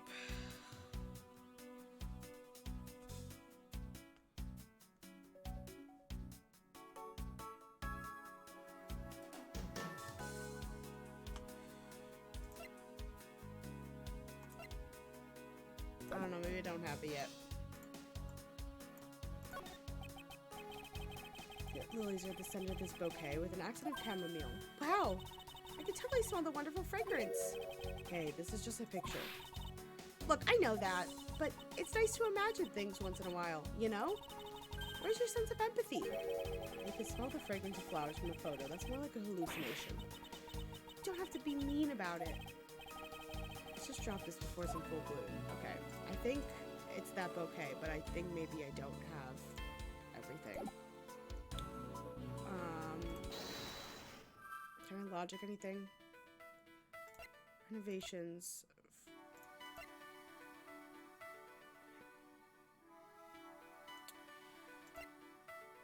It's going into renovations.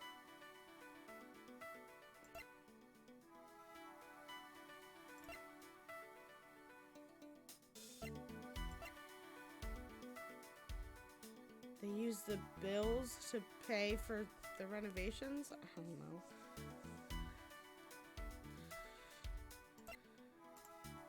There was like not much to... There was not much to look at in this room as far as I could tell. So... Okay, cool. I don't know. I figured I had to logic something.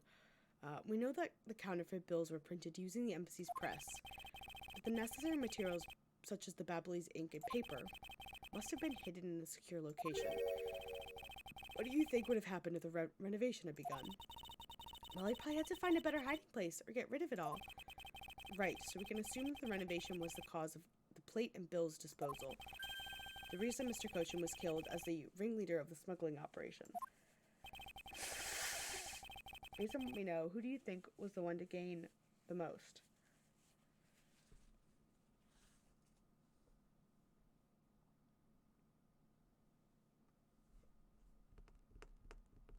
Who would have gained the most?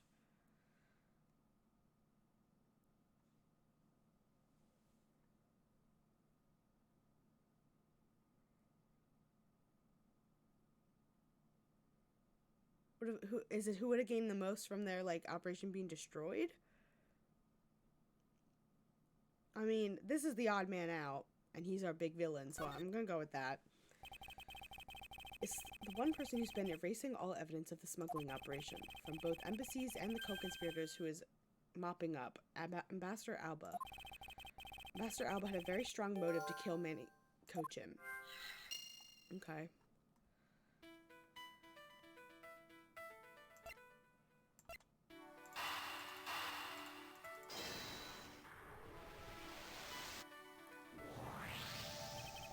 The cause of Ambassador Alba's agitation, the rotten treasure we may find, and the motive for killing Mr. Cochin.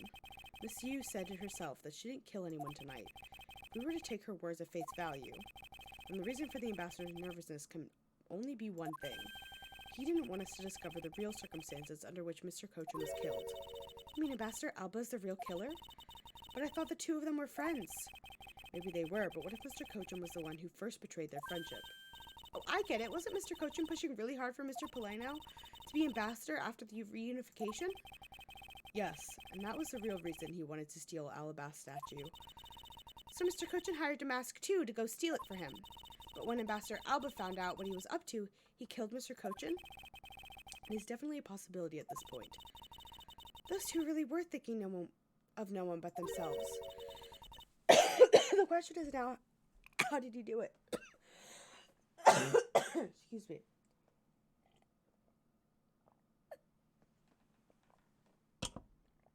Okay. Ambassador Alba was in Alabast, but Mr. Cochin's body was discovered in Babel, right? Right. And that is what we must solve next. Okay.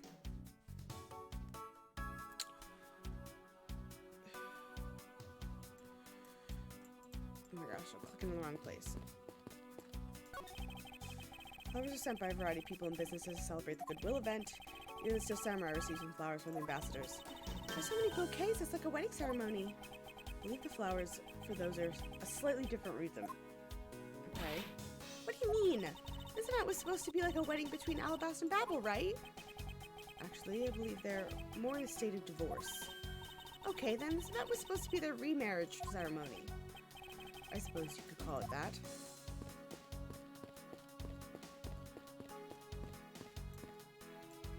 It's just the flowers that I can examine. So now it's this.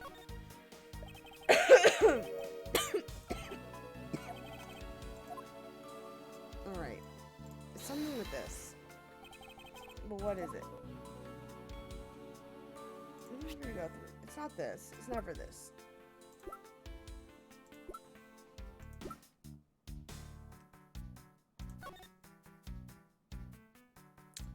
Oh. Is that...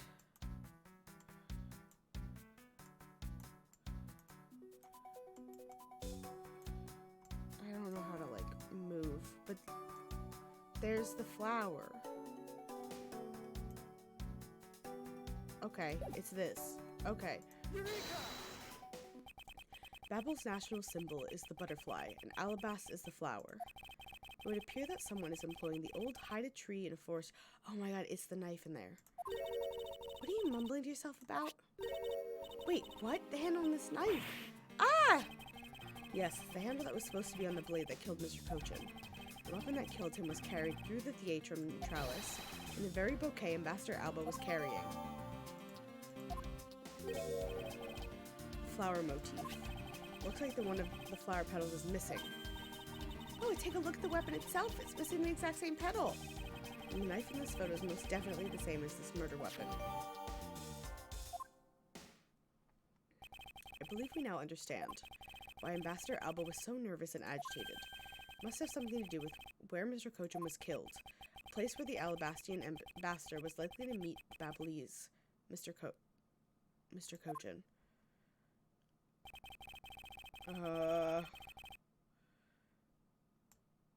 The theater?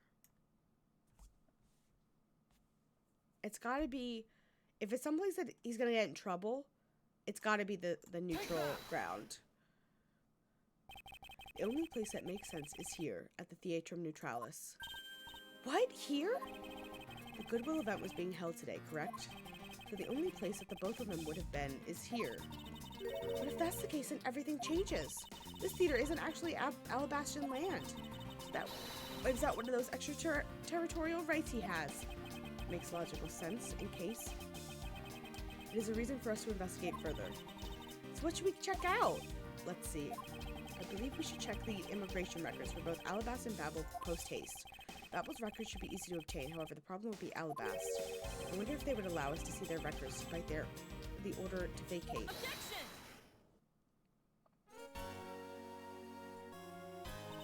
I'm already one step ahead of you, Miles Edgeworth. Francisca. I have here the security footage from both Alabast and Babel.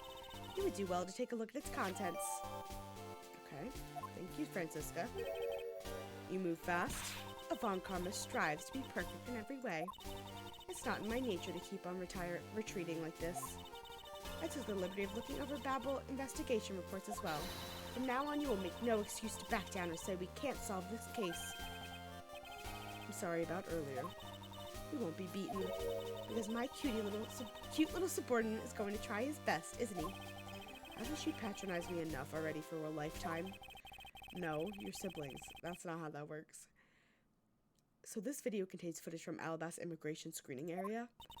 I really hope there's something in here that we can use.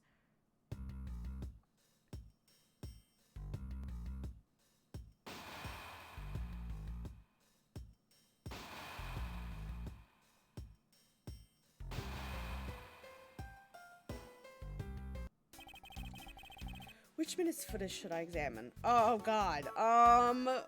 Probably this one with this man. I mean, I say this man with the Steel Samurai. Fucking Larry. Was there something about this lump shape strike you as odd? Huh? Isn't it supposed to be this shape? No, there's clearly something odd about the bulge. If only we had the pushcart itself, we could compare and confirm my hunch. Next, let us check the footage from Babel's security camera, which shows us something good.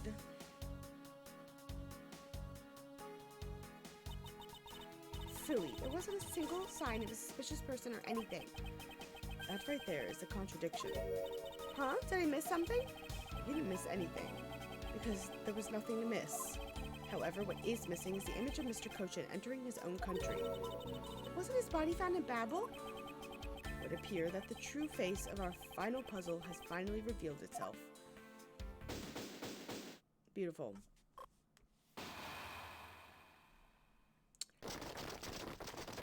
Oh, God. Ugh, he's back. Ambassador Alba. Although I'd asked for your group to vacate the premises, Mr. Edgeworth. Oh, I used the wrong voice. Actually, I thought I should let you know that this theater sits on my country's soil. You've had your fun, and I've enjoyed our little game. I dare say that you've even achieved a new high score. However, once you've recorded a score, that same game can never be replayed again. Do you understand what I'm saying to you? Your game is done, and it's game over. No. Objection! Where do you think you're going at this time of night? After admitting to my crime, I was overcome with regret, so I am heading to the airport now to return home. I'm afraid I can't let you do that. There are still too many issues we need to discuss with you. I keep forgetting to his voice. You can't stop me, Mr. Edgeworth, and you know it. Lang? Oh, no. Please, I have a little bit of your time, Ambassador Alba. Ambassador Polano. Even just a teeny bit is fine with me. The already strained relationship between our countries is a precarious situation, you know. Very well. If you insist, I will play just one more round with them and see what they want. Not that they'll get any further. Ambassador Polano. Mr. Edgeworth, all I wish is for the normalization of our relationships between our two countries. But there's one person standing in the way of that dream. I believe in you. You'll do what's right. Thank you for your vote of confidence. Now then, what is it you wanted to ask me about? I do have a flight to catch after all, so I'm afraid I'm going to have to limit you to just one question. That's more than enough, because I only have one question anyway. I want to hear your alibi about how you couldn't have killed Mr. Manny Kochin. Oh, I see. You seem to have a good hand around this time. This should be fun. It really is the very last chance we have to bring him down. We won't allow even an atom-sized contradiction to slip by. Okay. We're doing this as fast as possible. Frankly, I still don't understand why I'm being placed under suspicion here. Under your hypothetical scenario, Mr. Kochin and I were fellow smugglers. But to get to the point, I was in Alabas the whole time. So there's simply not possible for me to have killed him in Babel. That's my alibi.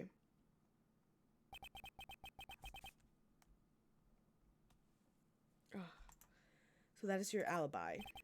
That is correct. It's simply not possible for me to have committed a crime in Babel. Now that we've cleared that up, I'd appreciate it if you would move out of my way. I said hold it. What is it this time? I thought I told you I'd only allow one question. You did. But you still have yet to really answer my one question. What? Until you tell us the truth, I will refuse to budge an inch from where I'm standing. Very well. I'll play with you just a little longer. Miles Edgeworth, as my subordinate and representative of this country's prosecutors,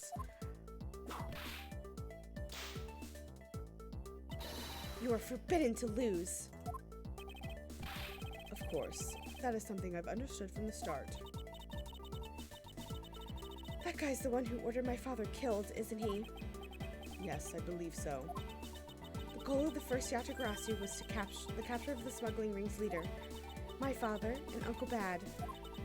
Their legacy will live on, through me. So that's why we've just got to catch him, okay? We will, I promise. Now, Ambassador Alba, let's have out the truth now, shall we? No matter how many times you ask, my answer remains the same. Alright, let's press some statements.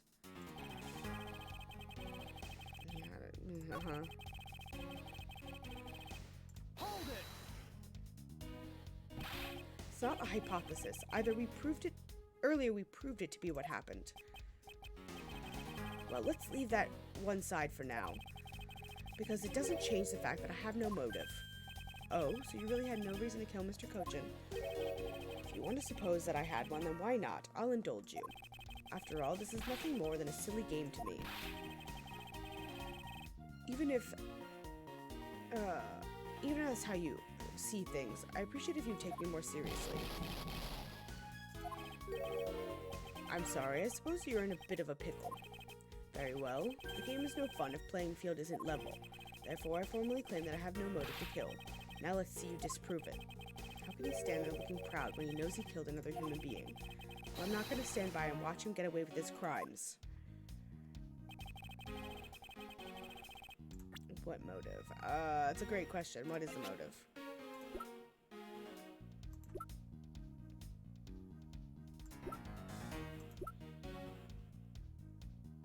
Probably not that.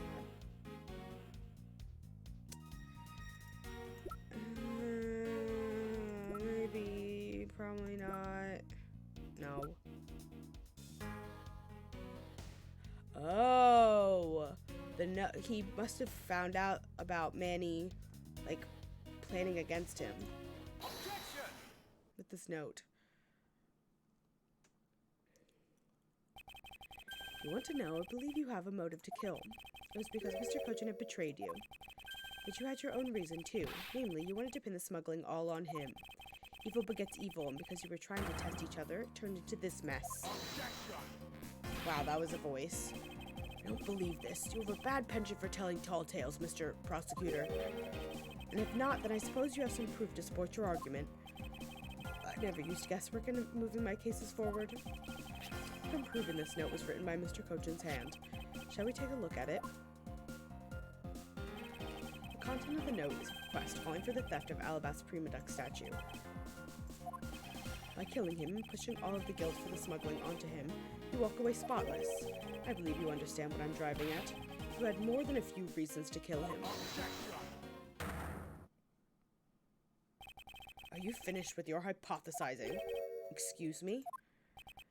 Let's suppose I did have a motive. Even so, a motive or a thought alone can't kill. Isn't that right? I didn't expect him to resort to playing the semantics game with me. It appears that this is where the real battle will begin.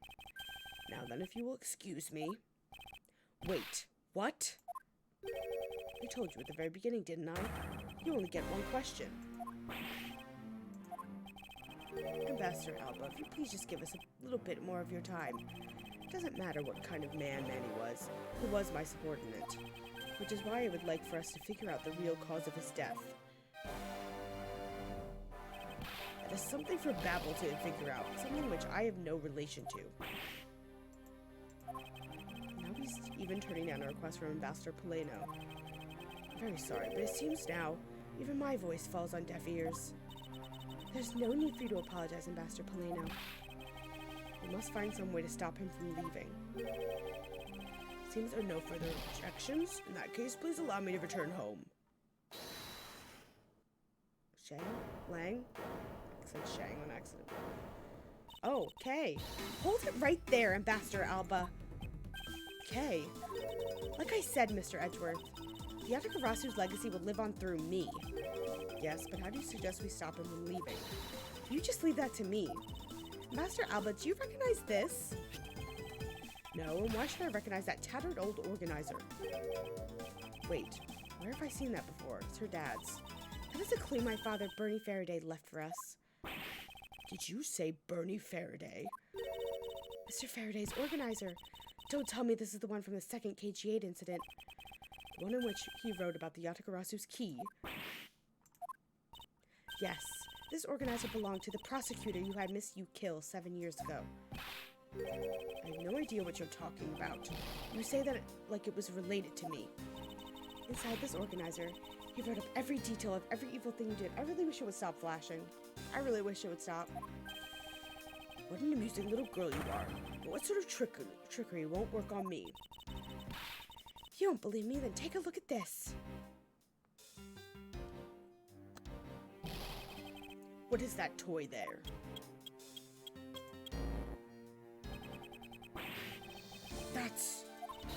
This thievery device was used by the Yatakarasu, or rather, by my father. 7 years ago, he used this when he snuck into this embassy. What? These 2 pieces of evidence that hold information the Yatagarasu dug up on you. If you go home now, I won't hesitate to send it to Alabast right behind you. Little girl, get to the point. I want you to go up against Mr. Edgeworth one more time. If you win, then I'll hand over these 2 pieces of evidence. Ever the thorn in my side. Okay, does that organizer really contain any information on his dirty dealings? It's nothing case-breaking, really. Ah, then it was just a bluff. Even if it was, we still can't let all that info my father and Uncle Bad found out go to waste. Plus, just the existence of Little Thief is troublesome enough for him. Those 2 pieces, aren't they keepsakes for your father? It's okay. I believe in Mr. Edgeworth. He'll come out on top in the end. Okay. When going gets tough, someone's got to be there to put the wind back in your sails. After all this time, you're still quite the feisty one. I applaud your powerful nature. I refuse to lose this, too. Ambassador Alba, you won't be returning home until you give us further testimony. How dare you all, barring a person like me. Ambassador Alba, your testimony, if you please. Alright, but this is the absolute last. I doubt that, but sure. And even if you use all the power of Ambassador Paleno's office, you won't stop me. Can't let this opportunity case created for me go to waste. Ow.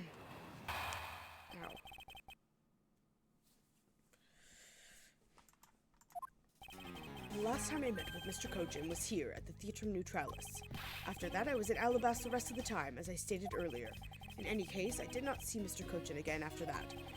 So you see, there's no time span in which I could have killed him. Wouldn't you agree? Now, since you people were practically begging, I'll allow you to question me.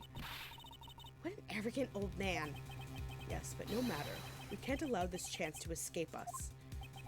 I will warn you, though. You've reached the end of my patience. Waste my time with inane questions, and you will be punished.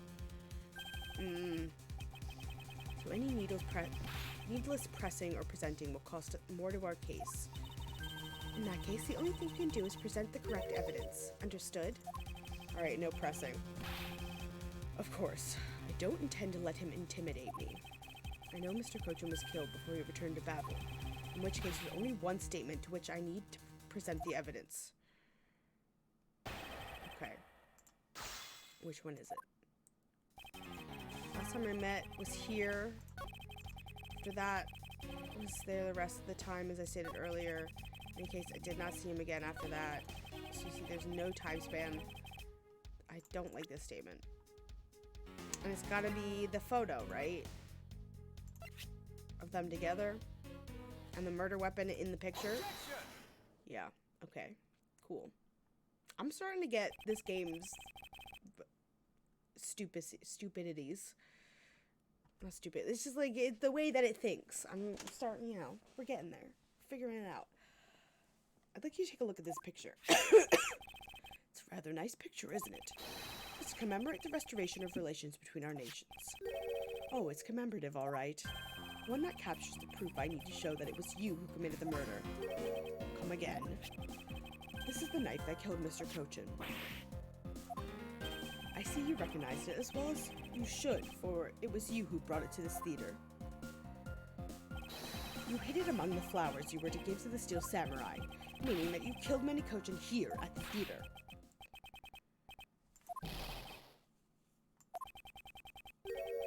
It's time for me to catch my flight. Objection! We're not through yet. Objection! It's game over for you, Mr. Edgeworth. But I thank you for the entertainment. No matter how passionately you orate, the end result will still be the same. I won't be returning to this country ever again. That's right. This man is an ambassador, and he has extraterritorial rights. No matter how hard we chase it after him, we won't be able to have him tried in court. Yes, that's exactly the face you should be making. The face of a worthless cur. Wow, that was harsh. Now then, ladies and gentlemen, I must bid you farewell. The courts.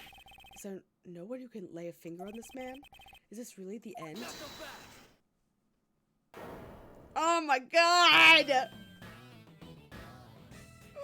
Look at him! Nico, look at your boy! I love this picture so much. He looks like such a dick in the best way. Oh my god. Sorry to keep you waiting, Mr. Prosecutor. It is! It is, Cody! Get out of my way. My plane is scheduled to take off soon. Sorry, but you're not going anywhere, Mr. Alba. I'm through playing games with you people. You can't touch me. If you do, you'll spark an international incident, Agent Lang. Sorry, but no, it wouldn't. What? Hey, Mr. Prosecutor. Good job holding the fort down until I got back. So, Mr. Alba, your diplomatic immunity has just been revoked. What do you mean, revoked? Spare me this nonsense and let me through. Knock him back. Langzy says before aiming for the throat to chew the neck shield off first. Okay. Interpol headquarters and the Imperial household of the Kingdom of Alabast took a while to get things rolling, but they finally moved on it. The Imperial household? You? What have you done? You have been relieved of your duties as ambassador, Mr. Alba. He's been fired. Fuck. Hell yeah.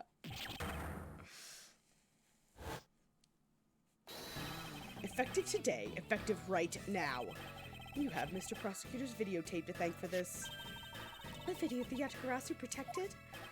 You can't be arrested simply because you're an ambassador. In that case, I thought I'd strip you of that title. You underestimated me, a descendant of the founder of detainment philosophy, Langzy. 4,000 years of deeply entrenched connections and networks around the world have really paid off. It can't be! I don't believe this! My ambassadorship has been revoked. Ha ha ha! Looks like you're finally coming to grips with your new standing. Woohoo! Looks like he's turned docile again. He's probably in shock from the loss of his shield. What a shame. I had so wanted to use my whip on him. Why is this happening to me? I'm just a hard-working, honest ambassador. Do you really think you can still pull that on us now? We've already ripped away the mask and seen you for who you really are, Mr. Alba.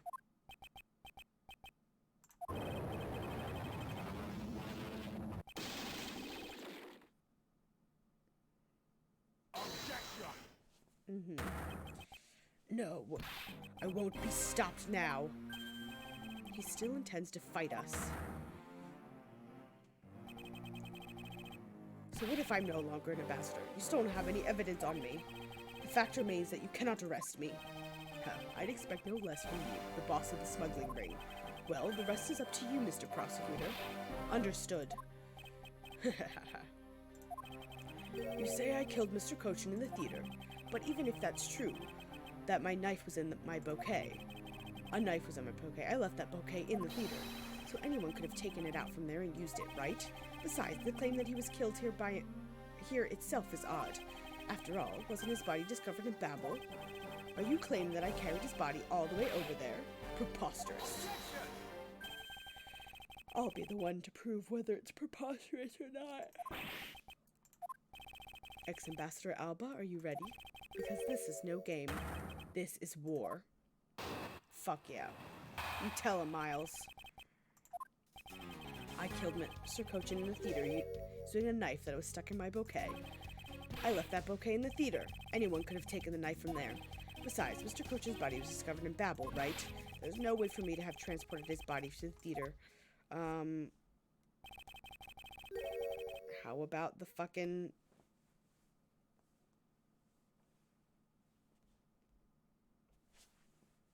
the rope thing? Whatever. Look, don't you think you've had enough fun with me? You've already stolen my ambassadorship from me. Would you have me surrender too? Not so fast. You have no plans to return to this country, isn't that right? Did you know that a bunch of your subordinates are seeking asylum because of you? As if I care. Hey, Mr. Prosecutor, boot this guy out of the embassy, and we can finally end everything. I know, I will give it my all to see that he leaves in handcuffs. Without the title of ambassador, he's just another witness. Yes, just another witness. All right, what are we waiting for? Let's get this guy. And get him good. I wonder if they understood that all they can do is present evidence to the testimony. Okay, let's see. Kill them in the theater using... Yeah. I left that bouquet in the theater. Anyone could have taken the knife from there. His body was discovered in Babel, right? There's no way for me to have transported his body. That is a lie! How about that lumpy-ass cart? Objection! I'm gonna get you, old man. Actually, I do believe there is a way to transport the body out of the theater. Perhaps you should give this a look. Get itchy. What is that supposed to be? It's footage from a security camera that captured the state of the immigration area. Should I congratulate you on getting your hands on it? Just letting you know that we're not the only ones watching your every movement. Thank you for the warning. Now, if you could take a good look at this section here. This lump inside the pushcart. Do you know what's causing it? Should I? Because I don't. In that case, allow me to enlighten you. This is the cause of the unnatural lump in the cloth, which his body, I assume. Take that! What is the meaning of this showing me that? To say the unnatural bulge in the pushcart is Mr. Kochin's body. You had the Steel Samurai wheel his body away from the real crime scene. What a guess! But I wonder if you have any evidence to support it. I admit that for now it is but a hypothesis, however. If you can't prove it, then I'm afraid I must be on my way. I don't have any more time to play with you people. Yes, you do. Gumshoe! Sorry I took so long. Oh god, that was not his voice. Sorry it took so long, Mr. Redgeworth, sir. Oh, look at him coming to save the day. Gummy? Detective Gumshoe, is that the Steel Samurai's pushcart? Yes, sir. I found it in the open air stage area. Oh my god. I just did like a southern thing there. So that's where you went. The detective spirit that Pops left with me. I thought I'd follow my gut and go with it, sir. So Mr. Edgeworth, is this worth anything to the case? Yes. It just might play a major role in solving this case, detective. The gang's all here, folks! But something isn't right. I thought the entire samurai family was in Alabast. Where exactly is the open-air stage? Did you find this pushcart? Found it just lying there at the edge of the stage, sir. Oh? Well, let's leave that for now and examine the inside, detective. Yes, sir!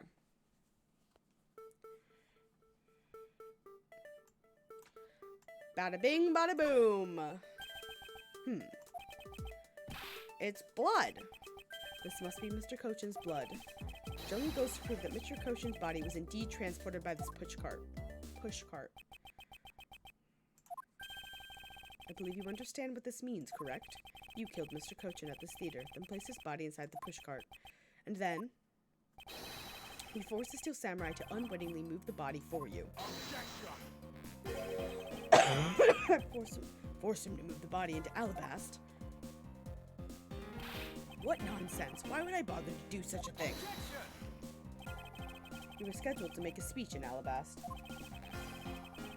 And it was difficult for you to make a stop in Babel. However, what if you moved the body into Alabast? Because it was your embassy.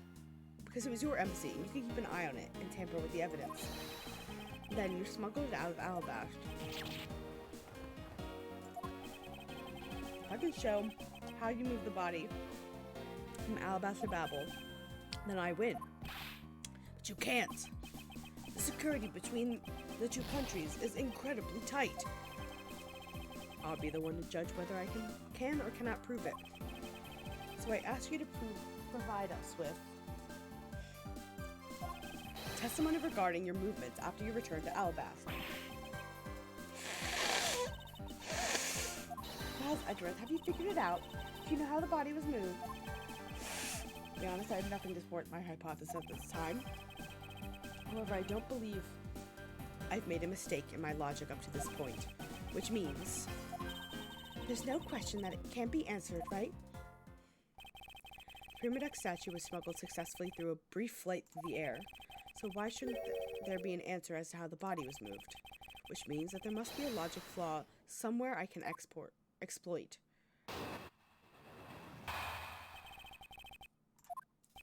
After I returned to Alabasta, I had my picture taken with the Steel Samurai shaking hands. Then, just as I was about to start my speech, the Yatagarasu appeared. I feared for the national treasure, so I raced back to my office. Is that all?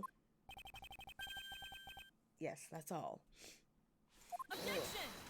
Blow my nose again. Hold on.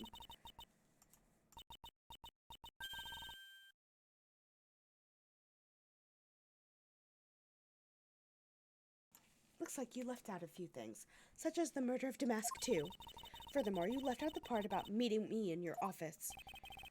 Those trifling matters. I don't believe I need to speak of those things again, alright? I do so hate to waste time. What? You. Is not every life precious? Do you really need me to answer that for you? People like you cannot be allowed to wander freely through society.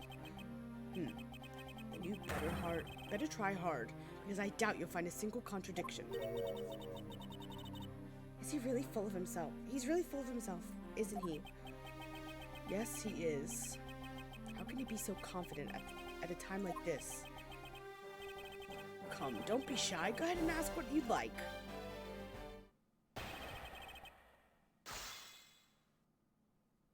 Right.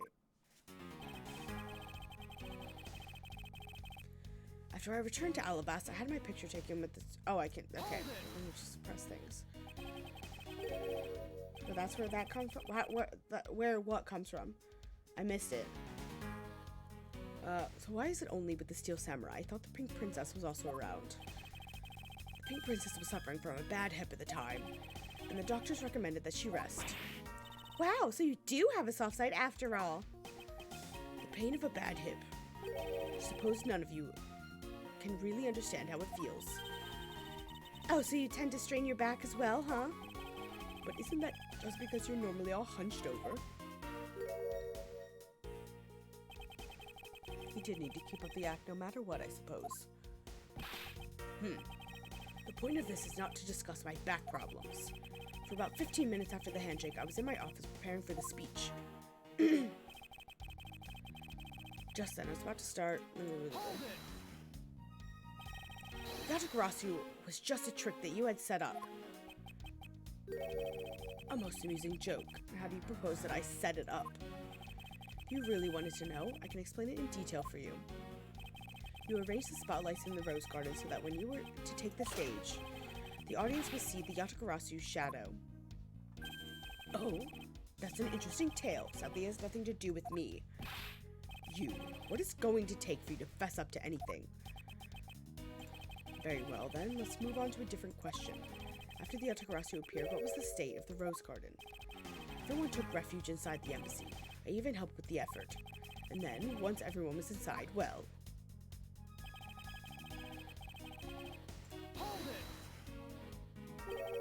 And what happened after you returned to your office? I don't want to keep on repeating this, however... Upon my return, I had that stroke of bad luck and bumped into Mask Man.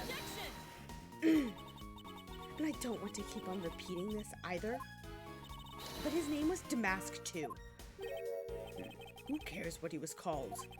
By the time he got to the Prima Duck statue that he was supposed to steal, it had already been swapped for the fake. Talk about an unlucky man being bludgeoned to death with a fake statue. Gross. laughing at his own murder.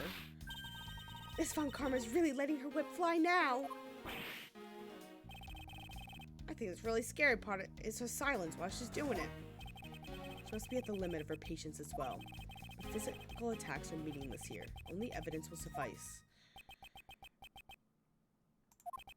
I can't find a single flaw in his argument. Oh, I didn't even let me go back. At this rate, I won't be able to prove that he is actually guilty of anything. Are we finished here? Miles Edgeworth, can you not come up with how the body was moved to Alabama? Somebody's gonna come flying in and be like, wait! Sir. Mr. Edgeworth! Even after proving so much, is he going to get away with it?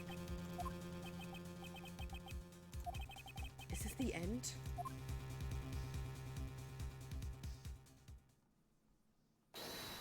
Yeah, what did I tell you? It appears we made it just in time. Oh my god! Would be a great honor if you allowed us to be your allies in battle. Evil magic. Oh god, what is her voice? Oh bag. Evil magistrate. It's time for you to pay. I can't get it right now. It's the Steel Samurai? No, you're mistaken, for I am Steel Samurai Daddy, married man of Nioh, Tokyo. And this is Pink Princess Mommy. Oh god, there she is. Edgy Poo. That helps. The two people I wanted to see the least. Now the gang's all here, folks. Larry, what are you two doing here? Way to show your gratitude, Edgy. We just wanted to help. Yeesh. I'm gonna get the bad guy with a single thrust of my samurai spear. Go away.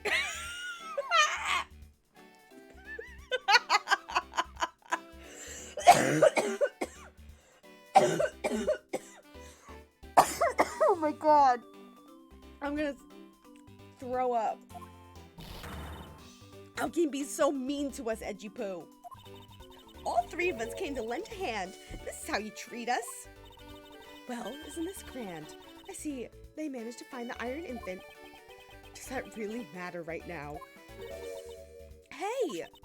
Is it just me, or is the Iron Infant completely soaked? Oh yeah. I found him in Babel, but he was in the middle of the pool. Wait a second. Larry, go back to what you just said. Huh? Oh, it appears that we made it. Not that far back. Something about finding the Iron Infant in Babel? And he found it in a pool? I don't recall there being one in Babel. Oh, that! Well, I was in Alabasta the whole time. So I have no idea how the Iron Infant wound up in Babel. I thought I lost him in the Rose Garden. But I guess maybe this cute kid gets... Oh my god, he was in the water that they used to put out the fire. Wait, what? Larry, you lost the Iron Infant in the Rose Garden. Are you sure about that? Yeah, I'm sure. But I found him in... That's enough, Larry. The Iron Infant that Larry lost managed to move between two countries. Furthermore, the Iron Infant was found soaked in the middle of a pool. This is what I've been looking for. It's another smuggling route between the countries. The key to the route the Iron Infant took is bilateral symmetry. That's right. This embassy was built with bilateral symmetry in mind. Detective Gumshoe. Yes, sir. There's a location I wish for you to examine post-haste. This is where I believe the route used to smuggle Mr. Cochin's body lies. Does something like that really exist, sir? Yes. See, built on the symmetry, meaning that this is where they needed to examine. Here. Take that. Yes, yes, sir. I'll be back before you know it. It's too late. It doesn't matter now what you do. It's all a waste of time. You will stay here with us and wait.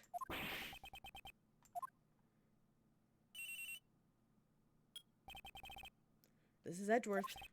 Mr. Redworth, it's here, sir! There's a reservoir here, just like in the rose garden. Just as I suspected. What is it?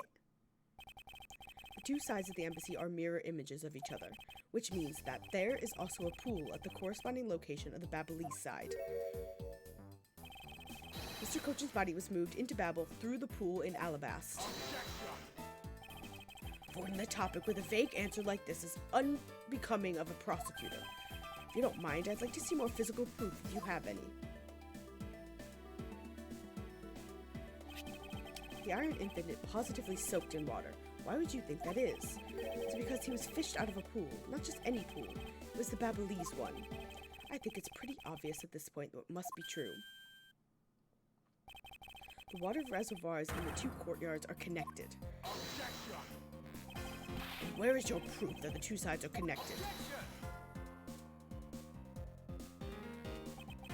The proof is right there before your eyes. The half-drowned Iron Infant. This blasted doll!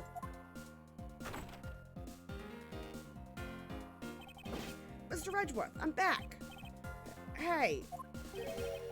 Don't tell me you guys figured everything out without me. We did, thanks to this hero of justice's son. Even if he's just a doll, he managed to outfoil the villain. Hey, Mr. Prosecutor, look, I don't want to say this, but it's kind of unlikely that the body just happened to have passed through to Babel.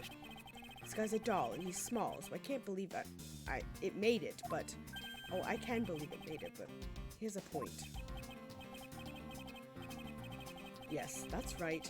I'm glad someone here understands. My dad is cooking chicken. I can like, smell it. Mr. Edgeworth, are you going to next propose that a dead body can swim through a pipe? You see, Mr. Prosecutor, our chase after this man is far from over. God, there's another part after this. I'm gonna scream. Agent Lang. Why is he helping Mr. Alba out now? He's not. He realized a flaw in my argument and is helping to move the logic along. In which case, I should return the favor and find an answer. And another thing. Mr. Coach's body was found in his office in Babel. So what happened to his body after it was transported to the open-air stage? Mr. Alba had an accomplice in Babel, remember? You mean Sheena, right? With her there, you can see how it was possible to move the body up to the office. Am I gonna sleep in? Probably. Are you gonna seriously claim that she swam through the connecting pipe with the body? He's right, Miss Sheena would drown if she did that.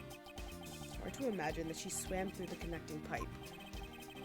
Looks like your hypothesis about how the body would move is still only half-baked. In the end, it's all just befuddled musings of an accusatory man. No, the fucking fires! They were drawing water. Now then, I believe you should give up and allow me passage. Because from the start, there was no feasible method of transporting the body. No, that's not fucking true. Mr. Prosecutor, recall Sheena's movements. What was happening in the embassy around the time Miss Sheena was in Babel? Oh, if there was only a way to get rid of water in the pool. Get rid of the water. It's the fires, guys! Now, I believe this time we really are done, right? Fortunately for you, it's far from over, Mr. Alba. You're the most persistent man. Are you saying that you thought of a way to move the body through the water? Move the body through the water? That is completely unrelated to how it was done. Excuse me?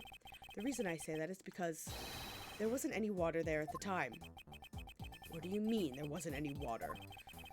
Just what it sounds like. Tonight's events made it possible to drain the water, allowing the body... The fucking fires, y'all! Take that! Tonight, the Yatakarasu set fire to a variety of locations in the Babylese embassy. In order to put the fires out, much of the reservoir's water was used. Of course, when the water was used, the reservoir's water level went down. If enough water was drained, the connecting pipes could be used to traverse the border. So what? The water level went down, the reservoirs were connected. Does any of this matter? You can't prove any of this. Pretending to be ignorant won't work with me. We both know what kind of situation we're in right now. Even in a game, there comes a critical game-changing moment. A moment in which you hit a wall that you must overcome in order to beat the game. I haven't lost yet. I found the route you use to smuggle the body, and that route will lead to your defeat. Even if all the water was used by the firefighting effort, you still can't really call it a smuggling route. I know that. I should have figured out that you would notice. Hey, Mr. Alba, how deep are those pools anyway? I'll have you know, those pools are extremely deep. And there's no ladders or footholds along the walls either. It would be difficult for Sheena to hold the body up and climb out of the pool. Ladders or footholds along the walls?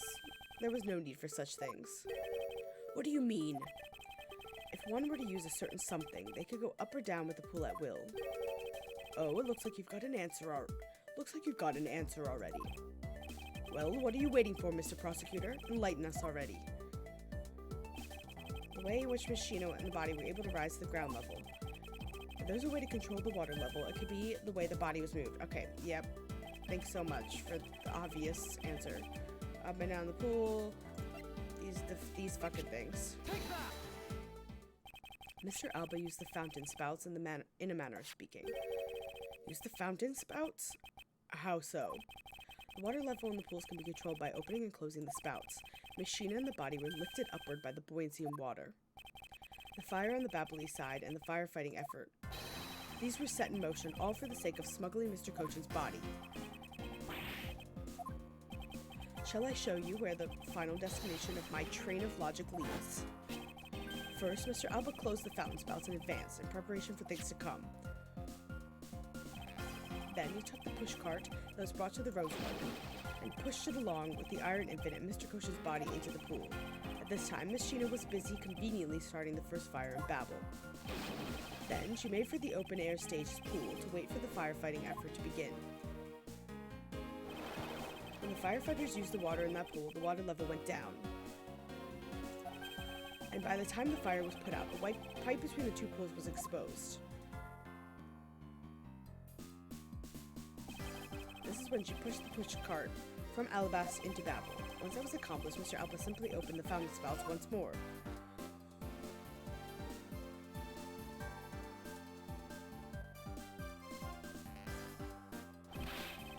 The water level rose to its original level, along with Miss Sheena and the body.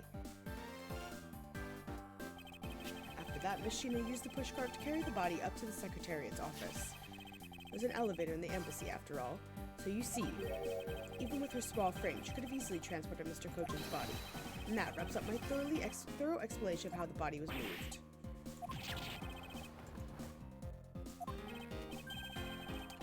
Ex-Ambassador Alba, what do you think? Not so untouchable without your precious extraterritorial rights to protect you, are you? I knew you could do it, Mr. Edgeworth. Way to fight back!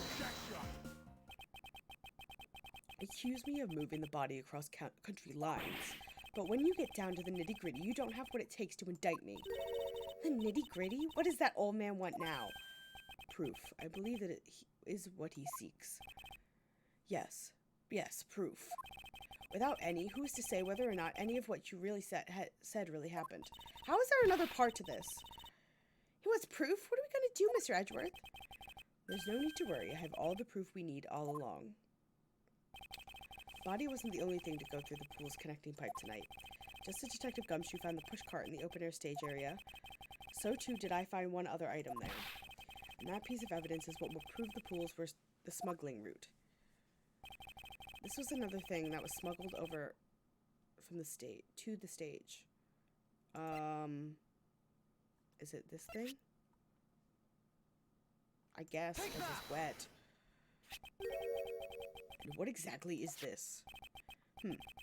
You have no idea, do you? It's a little piece that I found on the Babali side that would be your undoing. A guitar pick? Why would you care to explain what is going on to do me in, as it were? Much to your chagrin, perhaps, this is not a guitar pick. What? This is something I found at the open-air stage, which was transported with the body. I naturally assumed that you would recognize it since you took a photo with it after all. But since you don't, allow me to fill you in what I found the stage actually belongs to.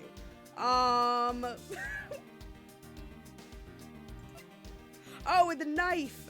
It's the part of the knife that was missing! Oh my gosh. Let's take a good look at the murder weapon that was used to kill Manny Cochin. It's a knife. On the handle of this knife is a beautifully blooming flower. However, it would appear that it's missing a single petal. Now let's see what happens when we try to fit this pick in that open slot. It's a perfect fit! I assume the petal must have fallen off of the flower during Mr. Cochin's murder, and then it was accidentally placed into the pushcart along with Mr. Cochin's body. It's an interesting story, nothing more. Oh, I assure you, it's more than just a story. As for some odd reason, the flower petal was wet when I found it. It was wet, you say? Yes, and the only place it could have gotten wet from is the open-air stage's pool. Now I ask you, how did a part of the weapon, which was smuggled into the theater, wind up in the open-air stage area of the babbly side of the... Blah, blah, blah. I don't need to waste any words explaining this, as this petal explains it all for me. Proves that someone went from the Rose Garden's pool through to Babel.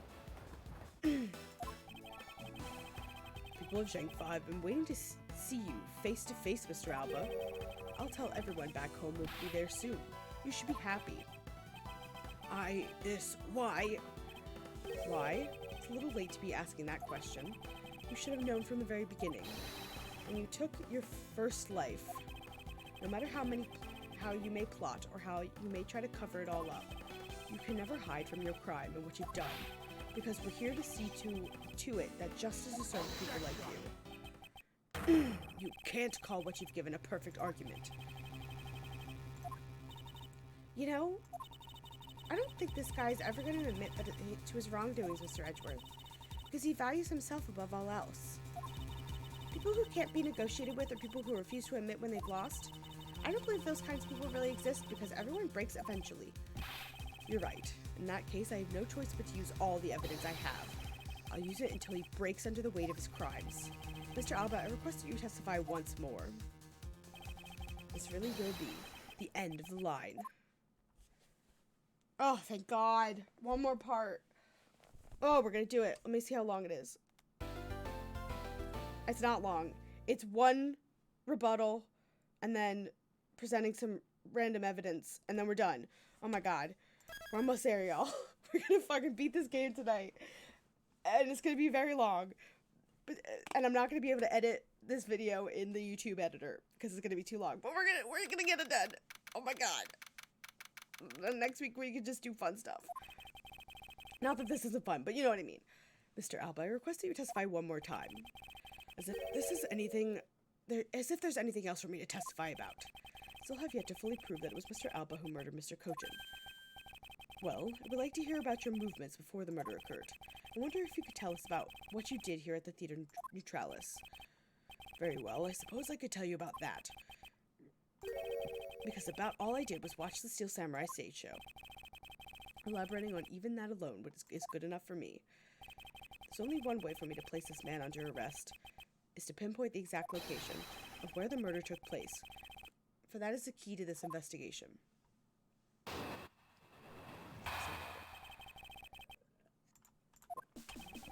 I watched from the last row. The stage was well lit, but it was dark out in the audience. I swear it was there in the audience, but it's hard to prove that, I suppose. I do remember the contents of the show very well, though. Is that proof enough for you? These moving scenes were seared into this old man's heart. I'll never forget them. Jeez. So you were in the theater proper, watching the Steel Samurai stage show, were you? Of course I was. I had great fondness for the Steel Samurai. Yeah, I was pretty cool up there, wasn't I? You're not the one who was cool. It's the Steel Samurai who was cool. Edgeworth, you fucking nerd. Yeah, the Steel Samurai's special finishing move today was really something, huh? Hey, Edgy, who is she? Who is this super cute girl? Oh my God, she's like 15. She's been standing there the whole time, and only now he notices her? Her name is Kay Faraday, and she's helping me in my investigation. Sorry I didn't get to introduce myself, but better late than never. She is like a child. 17. Okay, still. Fuck off, dude. How old is he? I can't remember. He's the same age as them. Fucking 25. Fuck off, dude. Back off. Yeah, it's okay. I'm Larry Butts.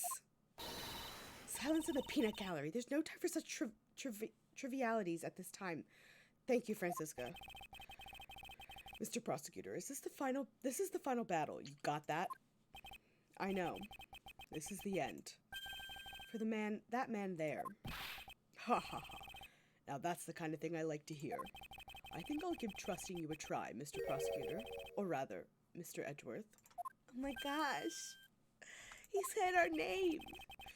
I leave this critical battle up to you, Mr. Edgeworth. Have no fear. I will finish the job. This is really the end game. The time has come to expose every last one of Mr. Alba's lies. Happily. Alright.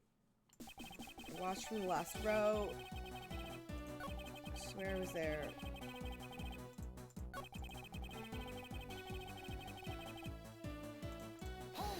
Tell me the contents. Very well, I remember the contents of the show as well myself. That's nice. That's nice. Miles Edgeworth, don't allow yourself to be riled up by him at this important juncture. I wasn't planning to let him. Well, if you ask me, I think I'm the biggest Steel Samurai expert around here. And didn't you think the climactic scene of today's show was just totally awesome? Yes, I remember that well. That spectacular special move. The way you delivered the final blow against the evil magistrate. Early summer rain jab. Oh, that scene will live on in my heart forever. Is that how it went? I totally forgot about that. How can you forget your own special moves? That's the special attack the Steel Samurai uses when he is using the samurai spear. Yes, today was the first time they showed it off, was it not? If I hadn't watched the show, then how could I answer you with the name of the move? I suppose you are correct, but if you could please elaborate on this point for me. I've never before seen an early summer rain jab move.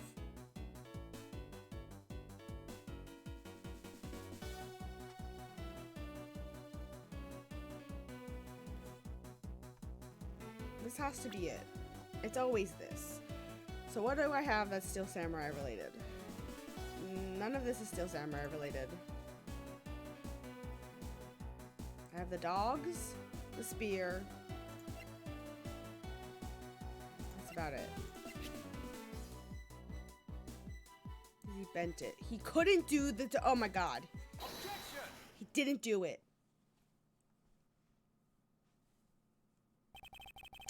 Special move today. The early summer rain jab? Is that your final answer? Objection!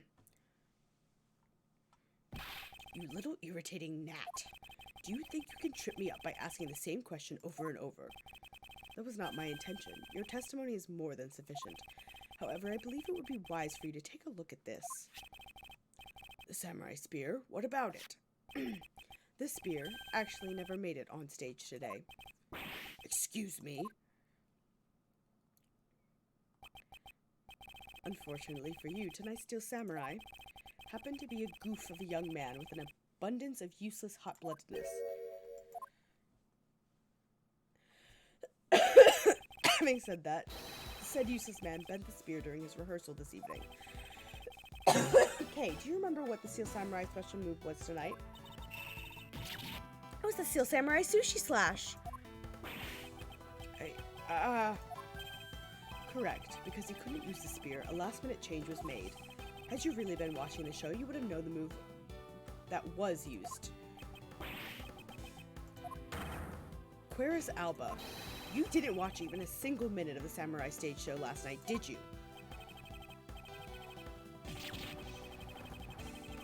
Yes, great. Aha, so if he wasn't watching the show tonight, then it opens up the possibility that he was busy killing Mr. Kochin instead. So where were you during the show? I demand an answer now.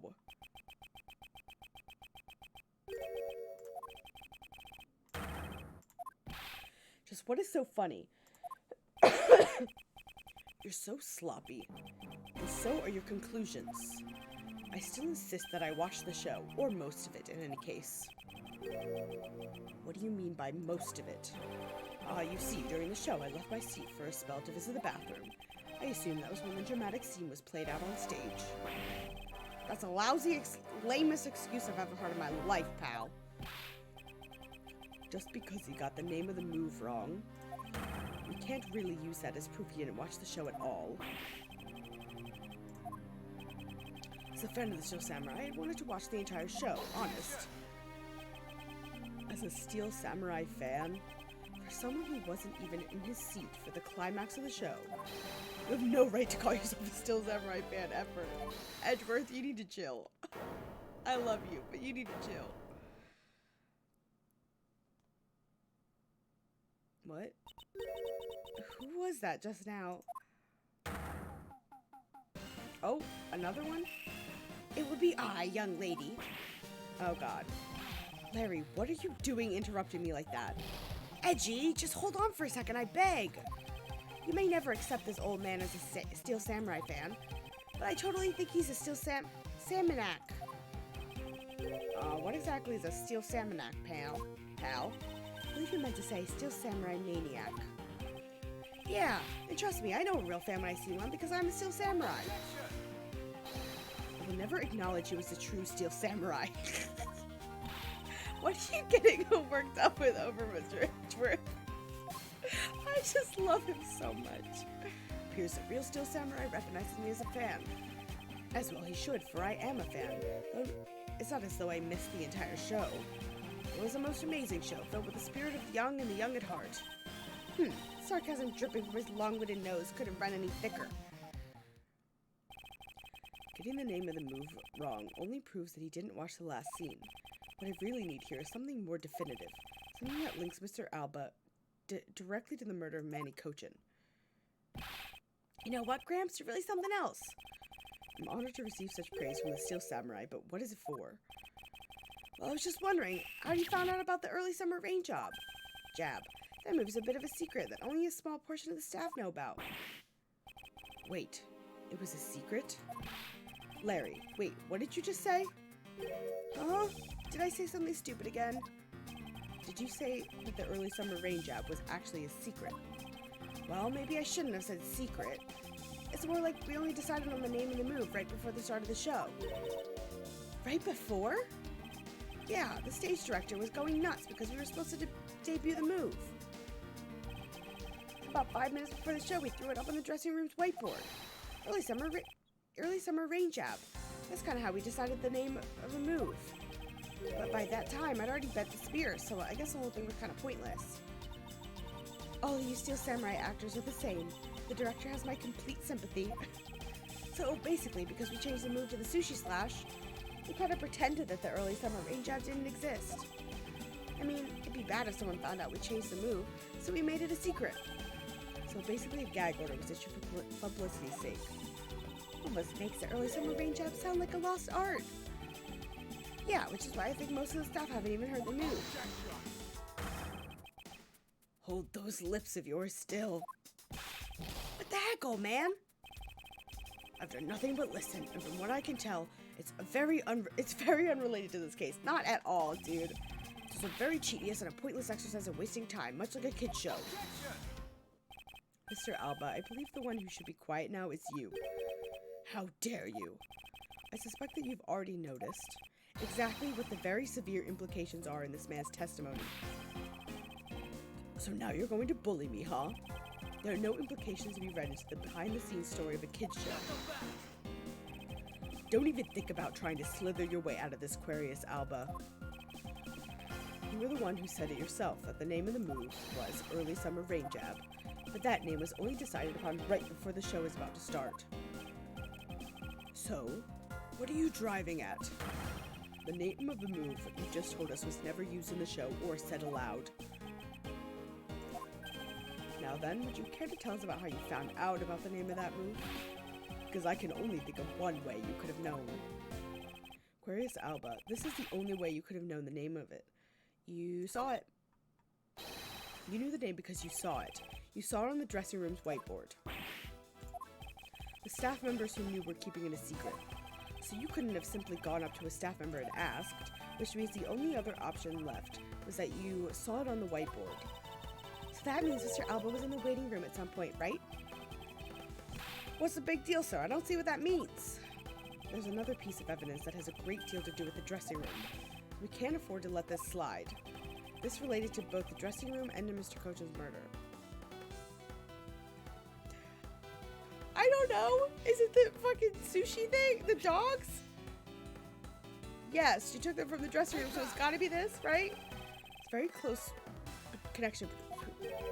Oh, damn it. It's not this. What is it? Yeah. I get it. I fucked up. I get it. What is it? What else do I have that's samurai related? It's you. It's not that. Oh my god, it's the fucking push cart. The push cart would have been back there. Obviously. Dumbass. The push cart that was used to move the body was right there in the dressing room. During the show, the push cart awaited its turn to be pushed on stage in the dressing room. It was finally pushed there along with the Iron Infant in the last scene of the show. And then, right after the show ended, it went into Alabasta along with the Steel Samurai. Which means that the only time the killer could have placed the body inside the pushcart was when the pushcart was in the dressing room backstage. So basically, the killer has to be someone who visited the dressing room during the show. Precisely. Those hot dogs are going to come into play somehow. Oh, but wait, what if... And this is just a what if. What if the murder didn't take place in the dressing room? What do you mean, Kay? I have to admit, she brings up a valid possibility. During the show, the dressing room was supposed to be devoid of people. Anyone going into the private dressing room would stand out like a sore thumb. But despite that, the killer still managed to move the body with the pushcart. Correct. It was because of the setup of the theater's dressing room. That would be the ideal location for the murder of Manny Kochan. Where's Alba? During the show, you went down to the dressing room. I want to know why. Yes. Yes, I was there. I went into the dressing room.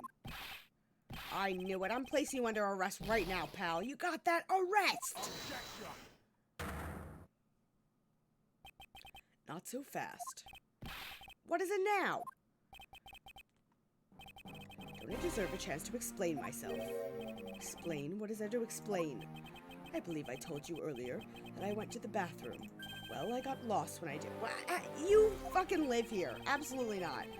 Wanting to ask for directions when I opened the dressing room door, no one was inside.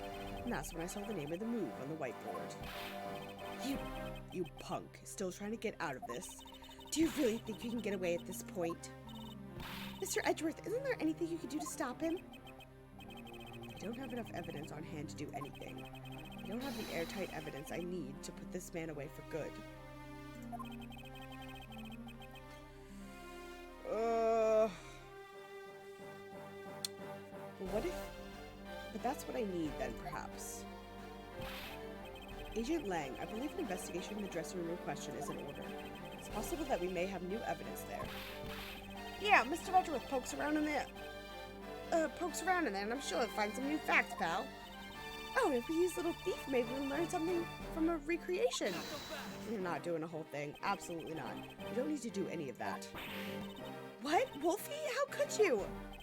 I'm not saying this to be mean. It's just that we've already searched there. My men really are something else. And they found nothing?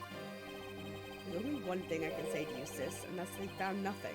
That's it. Oh, this music is loud. I guess you're right. If they had found something, they would have reported it to us. Couldn't find anything because there was nothing there to find. If there's no info to feed into Little Thief, then I can't do much to help either. Is this the end? The murder took place in this theater, which is not protected under extraterritorial rights. And the fact that it was Mr. Alba himself who committed the murder. If I can't prove both statements to be true, Mr. Alba walks away as a free man. Is there no other courses of action left to us? It appears that your hand of cards has turned out to be a bust. Now, if you'll excuse me, because of you people, I missed my flight. Now I must make haste to arrange for a new one. Which... Who is it this time? Oh my god! Hold it right there, you whippersnappers. First Larry, and now you. What is it with that scary monster-like scowl on your face, Edgy Poo? Yeah, she was the last one. Don't treat me like I'm some sort of nuisance.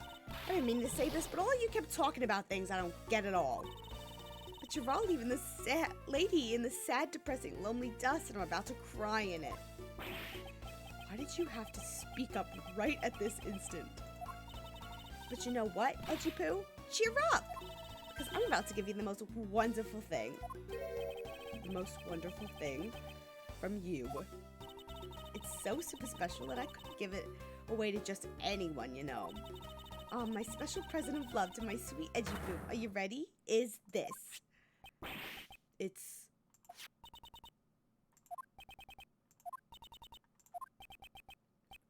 a box of those samurai dogs, right?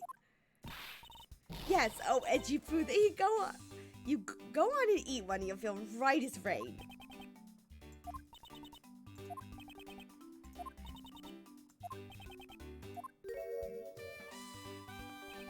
Are we through here? Why did everyone get so quiet all of a sudden? Edgy Poo, tell me you understand the depths of this lady's love for you. I'm not one to hand out snacks willy-nilly, you know. No, sir. Thought occurred to me that maybe it'd be good if I fed you. You were nice and full, and one day my dream to serve for my own homemade food, the desire every woman makes so their beloved never goes hungry. Oh my god. Oh, bag, this is not the time. I'm sure this is going to be helpful, but like... Mr. Edgeworth, can't you do anything about her? There's no power on earth that can force that woman into silence. Oh my god. I'm so sick and tired of it. All you people do is look down on me. Even this box of samurai dogs pay me for a fool. It has a special design on it. It's a fan. It's like a Japanese flag, so I thought it was special. When I ate one, it tasted like all the rest. Oh, it made me so mad. Wait, a special box with a Hinomaru-like fan on it. Never heard of such a piece of merchandise existing before. However, there it is. The red rising sun on this fan is filled in. Is it possible? Could it be? After the show, the samurai dogs were piled up on the dressing room floor. However, there's no such thing as a rising sun dog. Okay. This contradiction... Yeah, did the blood just perfectly fill in only that one spot? Something that should not exist and yet does. The rays of the sun... Oh, my nose is like itching me. Rays from this rising sun may be just what we needed to point us in the right direction.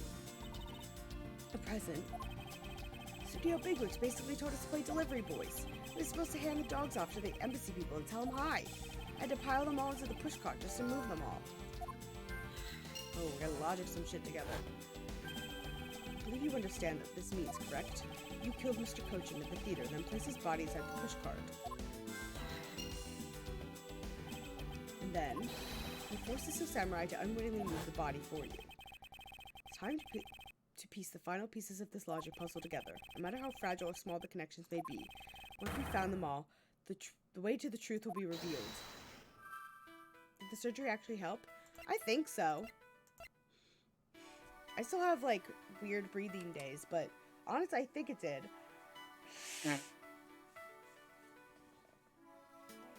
I don't know. I'm still stuffy, but I think that's just going to be a thing that afflicts me my whole life. Alright, which one is it?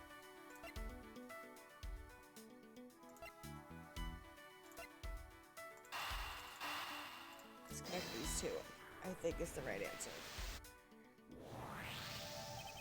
The killer used the pushcart to transport the body, which means that they had to remove the samurai dogs from within first. Therefore, the samurai dogs were piled up on the dressing room floor, and most likely taken out of the pushcart by the killer.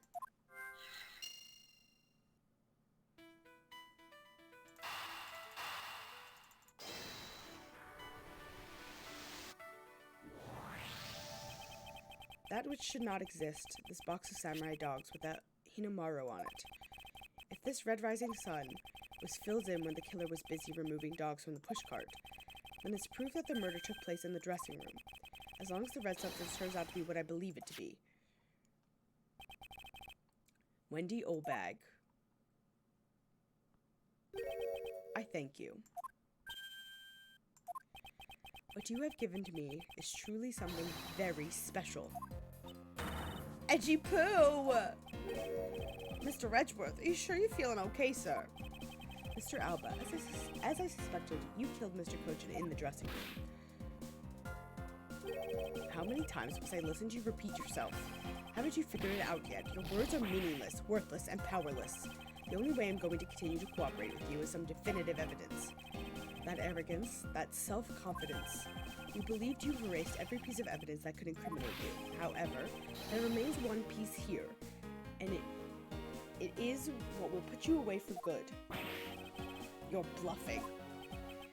Oh, hey, Mr. Prosecutor. Sounds like you finally found them. You found the fangs we need to go after this guy's jugular. So tell us, what about this box of samurai dogs is going to put the old man away? The trace evidence that will bring him down? Why? It's here, of course. Oh my god, they're gonna make me fucking...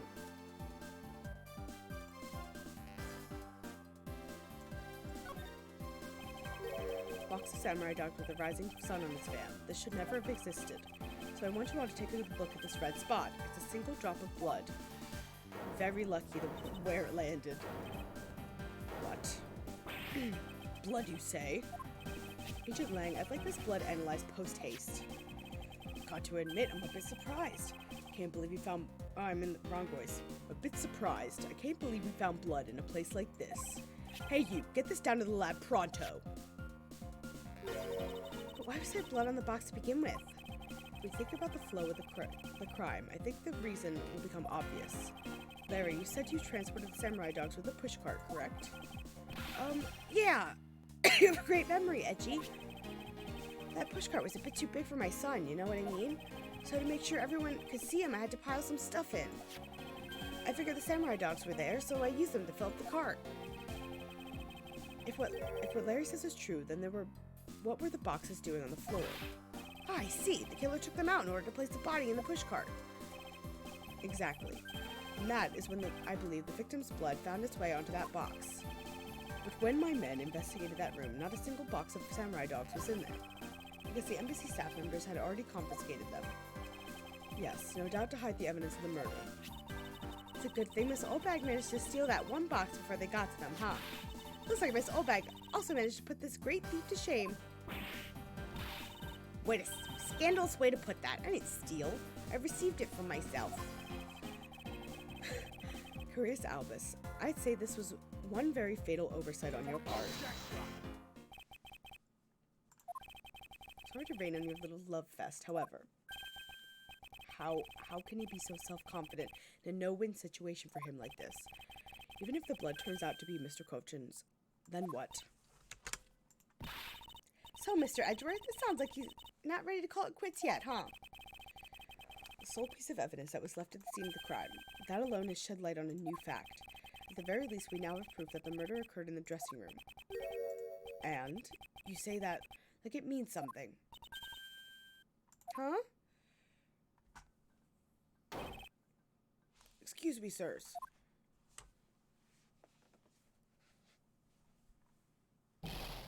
Report. Report. What are the results of the analysis? Sir, the analysis came back and confirmed that the red substance is blood. I knew it. With this, Quarius Alba. Mr. Edgeworth, I wonder if you might humor my question. Your question? The one from before, or have you forgotten? Even if that is Mr. Cochin's blood, what difference would it make? Like we already told you, it proves that the crime scene was that dressing room. But it doesn't prove that I am your killer, does it? That's a very good point. The blood in the box doesn't prove that Mr. Alba is the killer. Then, this evidence, it's meaningless. That can't be. We were so close, sir. want to smack that smug look off his face. Come on, there's got to be something else we could do.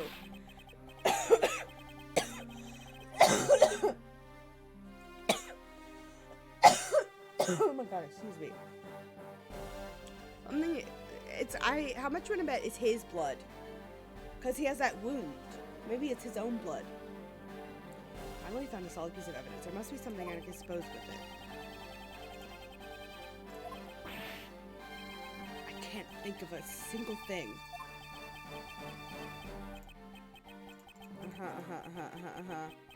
Can we hurry up? Now, if you'll excuse me, I'll be on my way.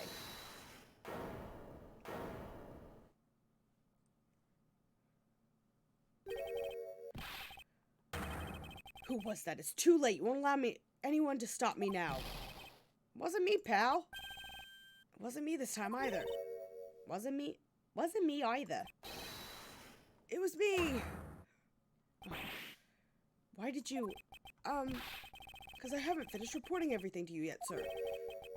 There's more? What? Hurry up and spit it out. Yes, sir. That blood I mentioned. It's not the same blood as the victim's blood. No. What? What do you mean it's not the same type? You mean it's not the victim's blood? If it isn't his, then who the hell's is it? I don't know, sir. All I know is it's not the same blood type as the victim, sir.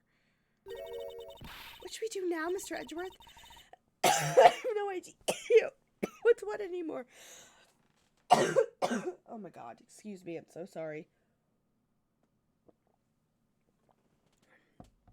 Ow. Neither do I. What an amusing turn of events. That blood drop proves something to be true, alright? Namely my words. And which of those words would it be? The ones where I said your words are meaningless, worthless, and powerless. That blood has nothing to do with the murder investigation whatsoever. You never mind you that the blood got onto that box long before it entered my embassy. What sort of nonsense? Yeah, it's blood, pal. There's no way it's not related to the murder. So we'd like to believe. What if someone preparing the samurai dogs had a small nosebleed? Then what? I guess that's possible. Damn it. Have we been wasting our time on a red herring? The blood doesn't belong to anyone connected to the case. That should be clue enough. Where's Alba, you bastard? Silence. Don't you ever address me with such a filthy word again. I've wasted enough time here with you. And you have your answers. Now let me through. No. Doesn't matter where you run off to, you'll never escape me. Someday I'll have the satisfaction of sinking my fangs into you. You'll see. And all of Interpol will be behind me, working to see to it that day comes. Do you know what your words sound like to me? They sound like the whinings of a pathetic loser of a mutt.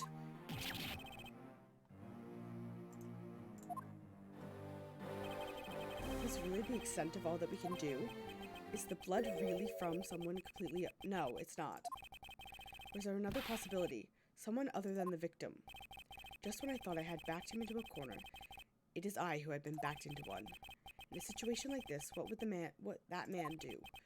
What would he, who could turn any desperate situation around, do? Turn it around. That's it. I must turn my way of thinking around.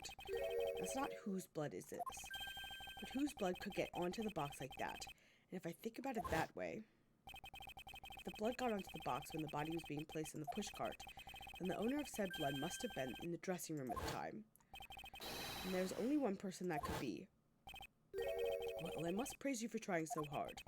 It's because of you kids that I was removed from center stage and will be forced to live out the rest of my life in the shadows, unfortunately. But it's not a total loss, as the underworld will allow me more freedom than you'll ever know. Freedom like what the raven feels as it flies through the dark night sky. You can't lay a finger on me, not now or ever. The arm of the law is powerless before me. Objection! Not fucking true. Stop gloating, you little piece of shit. Powerless, is it? I wouldn't be so sure of that if I were you. What do you mean? Allow me to describe to you one word. Pitiful. Pitiful? How so? Where's Alba? Your wings were clipped long ago. And for someone who was trying to fly away on them without noticing that fact, pitiful is the perfect word that describes you. Mere words. What do you mean by his wings are clipped, Mr. Edgeworth? Just what you think it means, Kay. We have already caught him in our trap a while back, with an incredibly powerful, definitive piece of evidence. First, Mr. Prosecutor, care to speak in English? What are you talking about? What piece of evidence? The piece I speak of is, of course, this drop of blood. But we know it's not from the victim. I don't see how it remains relevant to the case at all. Miss Von Karma, I believe that is exactly why it's very important to the case. And the part that is the most important is the fact that it's not the victim's blood. You're looking a little pale. Good, and I believe you are already aware of what I mean. And you know whose blood belongs to? Of course I do. This piece of evidence is the irrefutable proof that it will stop the killer in its tracks. The blood that soiled this box of the samurai dogs belongs to this person. Where is he?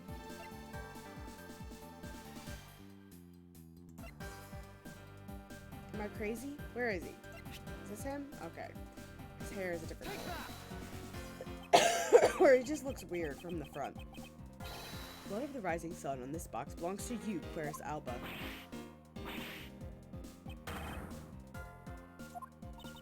Why is his blood on the box of samurai dogs? Not even a victim. Blood fell into the box when Mr. Kojin's body was being loaded into the pushcart. At the time, the only two people in the dressing room were the victim and his killer. So that's what you mean. If the victim blood doesn't belong to the victim. Oh my god, I'm having a stroke. And there's only one other person it could belong to. Yes, and that person is the murderer himself. It's the only logical conclusion. Mr. Kojin was the one who was stabbed, sir. Why would Mr. Alba have been the one who was bleeding? What if during the murder, Mr. Kojin had fought back? You mean if before Mr. Alba could kill him, Mr. Kojin managed to wound Mr. Alba? Yes, I believe that we have a piece of evidence that proves that he was bleeding then. This is also great because it completely negates the idea that he was in self-defense, killing, what's it called? The, Damask 2. So now he gets 2 full-on murder charges. Mr. Alba, you bear on your body a great wound. That was from when Damask 2 attacked me with a pair of scissors. Yeah, that happened way after in the dressing room. Or way after the dressing room. But is that what really happened? You can manufacture a weapon by smearing blood on it, so I can't just accept that as fact. Shall we try a test, Mr. Alba? See if the shape of your wound matches the scissors. You really are something else, Mr. Edgeworth. You don't let a single thing slip by you, no matter how insignificant the possibility. No one to talk, Mr. Alba. You've managed to get the law the slip for 10 years as the smuggling ring's leader.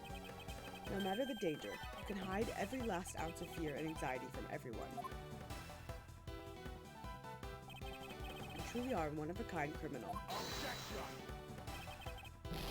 I am the master of my fear.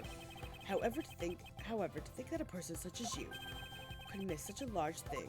Do you believe I've overlooked something? You said that my wound was caused by Mr. Kojin, and that it was caused here in one of the theater's dressing rooms, right? Yes, that is correct.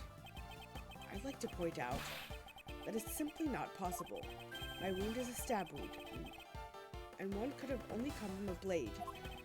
I wonder where you would propose that such a weapon came from. This theater is packed with security guards. It would have been impossible for anyone to come into this area with a weapon of any sort.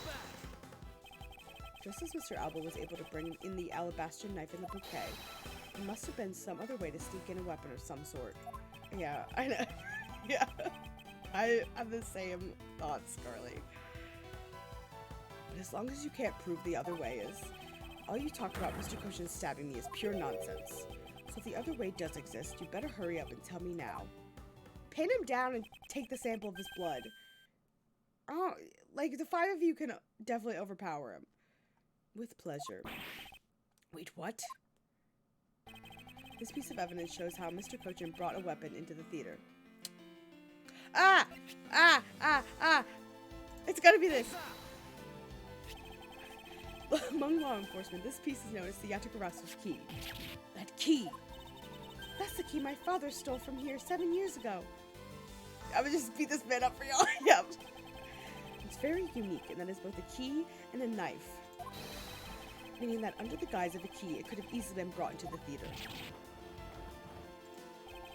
You couldn't dispose of the knife that stabbed you. Therefore, you wiped off the blood and placed it back in Mr. Cochin's pocket. After all, the key itself opens the safe in his office. And inside that safe, there was a document about Kodokan papers signed by Mr. Cochin. In order to make it look like Mr. Cochin died as the leader of the smuggling ring, you had to make it so the police were the ones who opened the office safe. All that hard work to save yourself only served to destroy you in the end. Shall we try matching this knife's blade with your wound, Mr. Querus Alba? Are we finally done? Are we finally done? I swear to God, if this man says, well, actually, one more time, I'm gonna jump through this computer and fucking wring his neck myself. And that is when some may call the coup de grace. Impossible. You can't take me down. Swine, all of you. Especially Manny Cochin. All because of that man's betrayal. He sought to steal control of the smuggling ring from me by removing me as ambassador, which is why he deserved to die while bearing the guilt for all my crimes for me. That's why I sent out the Yatakarasu's card and how the incident was born. Thank God he's just confessing. Manny was supposed to be the smuggling ring's leader who was killed by the Yatakarasu. But I had yet another reason, yet another story that was supposed to play out. Manny's death was supposed to bring everything to a close. I would have gotten away with it too if it weren't for you meddling prosecutors. Mr. Alba, I'm afraid there is one more question I forgot to ask. This country's or Alabast's, which country's court would you like to face first? Either way, it's game over for you.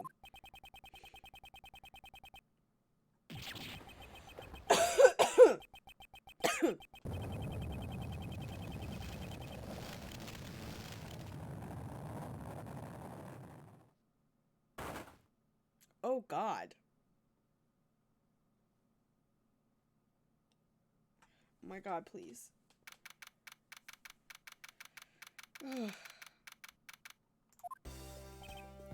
Phew, this is it, the big day. Mr. Alba's trial today. Next week, he's scheduled to stand trial in his own country in Alabast. Francisca's heading that one. I suspect she'll be serving a full court of whiplashes at it. How are to face Miss Von Karma in court right after facing you, sir? I don't even want to think about what that would be like. I caught a glimpse of Mr. Alba as he was being escorted into the courthouse. And boy, he looked about as glum as I do the day before I get my monthly paycheck. You know, I've been thinking. That flight attendant and even Mr. Portsman were all Alba's secret agents. Correct. That smuggling ring was the common thread between all of the incidents. Cammy Mealy was to provide her support during smuggling ops, using her job as an attendant. And Mr. Portsman was to manipulate trials related to the ring to end in their favor. I fly airlines and even the prosecutor's office. No one was safe from the smuggling ring, huh, son? I suspect there's even more members of this ring spread throughout the world. Yeah, sounds like such a big op I can't even begin to imagine what it's like.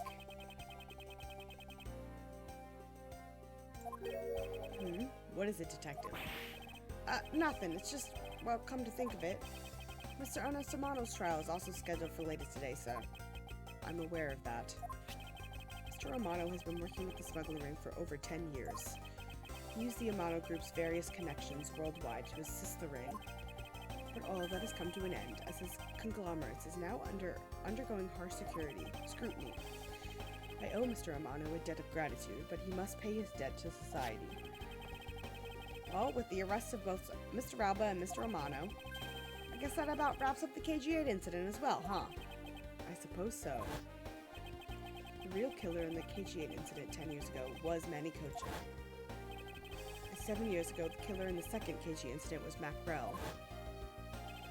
Those two facts are unshakable truths. However, it seems that a lot of effort was put into hiding these and other truths from us. I will expose it all at the trials today. You're solving cases left and right today, sir. Aren't you, sir? CCU and Deed Man. Perhaps now, these two brave souls who tried to make the truth known can rest in peace. By the way, I received some gifts from Ambassador Polino. Shrimp, crab, beef. I don't eat any of these, so I'm giving them to you. What? Seriously, sir? Wait, actually, I don't think I want them anymore. The way you're holding them. Don't tell me they're just coupons, sir. Detective Gumshoe, have you not read the paper recently? Ever since the two countries became Cardopia again, its economy has changed. Really? It seems Ambassador Polano has reaped a few benefits from his own from it. He's been announced as the official ambassador of the newly reunified Cardopia. Ah, but what a pity. Even though every item he sent is a treasure, you don't seem at all that interested. Well, if you don't want them, I can give them to my lovely assistant. Oh my god, is this Francesca? I can give them to my lovely assistant, Kay. Wait, that's not what I said. Mr. Edgeworth, let me have them, sir. Actually, come to think of it, where is Kay? How come she's still not here? Oh, that was just Kay talking. Hey, you gotta be more alert than that. I can't believe you didn't notice. I was even mimicking Mr. Edgeworth's voice for a bit. Okay, that's what happened. I totally didn't notice or realize that voice was you. Langsy says, ferocious love blooms with each new spring. Agent Lang, a pleasant surprise to see you here. It's been a long time since I set foot in the courthouse, but I wasn't going to miss watching the guy who screwed up my country finally get what's coming to him. Well, that and something else. I wanted to see you in action in court. Is that so, Agent Lang? We flushed out all the counterfeit bills, so Zhang Fa is finally at peace again. And it's all thanks to you. So I just want to say, thanks. Wow, I never thought I'd see the day old Wolfie says thanks to Mr. Edgeworth. I should be the one thanking you, Agent Lang. If you hadn't negated Mr. Alba's extraterritorial rights, I would not have been able to bring him to trial. I believe the victory belongs to the both of us in this case. Shared victory, huh? Look, don't get me wrong. I'll still never forgive you prosecutors. Gay! I have zero interest in that truth thing you talk about in court. Carly, I'm telling you, the whole time there's been a voice just in the back of my head going, they're gay, they're dating and in love and gay, and gay, and I've been ignoring it this whole time. They're both attracted to each other. I mean, Phoenix and Miles are the ones actually in love, but these two are definitely having some kind of tryst. I've always done things my own way, and that's not about to change. You got that? I see. Well, I believe you should follow your own creed when you do your job. Yeah, and if there's ever someone your precious truth can't catch, feel free to sit around and cry about it all you want. But as for me, I'm going to get that person no matter what. Alright. It's about time for the trial to start. I will see you later. I'll be watching your performance from the gallery. I'm looking forward to this. I prepared a whole ton of ticket tape for today's victory, sir. I'll help throw some around when Mr. Edgeworth wins. Hope you've got enough, because I'm going to go call my men up as well. A modest amount of ticker tape goes a long way. Oh my god, we've finally done. The scene shifts to the courtroom, and the final act of this long tale begins. The legend of the great thief Yatagarasu. It's the story of those who chose to dedicate their lives to the pursuit of justice. Prosecutors are those who seek a guilty verdict for the defendants they need. And in the end, you have no choice but to win by any means necessary. The creed was forced on me since I was very young. However, I no longer think that is all we prosecutors are. That is because...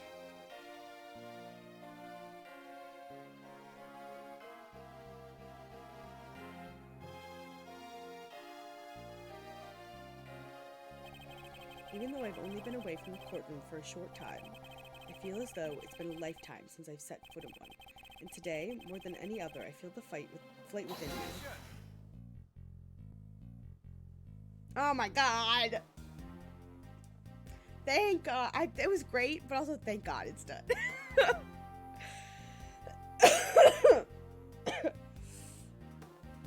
That was good. That was different. I'm really into Mr. Edgeworth's debt for the other day. Thanks to him, I'm still free to serve in the friendly blue skies. Oh, so about my suitcases? I've been selling them on the internet, and they've become a real sensation. Thanks to the praise that the art world has lavished on my work, I'm being truly postmodern. The airline has chosen me to design their new line of iFly jumbo jets. Just think, someday you'll be able to take a ride in my pink-walled, yellow-seated jet. Oh my god.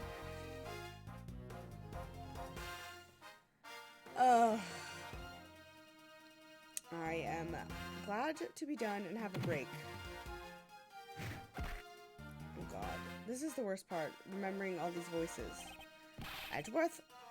That rudeness of man. Because of him, my time and money's wasted. More importantly, poor Tinseler. The Phantasm, I don't care. The Prima Dye statue of the Principality of Cadopia. It weighs a bit light in my hands, but the Ambassador Polano is most generous.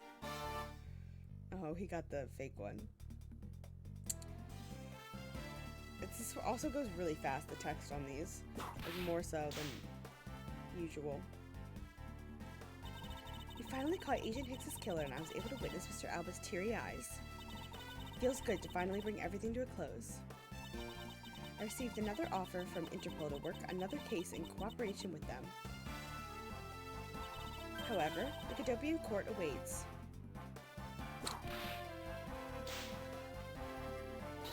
Cadopia's air is supposed to be very fresh, so my whip should find new vigor there. Yeah, we're definitely going to take at least a week, if not two, off from Ace Attorney games to give my brain a reprieve. And my words. Oh god, Meekins. This little patrolman has been fired as of today, sir. I thought I was safe since we found the gun I had dropped. But I hadn't noticed I had dropped my police badge, too. I guess what really broke the camel's back was that I couldn't find my badge. My little life has suddenly tipped into a dark black hole, sir. I think I'll go to the courthouse and file a complaint with Ruffles Band. I did get the, Ace Attorney 2, or Ace Attorney 2, Investigations 2 with the fan patch working, the translation. So that is an option to play next. I have the great Ace Attorney games downloaded, and then I just have to do a little bit more work. It's actually helped me talk to Mr. Edgeworth a bit more than I did. But I've got to get going and return to Europe. I've still got a long way to go and a lot of stuff to study there. Next time I help Mr. Edgeworth on a case, I'm going to do it as a real forensic scientist. I'm sure he's going to need all the help I can give him, scientifically. I just have to do a little bit more work to get Citra up and running and, like, figure out how it works. But we have options for our next foray into the world. We're going to play every game in this franchise. That's my goal in life. But because the kidnapping was staged, I was let off easy. But I won't be going outside much anytime soon. That's really okay. The only prison I'm forever trapped in is the cage of love. The guard down at the detention center, well, when he's on guard duty, he has such a cold look in his eyes, just like that prosecutor. Oh, stop it, Lauren. When will you ever learn to stop being a prisoner of love? Oh my gosh. Yeah. So, we will get through all these games one day. But next week we're going to do chill, something else. I don't know what. But that will do, like, birthday. That'll be a birthday stream. This is not. We just need to get through this one this week. It appears there are all sorts of drama to take place outside the courtroom. Since judges are here today, in and day out, I've heard a few rumors, but apparently Mr. Edgeworth teamed up with a thief and became a detective. Maybe I should team up with a bailiff and try to become a lawyer or something. Jesus. I know, he looks like I don't even know what in this game. He does look so different.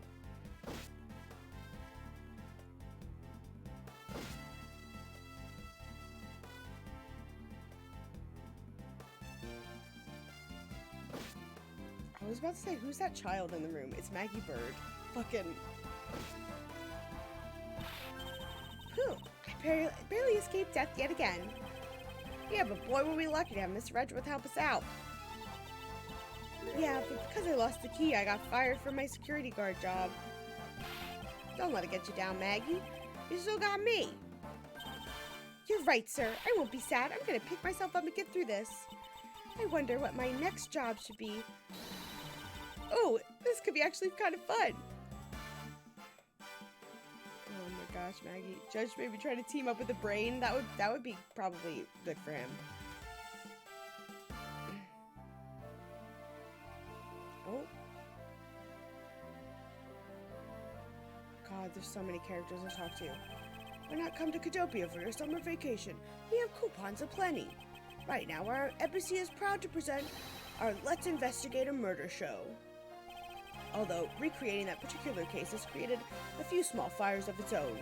Then we had a few problems with the fire marshals, but the next event will be great. It'll be an attraction entitled Capture the Yatagarasu. Of course, I hope to win this case, help in creating our latest attraction. I don't know what we're going to play next week, but I'll think of it. I don't know if we want to do something multiplayer, if we want to do some of those terrible Disney games that I bought a couple weeks ago. I don't know. I can't believe that Mindy ditched me and went to Japan. But it's okay, because that's how I met Miharu. We're planning to go to Paris soon and start a business. We're going to sell Blue Ocean dogs. They sell like hotcakes. Hot dogs for sure. A blue hot dog and a blue bun, and I guarantee it'll turn your tongue and your face blue. I know I'm not really the type to work a lot, or at all really, but... Oh, so I noticed that I really haven't seen that guy in the blue suit at all recently. I wonder what's up. Well, next time we meet, I'm gonna make him eat one of my dogs. Alright, Larry. That's great for you. Great job, honey. I'm so proud of you. People in France definitely want blue hot dogs.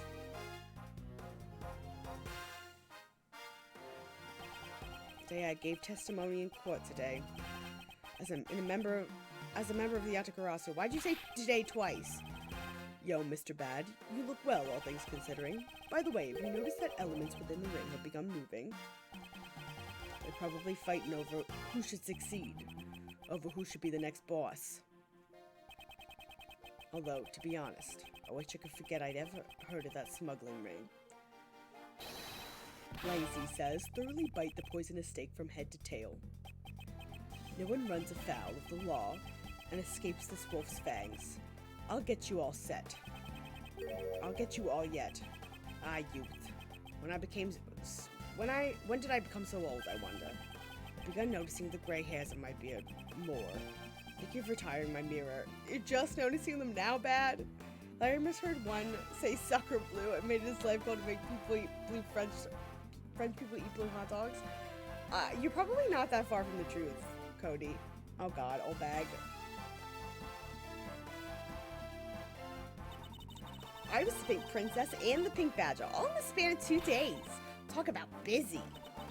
But it's alright, because I got a letter from my beloved Edgy Poo. Please take care of your hip. And when you wish to speak, first take off your headpiece. What does he mean by that last statement? It's not like I enjoy being under a headpiece every time I see him. This is a creepy fuzzy pink animal, was a pink princess, a great hero of justice. Okay. Just kind of let her do her thing. Dying.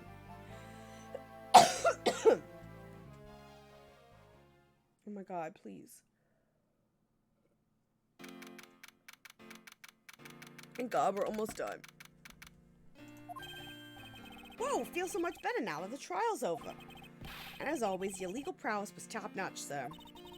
Yeah, nothing to beat the look on Mr. Alba's face when you revealed the ring's secrets. I was amazed. You're like a totally different person when you step into a courtroom. Mr. Edgeworth is always 10 times fiercer in court. Based on the information Mr. Alba offered up, they've begun large-scale operations to clean up the rest of the ring, which I'm happy to leave to Francisca and Agent Lang. So what are your plans now, Kay? Oh, well, I've taken care of the creep who killed my father, so I'm not sure. Hey, I know, maybe I'll just keep on being Mr. Edgeworth's assistant. Are you trying to steal my job, pal? Just kidding, just kidding. I can't steal something so important from you, Gummy. Whew, what a relief. Kay? Yes? Even after all that's happened, are you still planning to become a great thief? Of course! But I don't want to tarnish the legend of the noble Yatagarasu. So I'm going to hold off on doing anything until I make a tight 3-person team of my own. 3-person team? A 3-person team of young beauties the same age as me, if possible. Those criteria, I highly doubt you'll find the 2 other people you need. Maya? No. Maya and... I don't know.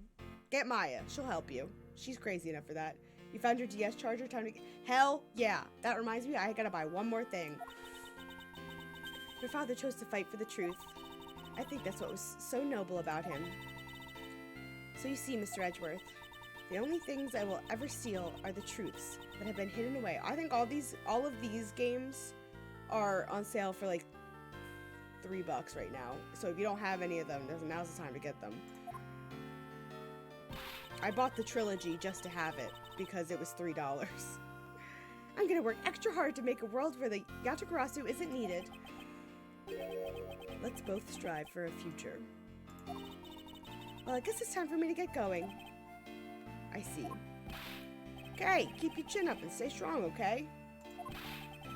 And don't be a stranger. Don't worry, I'll be back. I'll be sure to break the lock on the window and sneak in. If you could, I'd appreciate if you came in through the building's front door. It's okay, Mr. Edgeworth. The lock on my window at home has been broken forever. Oh, one last thing before I go. Let's take a group picture, just the 3 of us. Yeah, a commemorative photo. Every big case has to end with one. No. Hey, why not? Don't tell me you're camera shy, Mr. Edgeworth. Of course not, Detective. Come on, Mr. Edgeworth. I'm taking the picture now. Hey, come back here! Mr. Edgeworth, you can't run away from this, sir. Hey, Detective Gumshoe. Stop that. I can't be seen doing that. Okay, I'm totally taking it now. Say cheese! I need to see this picture. And thus, the long tale of the KG-8 incident came to a close. Show me the picture, coward! Saw the demise of a smuggling ring and the birth of a little great thief. But there is little time to rest and relax, for I am eager to tackle the investigation into a new case. The reason for my eagerness is I want to pursue the truth, and I want to believe in the strength of those who use the power of the law for good. As someone who has chosen to live my life as a prosecutor, that is my new creed. Ah! Look at them!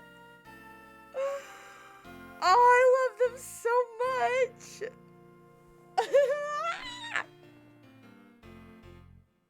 Oh my gosh, okay. What a good time. Oh, it's done, thank God. Oh, I loved it, but also, I'm so over it.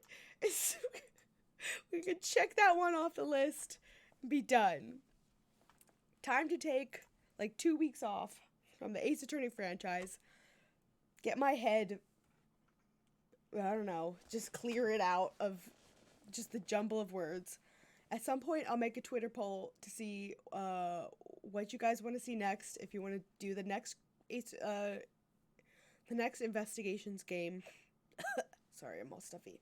The next investigations game, start the Great Ace Attorney or Spirit of Justice, and do like that duology. So I'll make a poll at some point. And you guys can let me know what you want to see. But you just realized it's going to be really weird once I've played all the games. I know. Like, I'm playing all of them. That's going to happen. But it will be very weird when we finish it and then there's no more. Which is why Capcom, I need you to get your asses moving, Capcom. Make me another Ace Attorney game so I never run out. Anyway, I'll stop assaulting your ears. I need Capcom to get its shit together. I need them. What I need them to do is port the second trilogy to PC, so I don't have to do it on an emulator, even though I own the games. But then I don't have to do it on an emulator. But anyway, that will be all for tonight. I'm so fucking tired. Time to go to bed. I thought, oh yeah, after stream, I'll finish at a normal time, and then I'll get to sit in bed and try and read more of my goddamn behemoth of a book that is due on Monday, and I have, you can't even see it, because my bookmark is white, this much left to go, but nope, I will be going right to sleep. I will have to read this book after I make cinnamon rolls tomorrow morning, but anyway, that is going to be all for tonight. Thank you guys so much for hanging out. I love you all. You're the best. Put the book away. I will put the book away. You're the best. You guys make streaming so much fun when you come in and chat. Yeah, I will keep you guys updated on what next week will look like. But for now, I hope you guys have an amazing rest of your Friday night, however much of that is left. And a fabulous weekend. And I will see you guys all next week. Okay? Goodbye.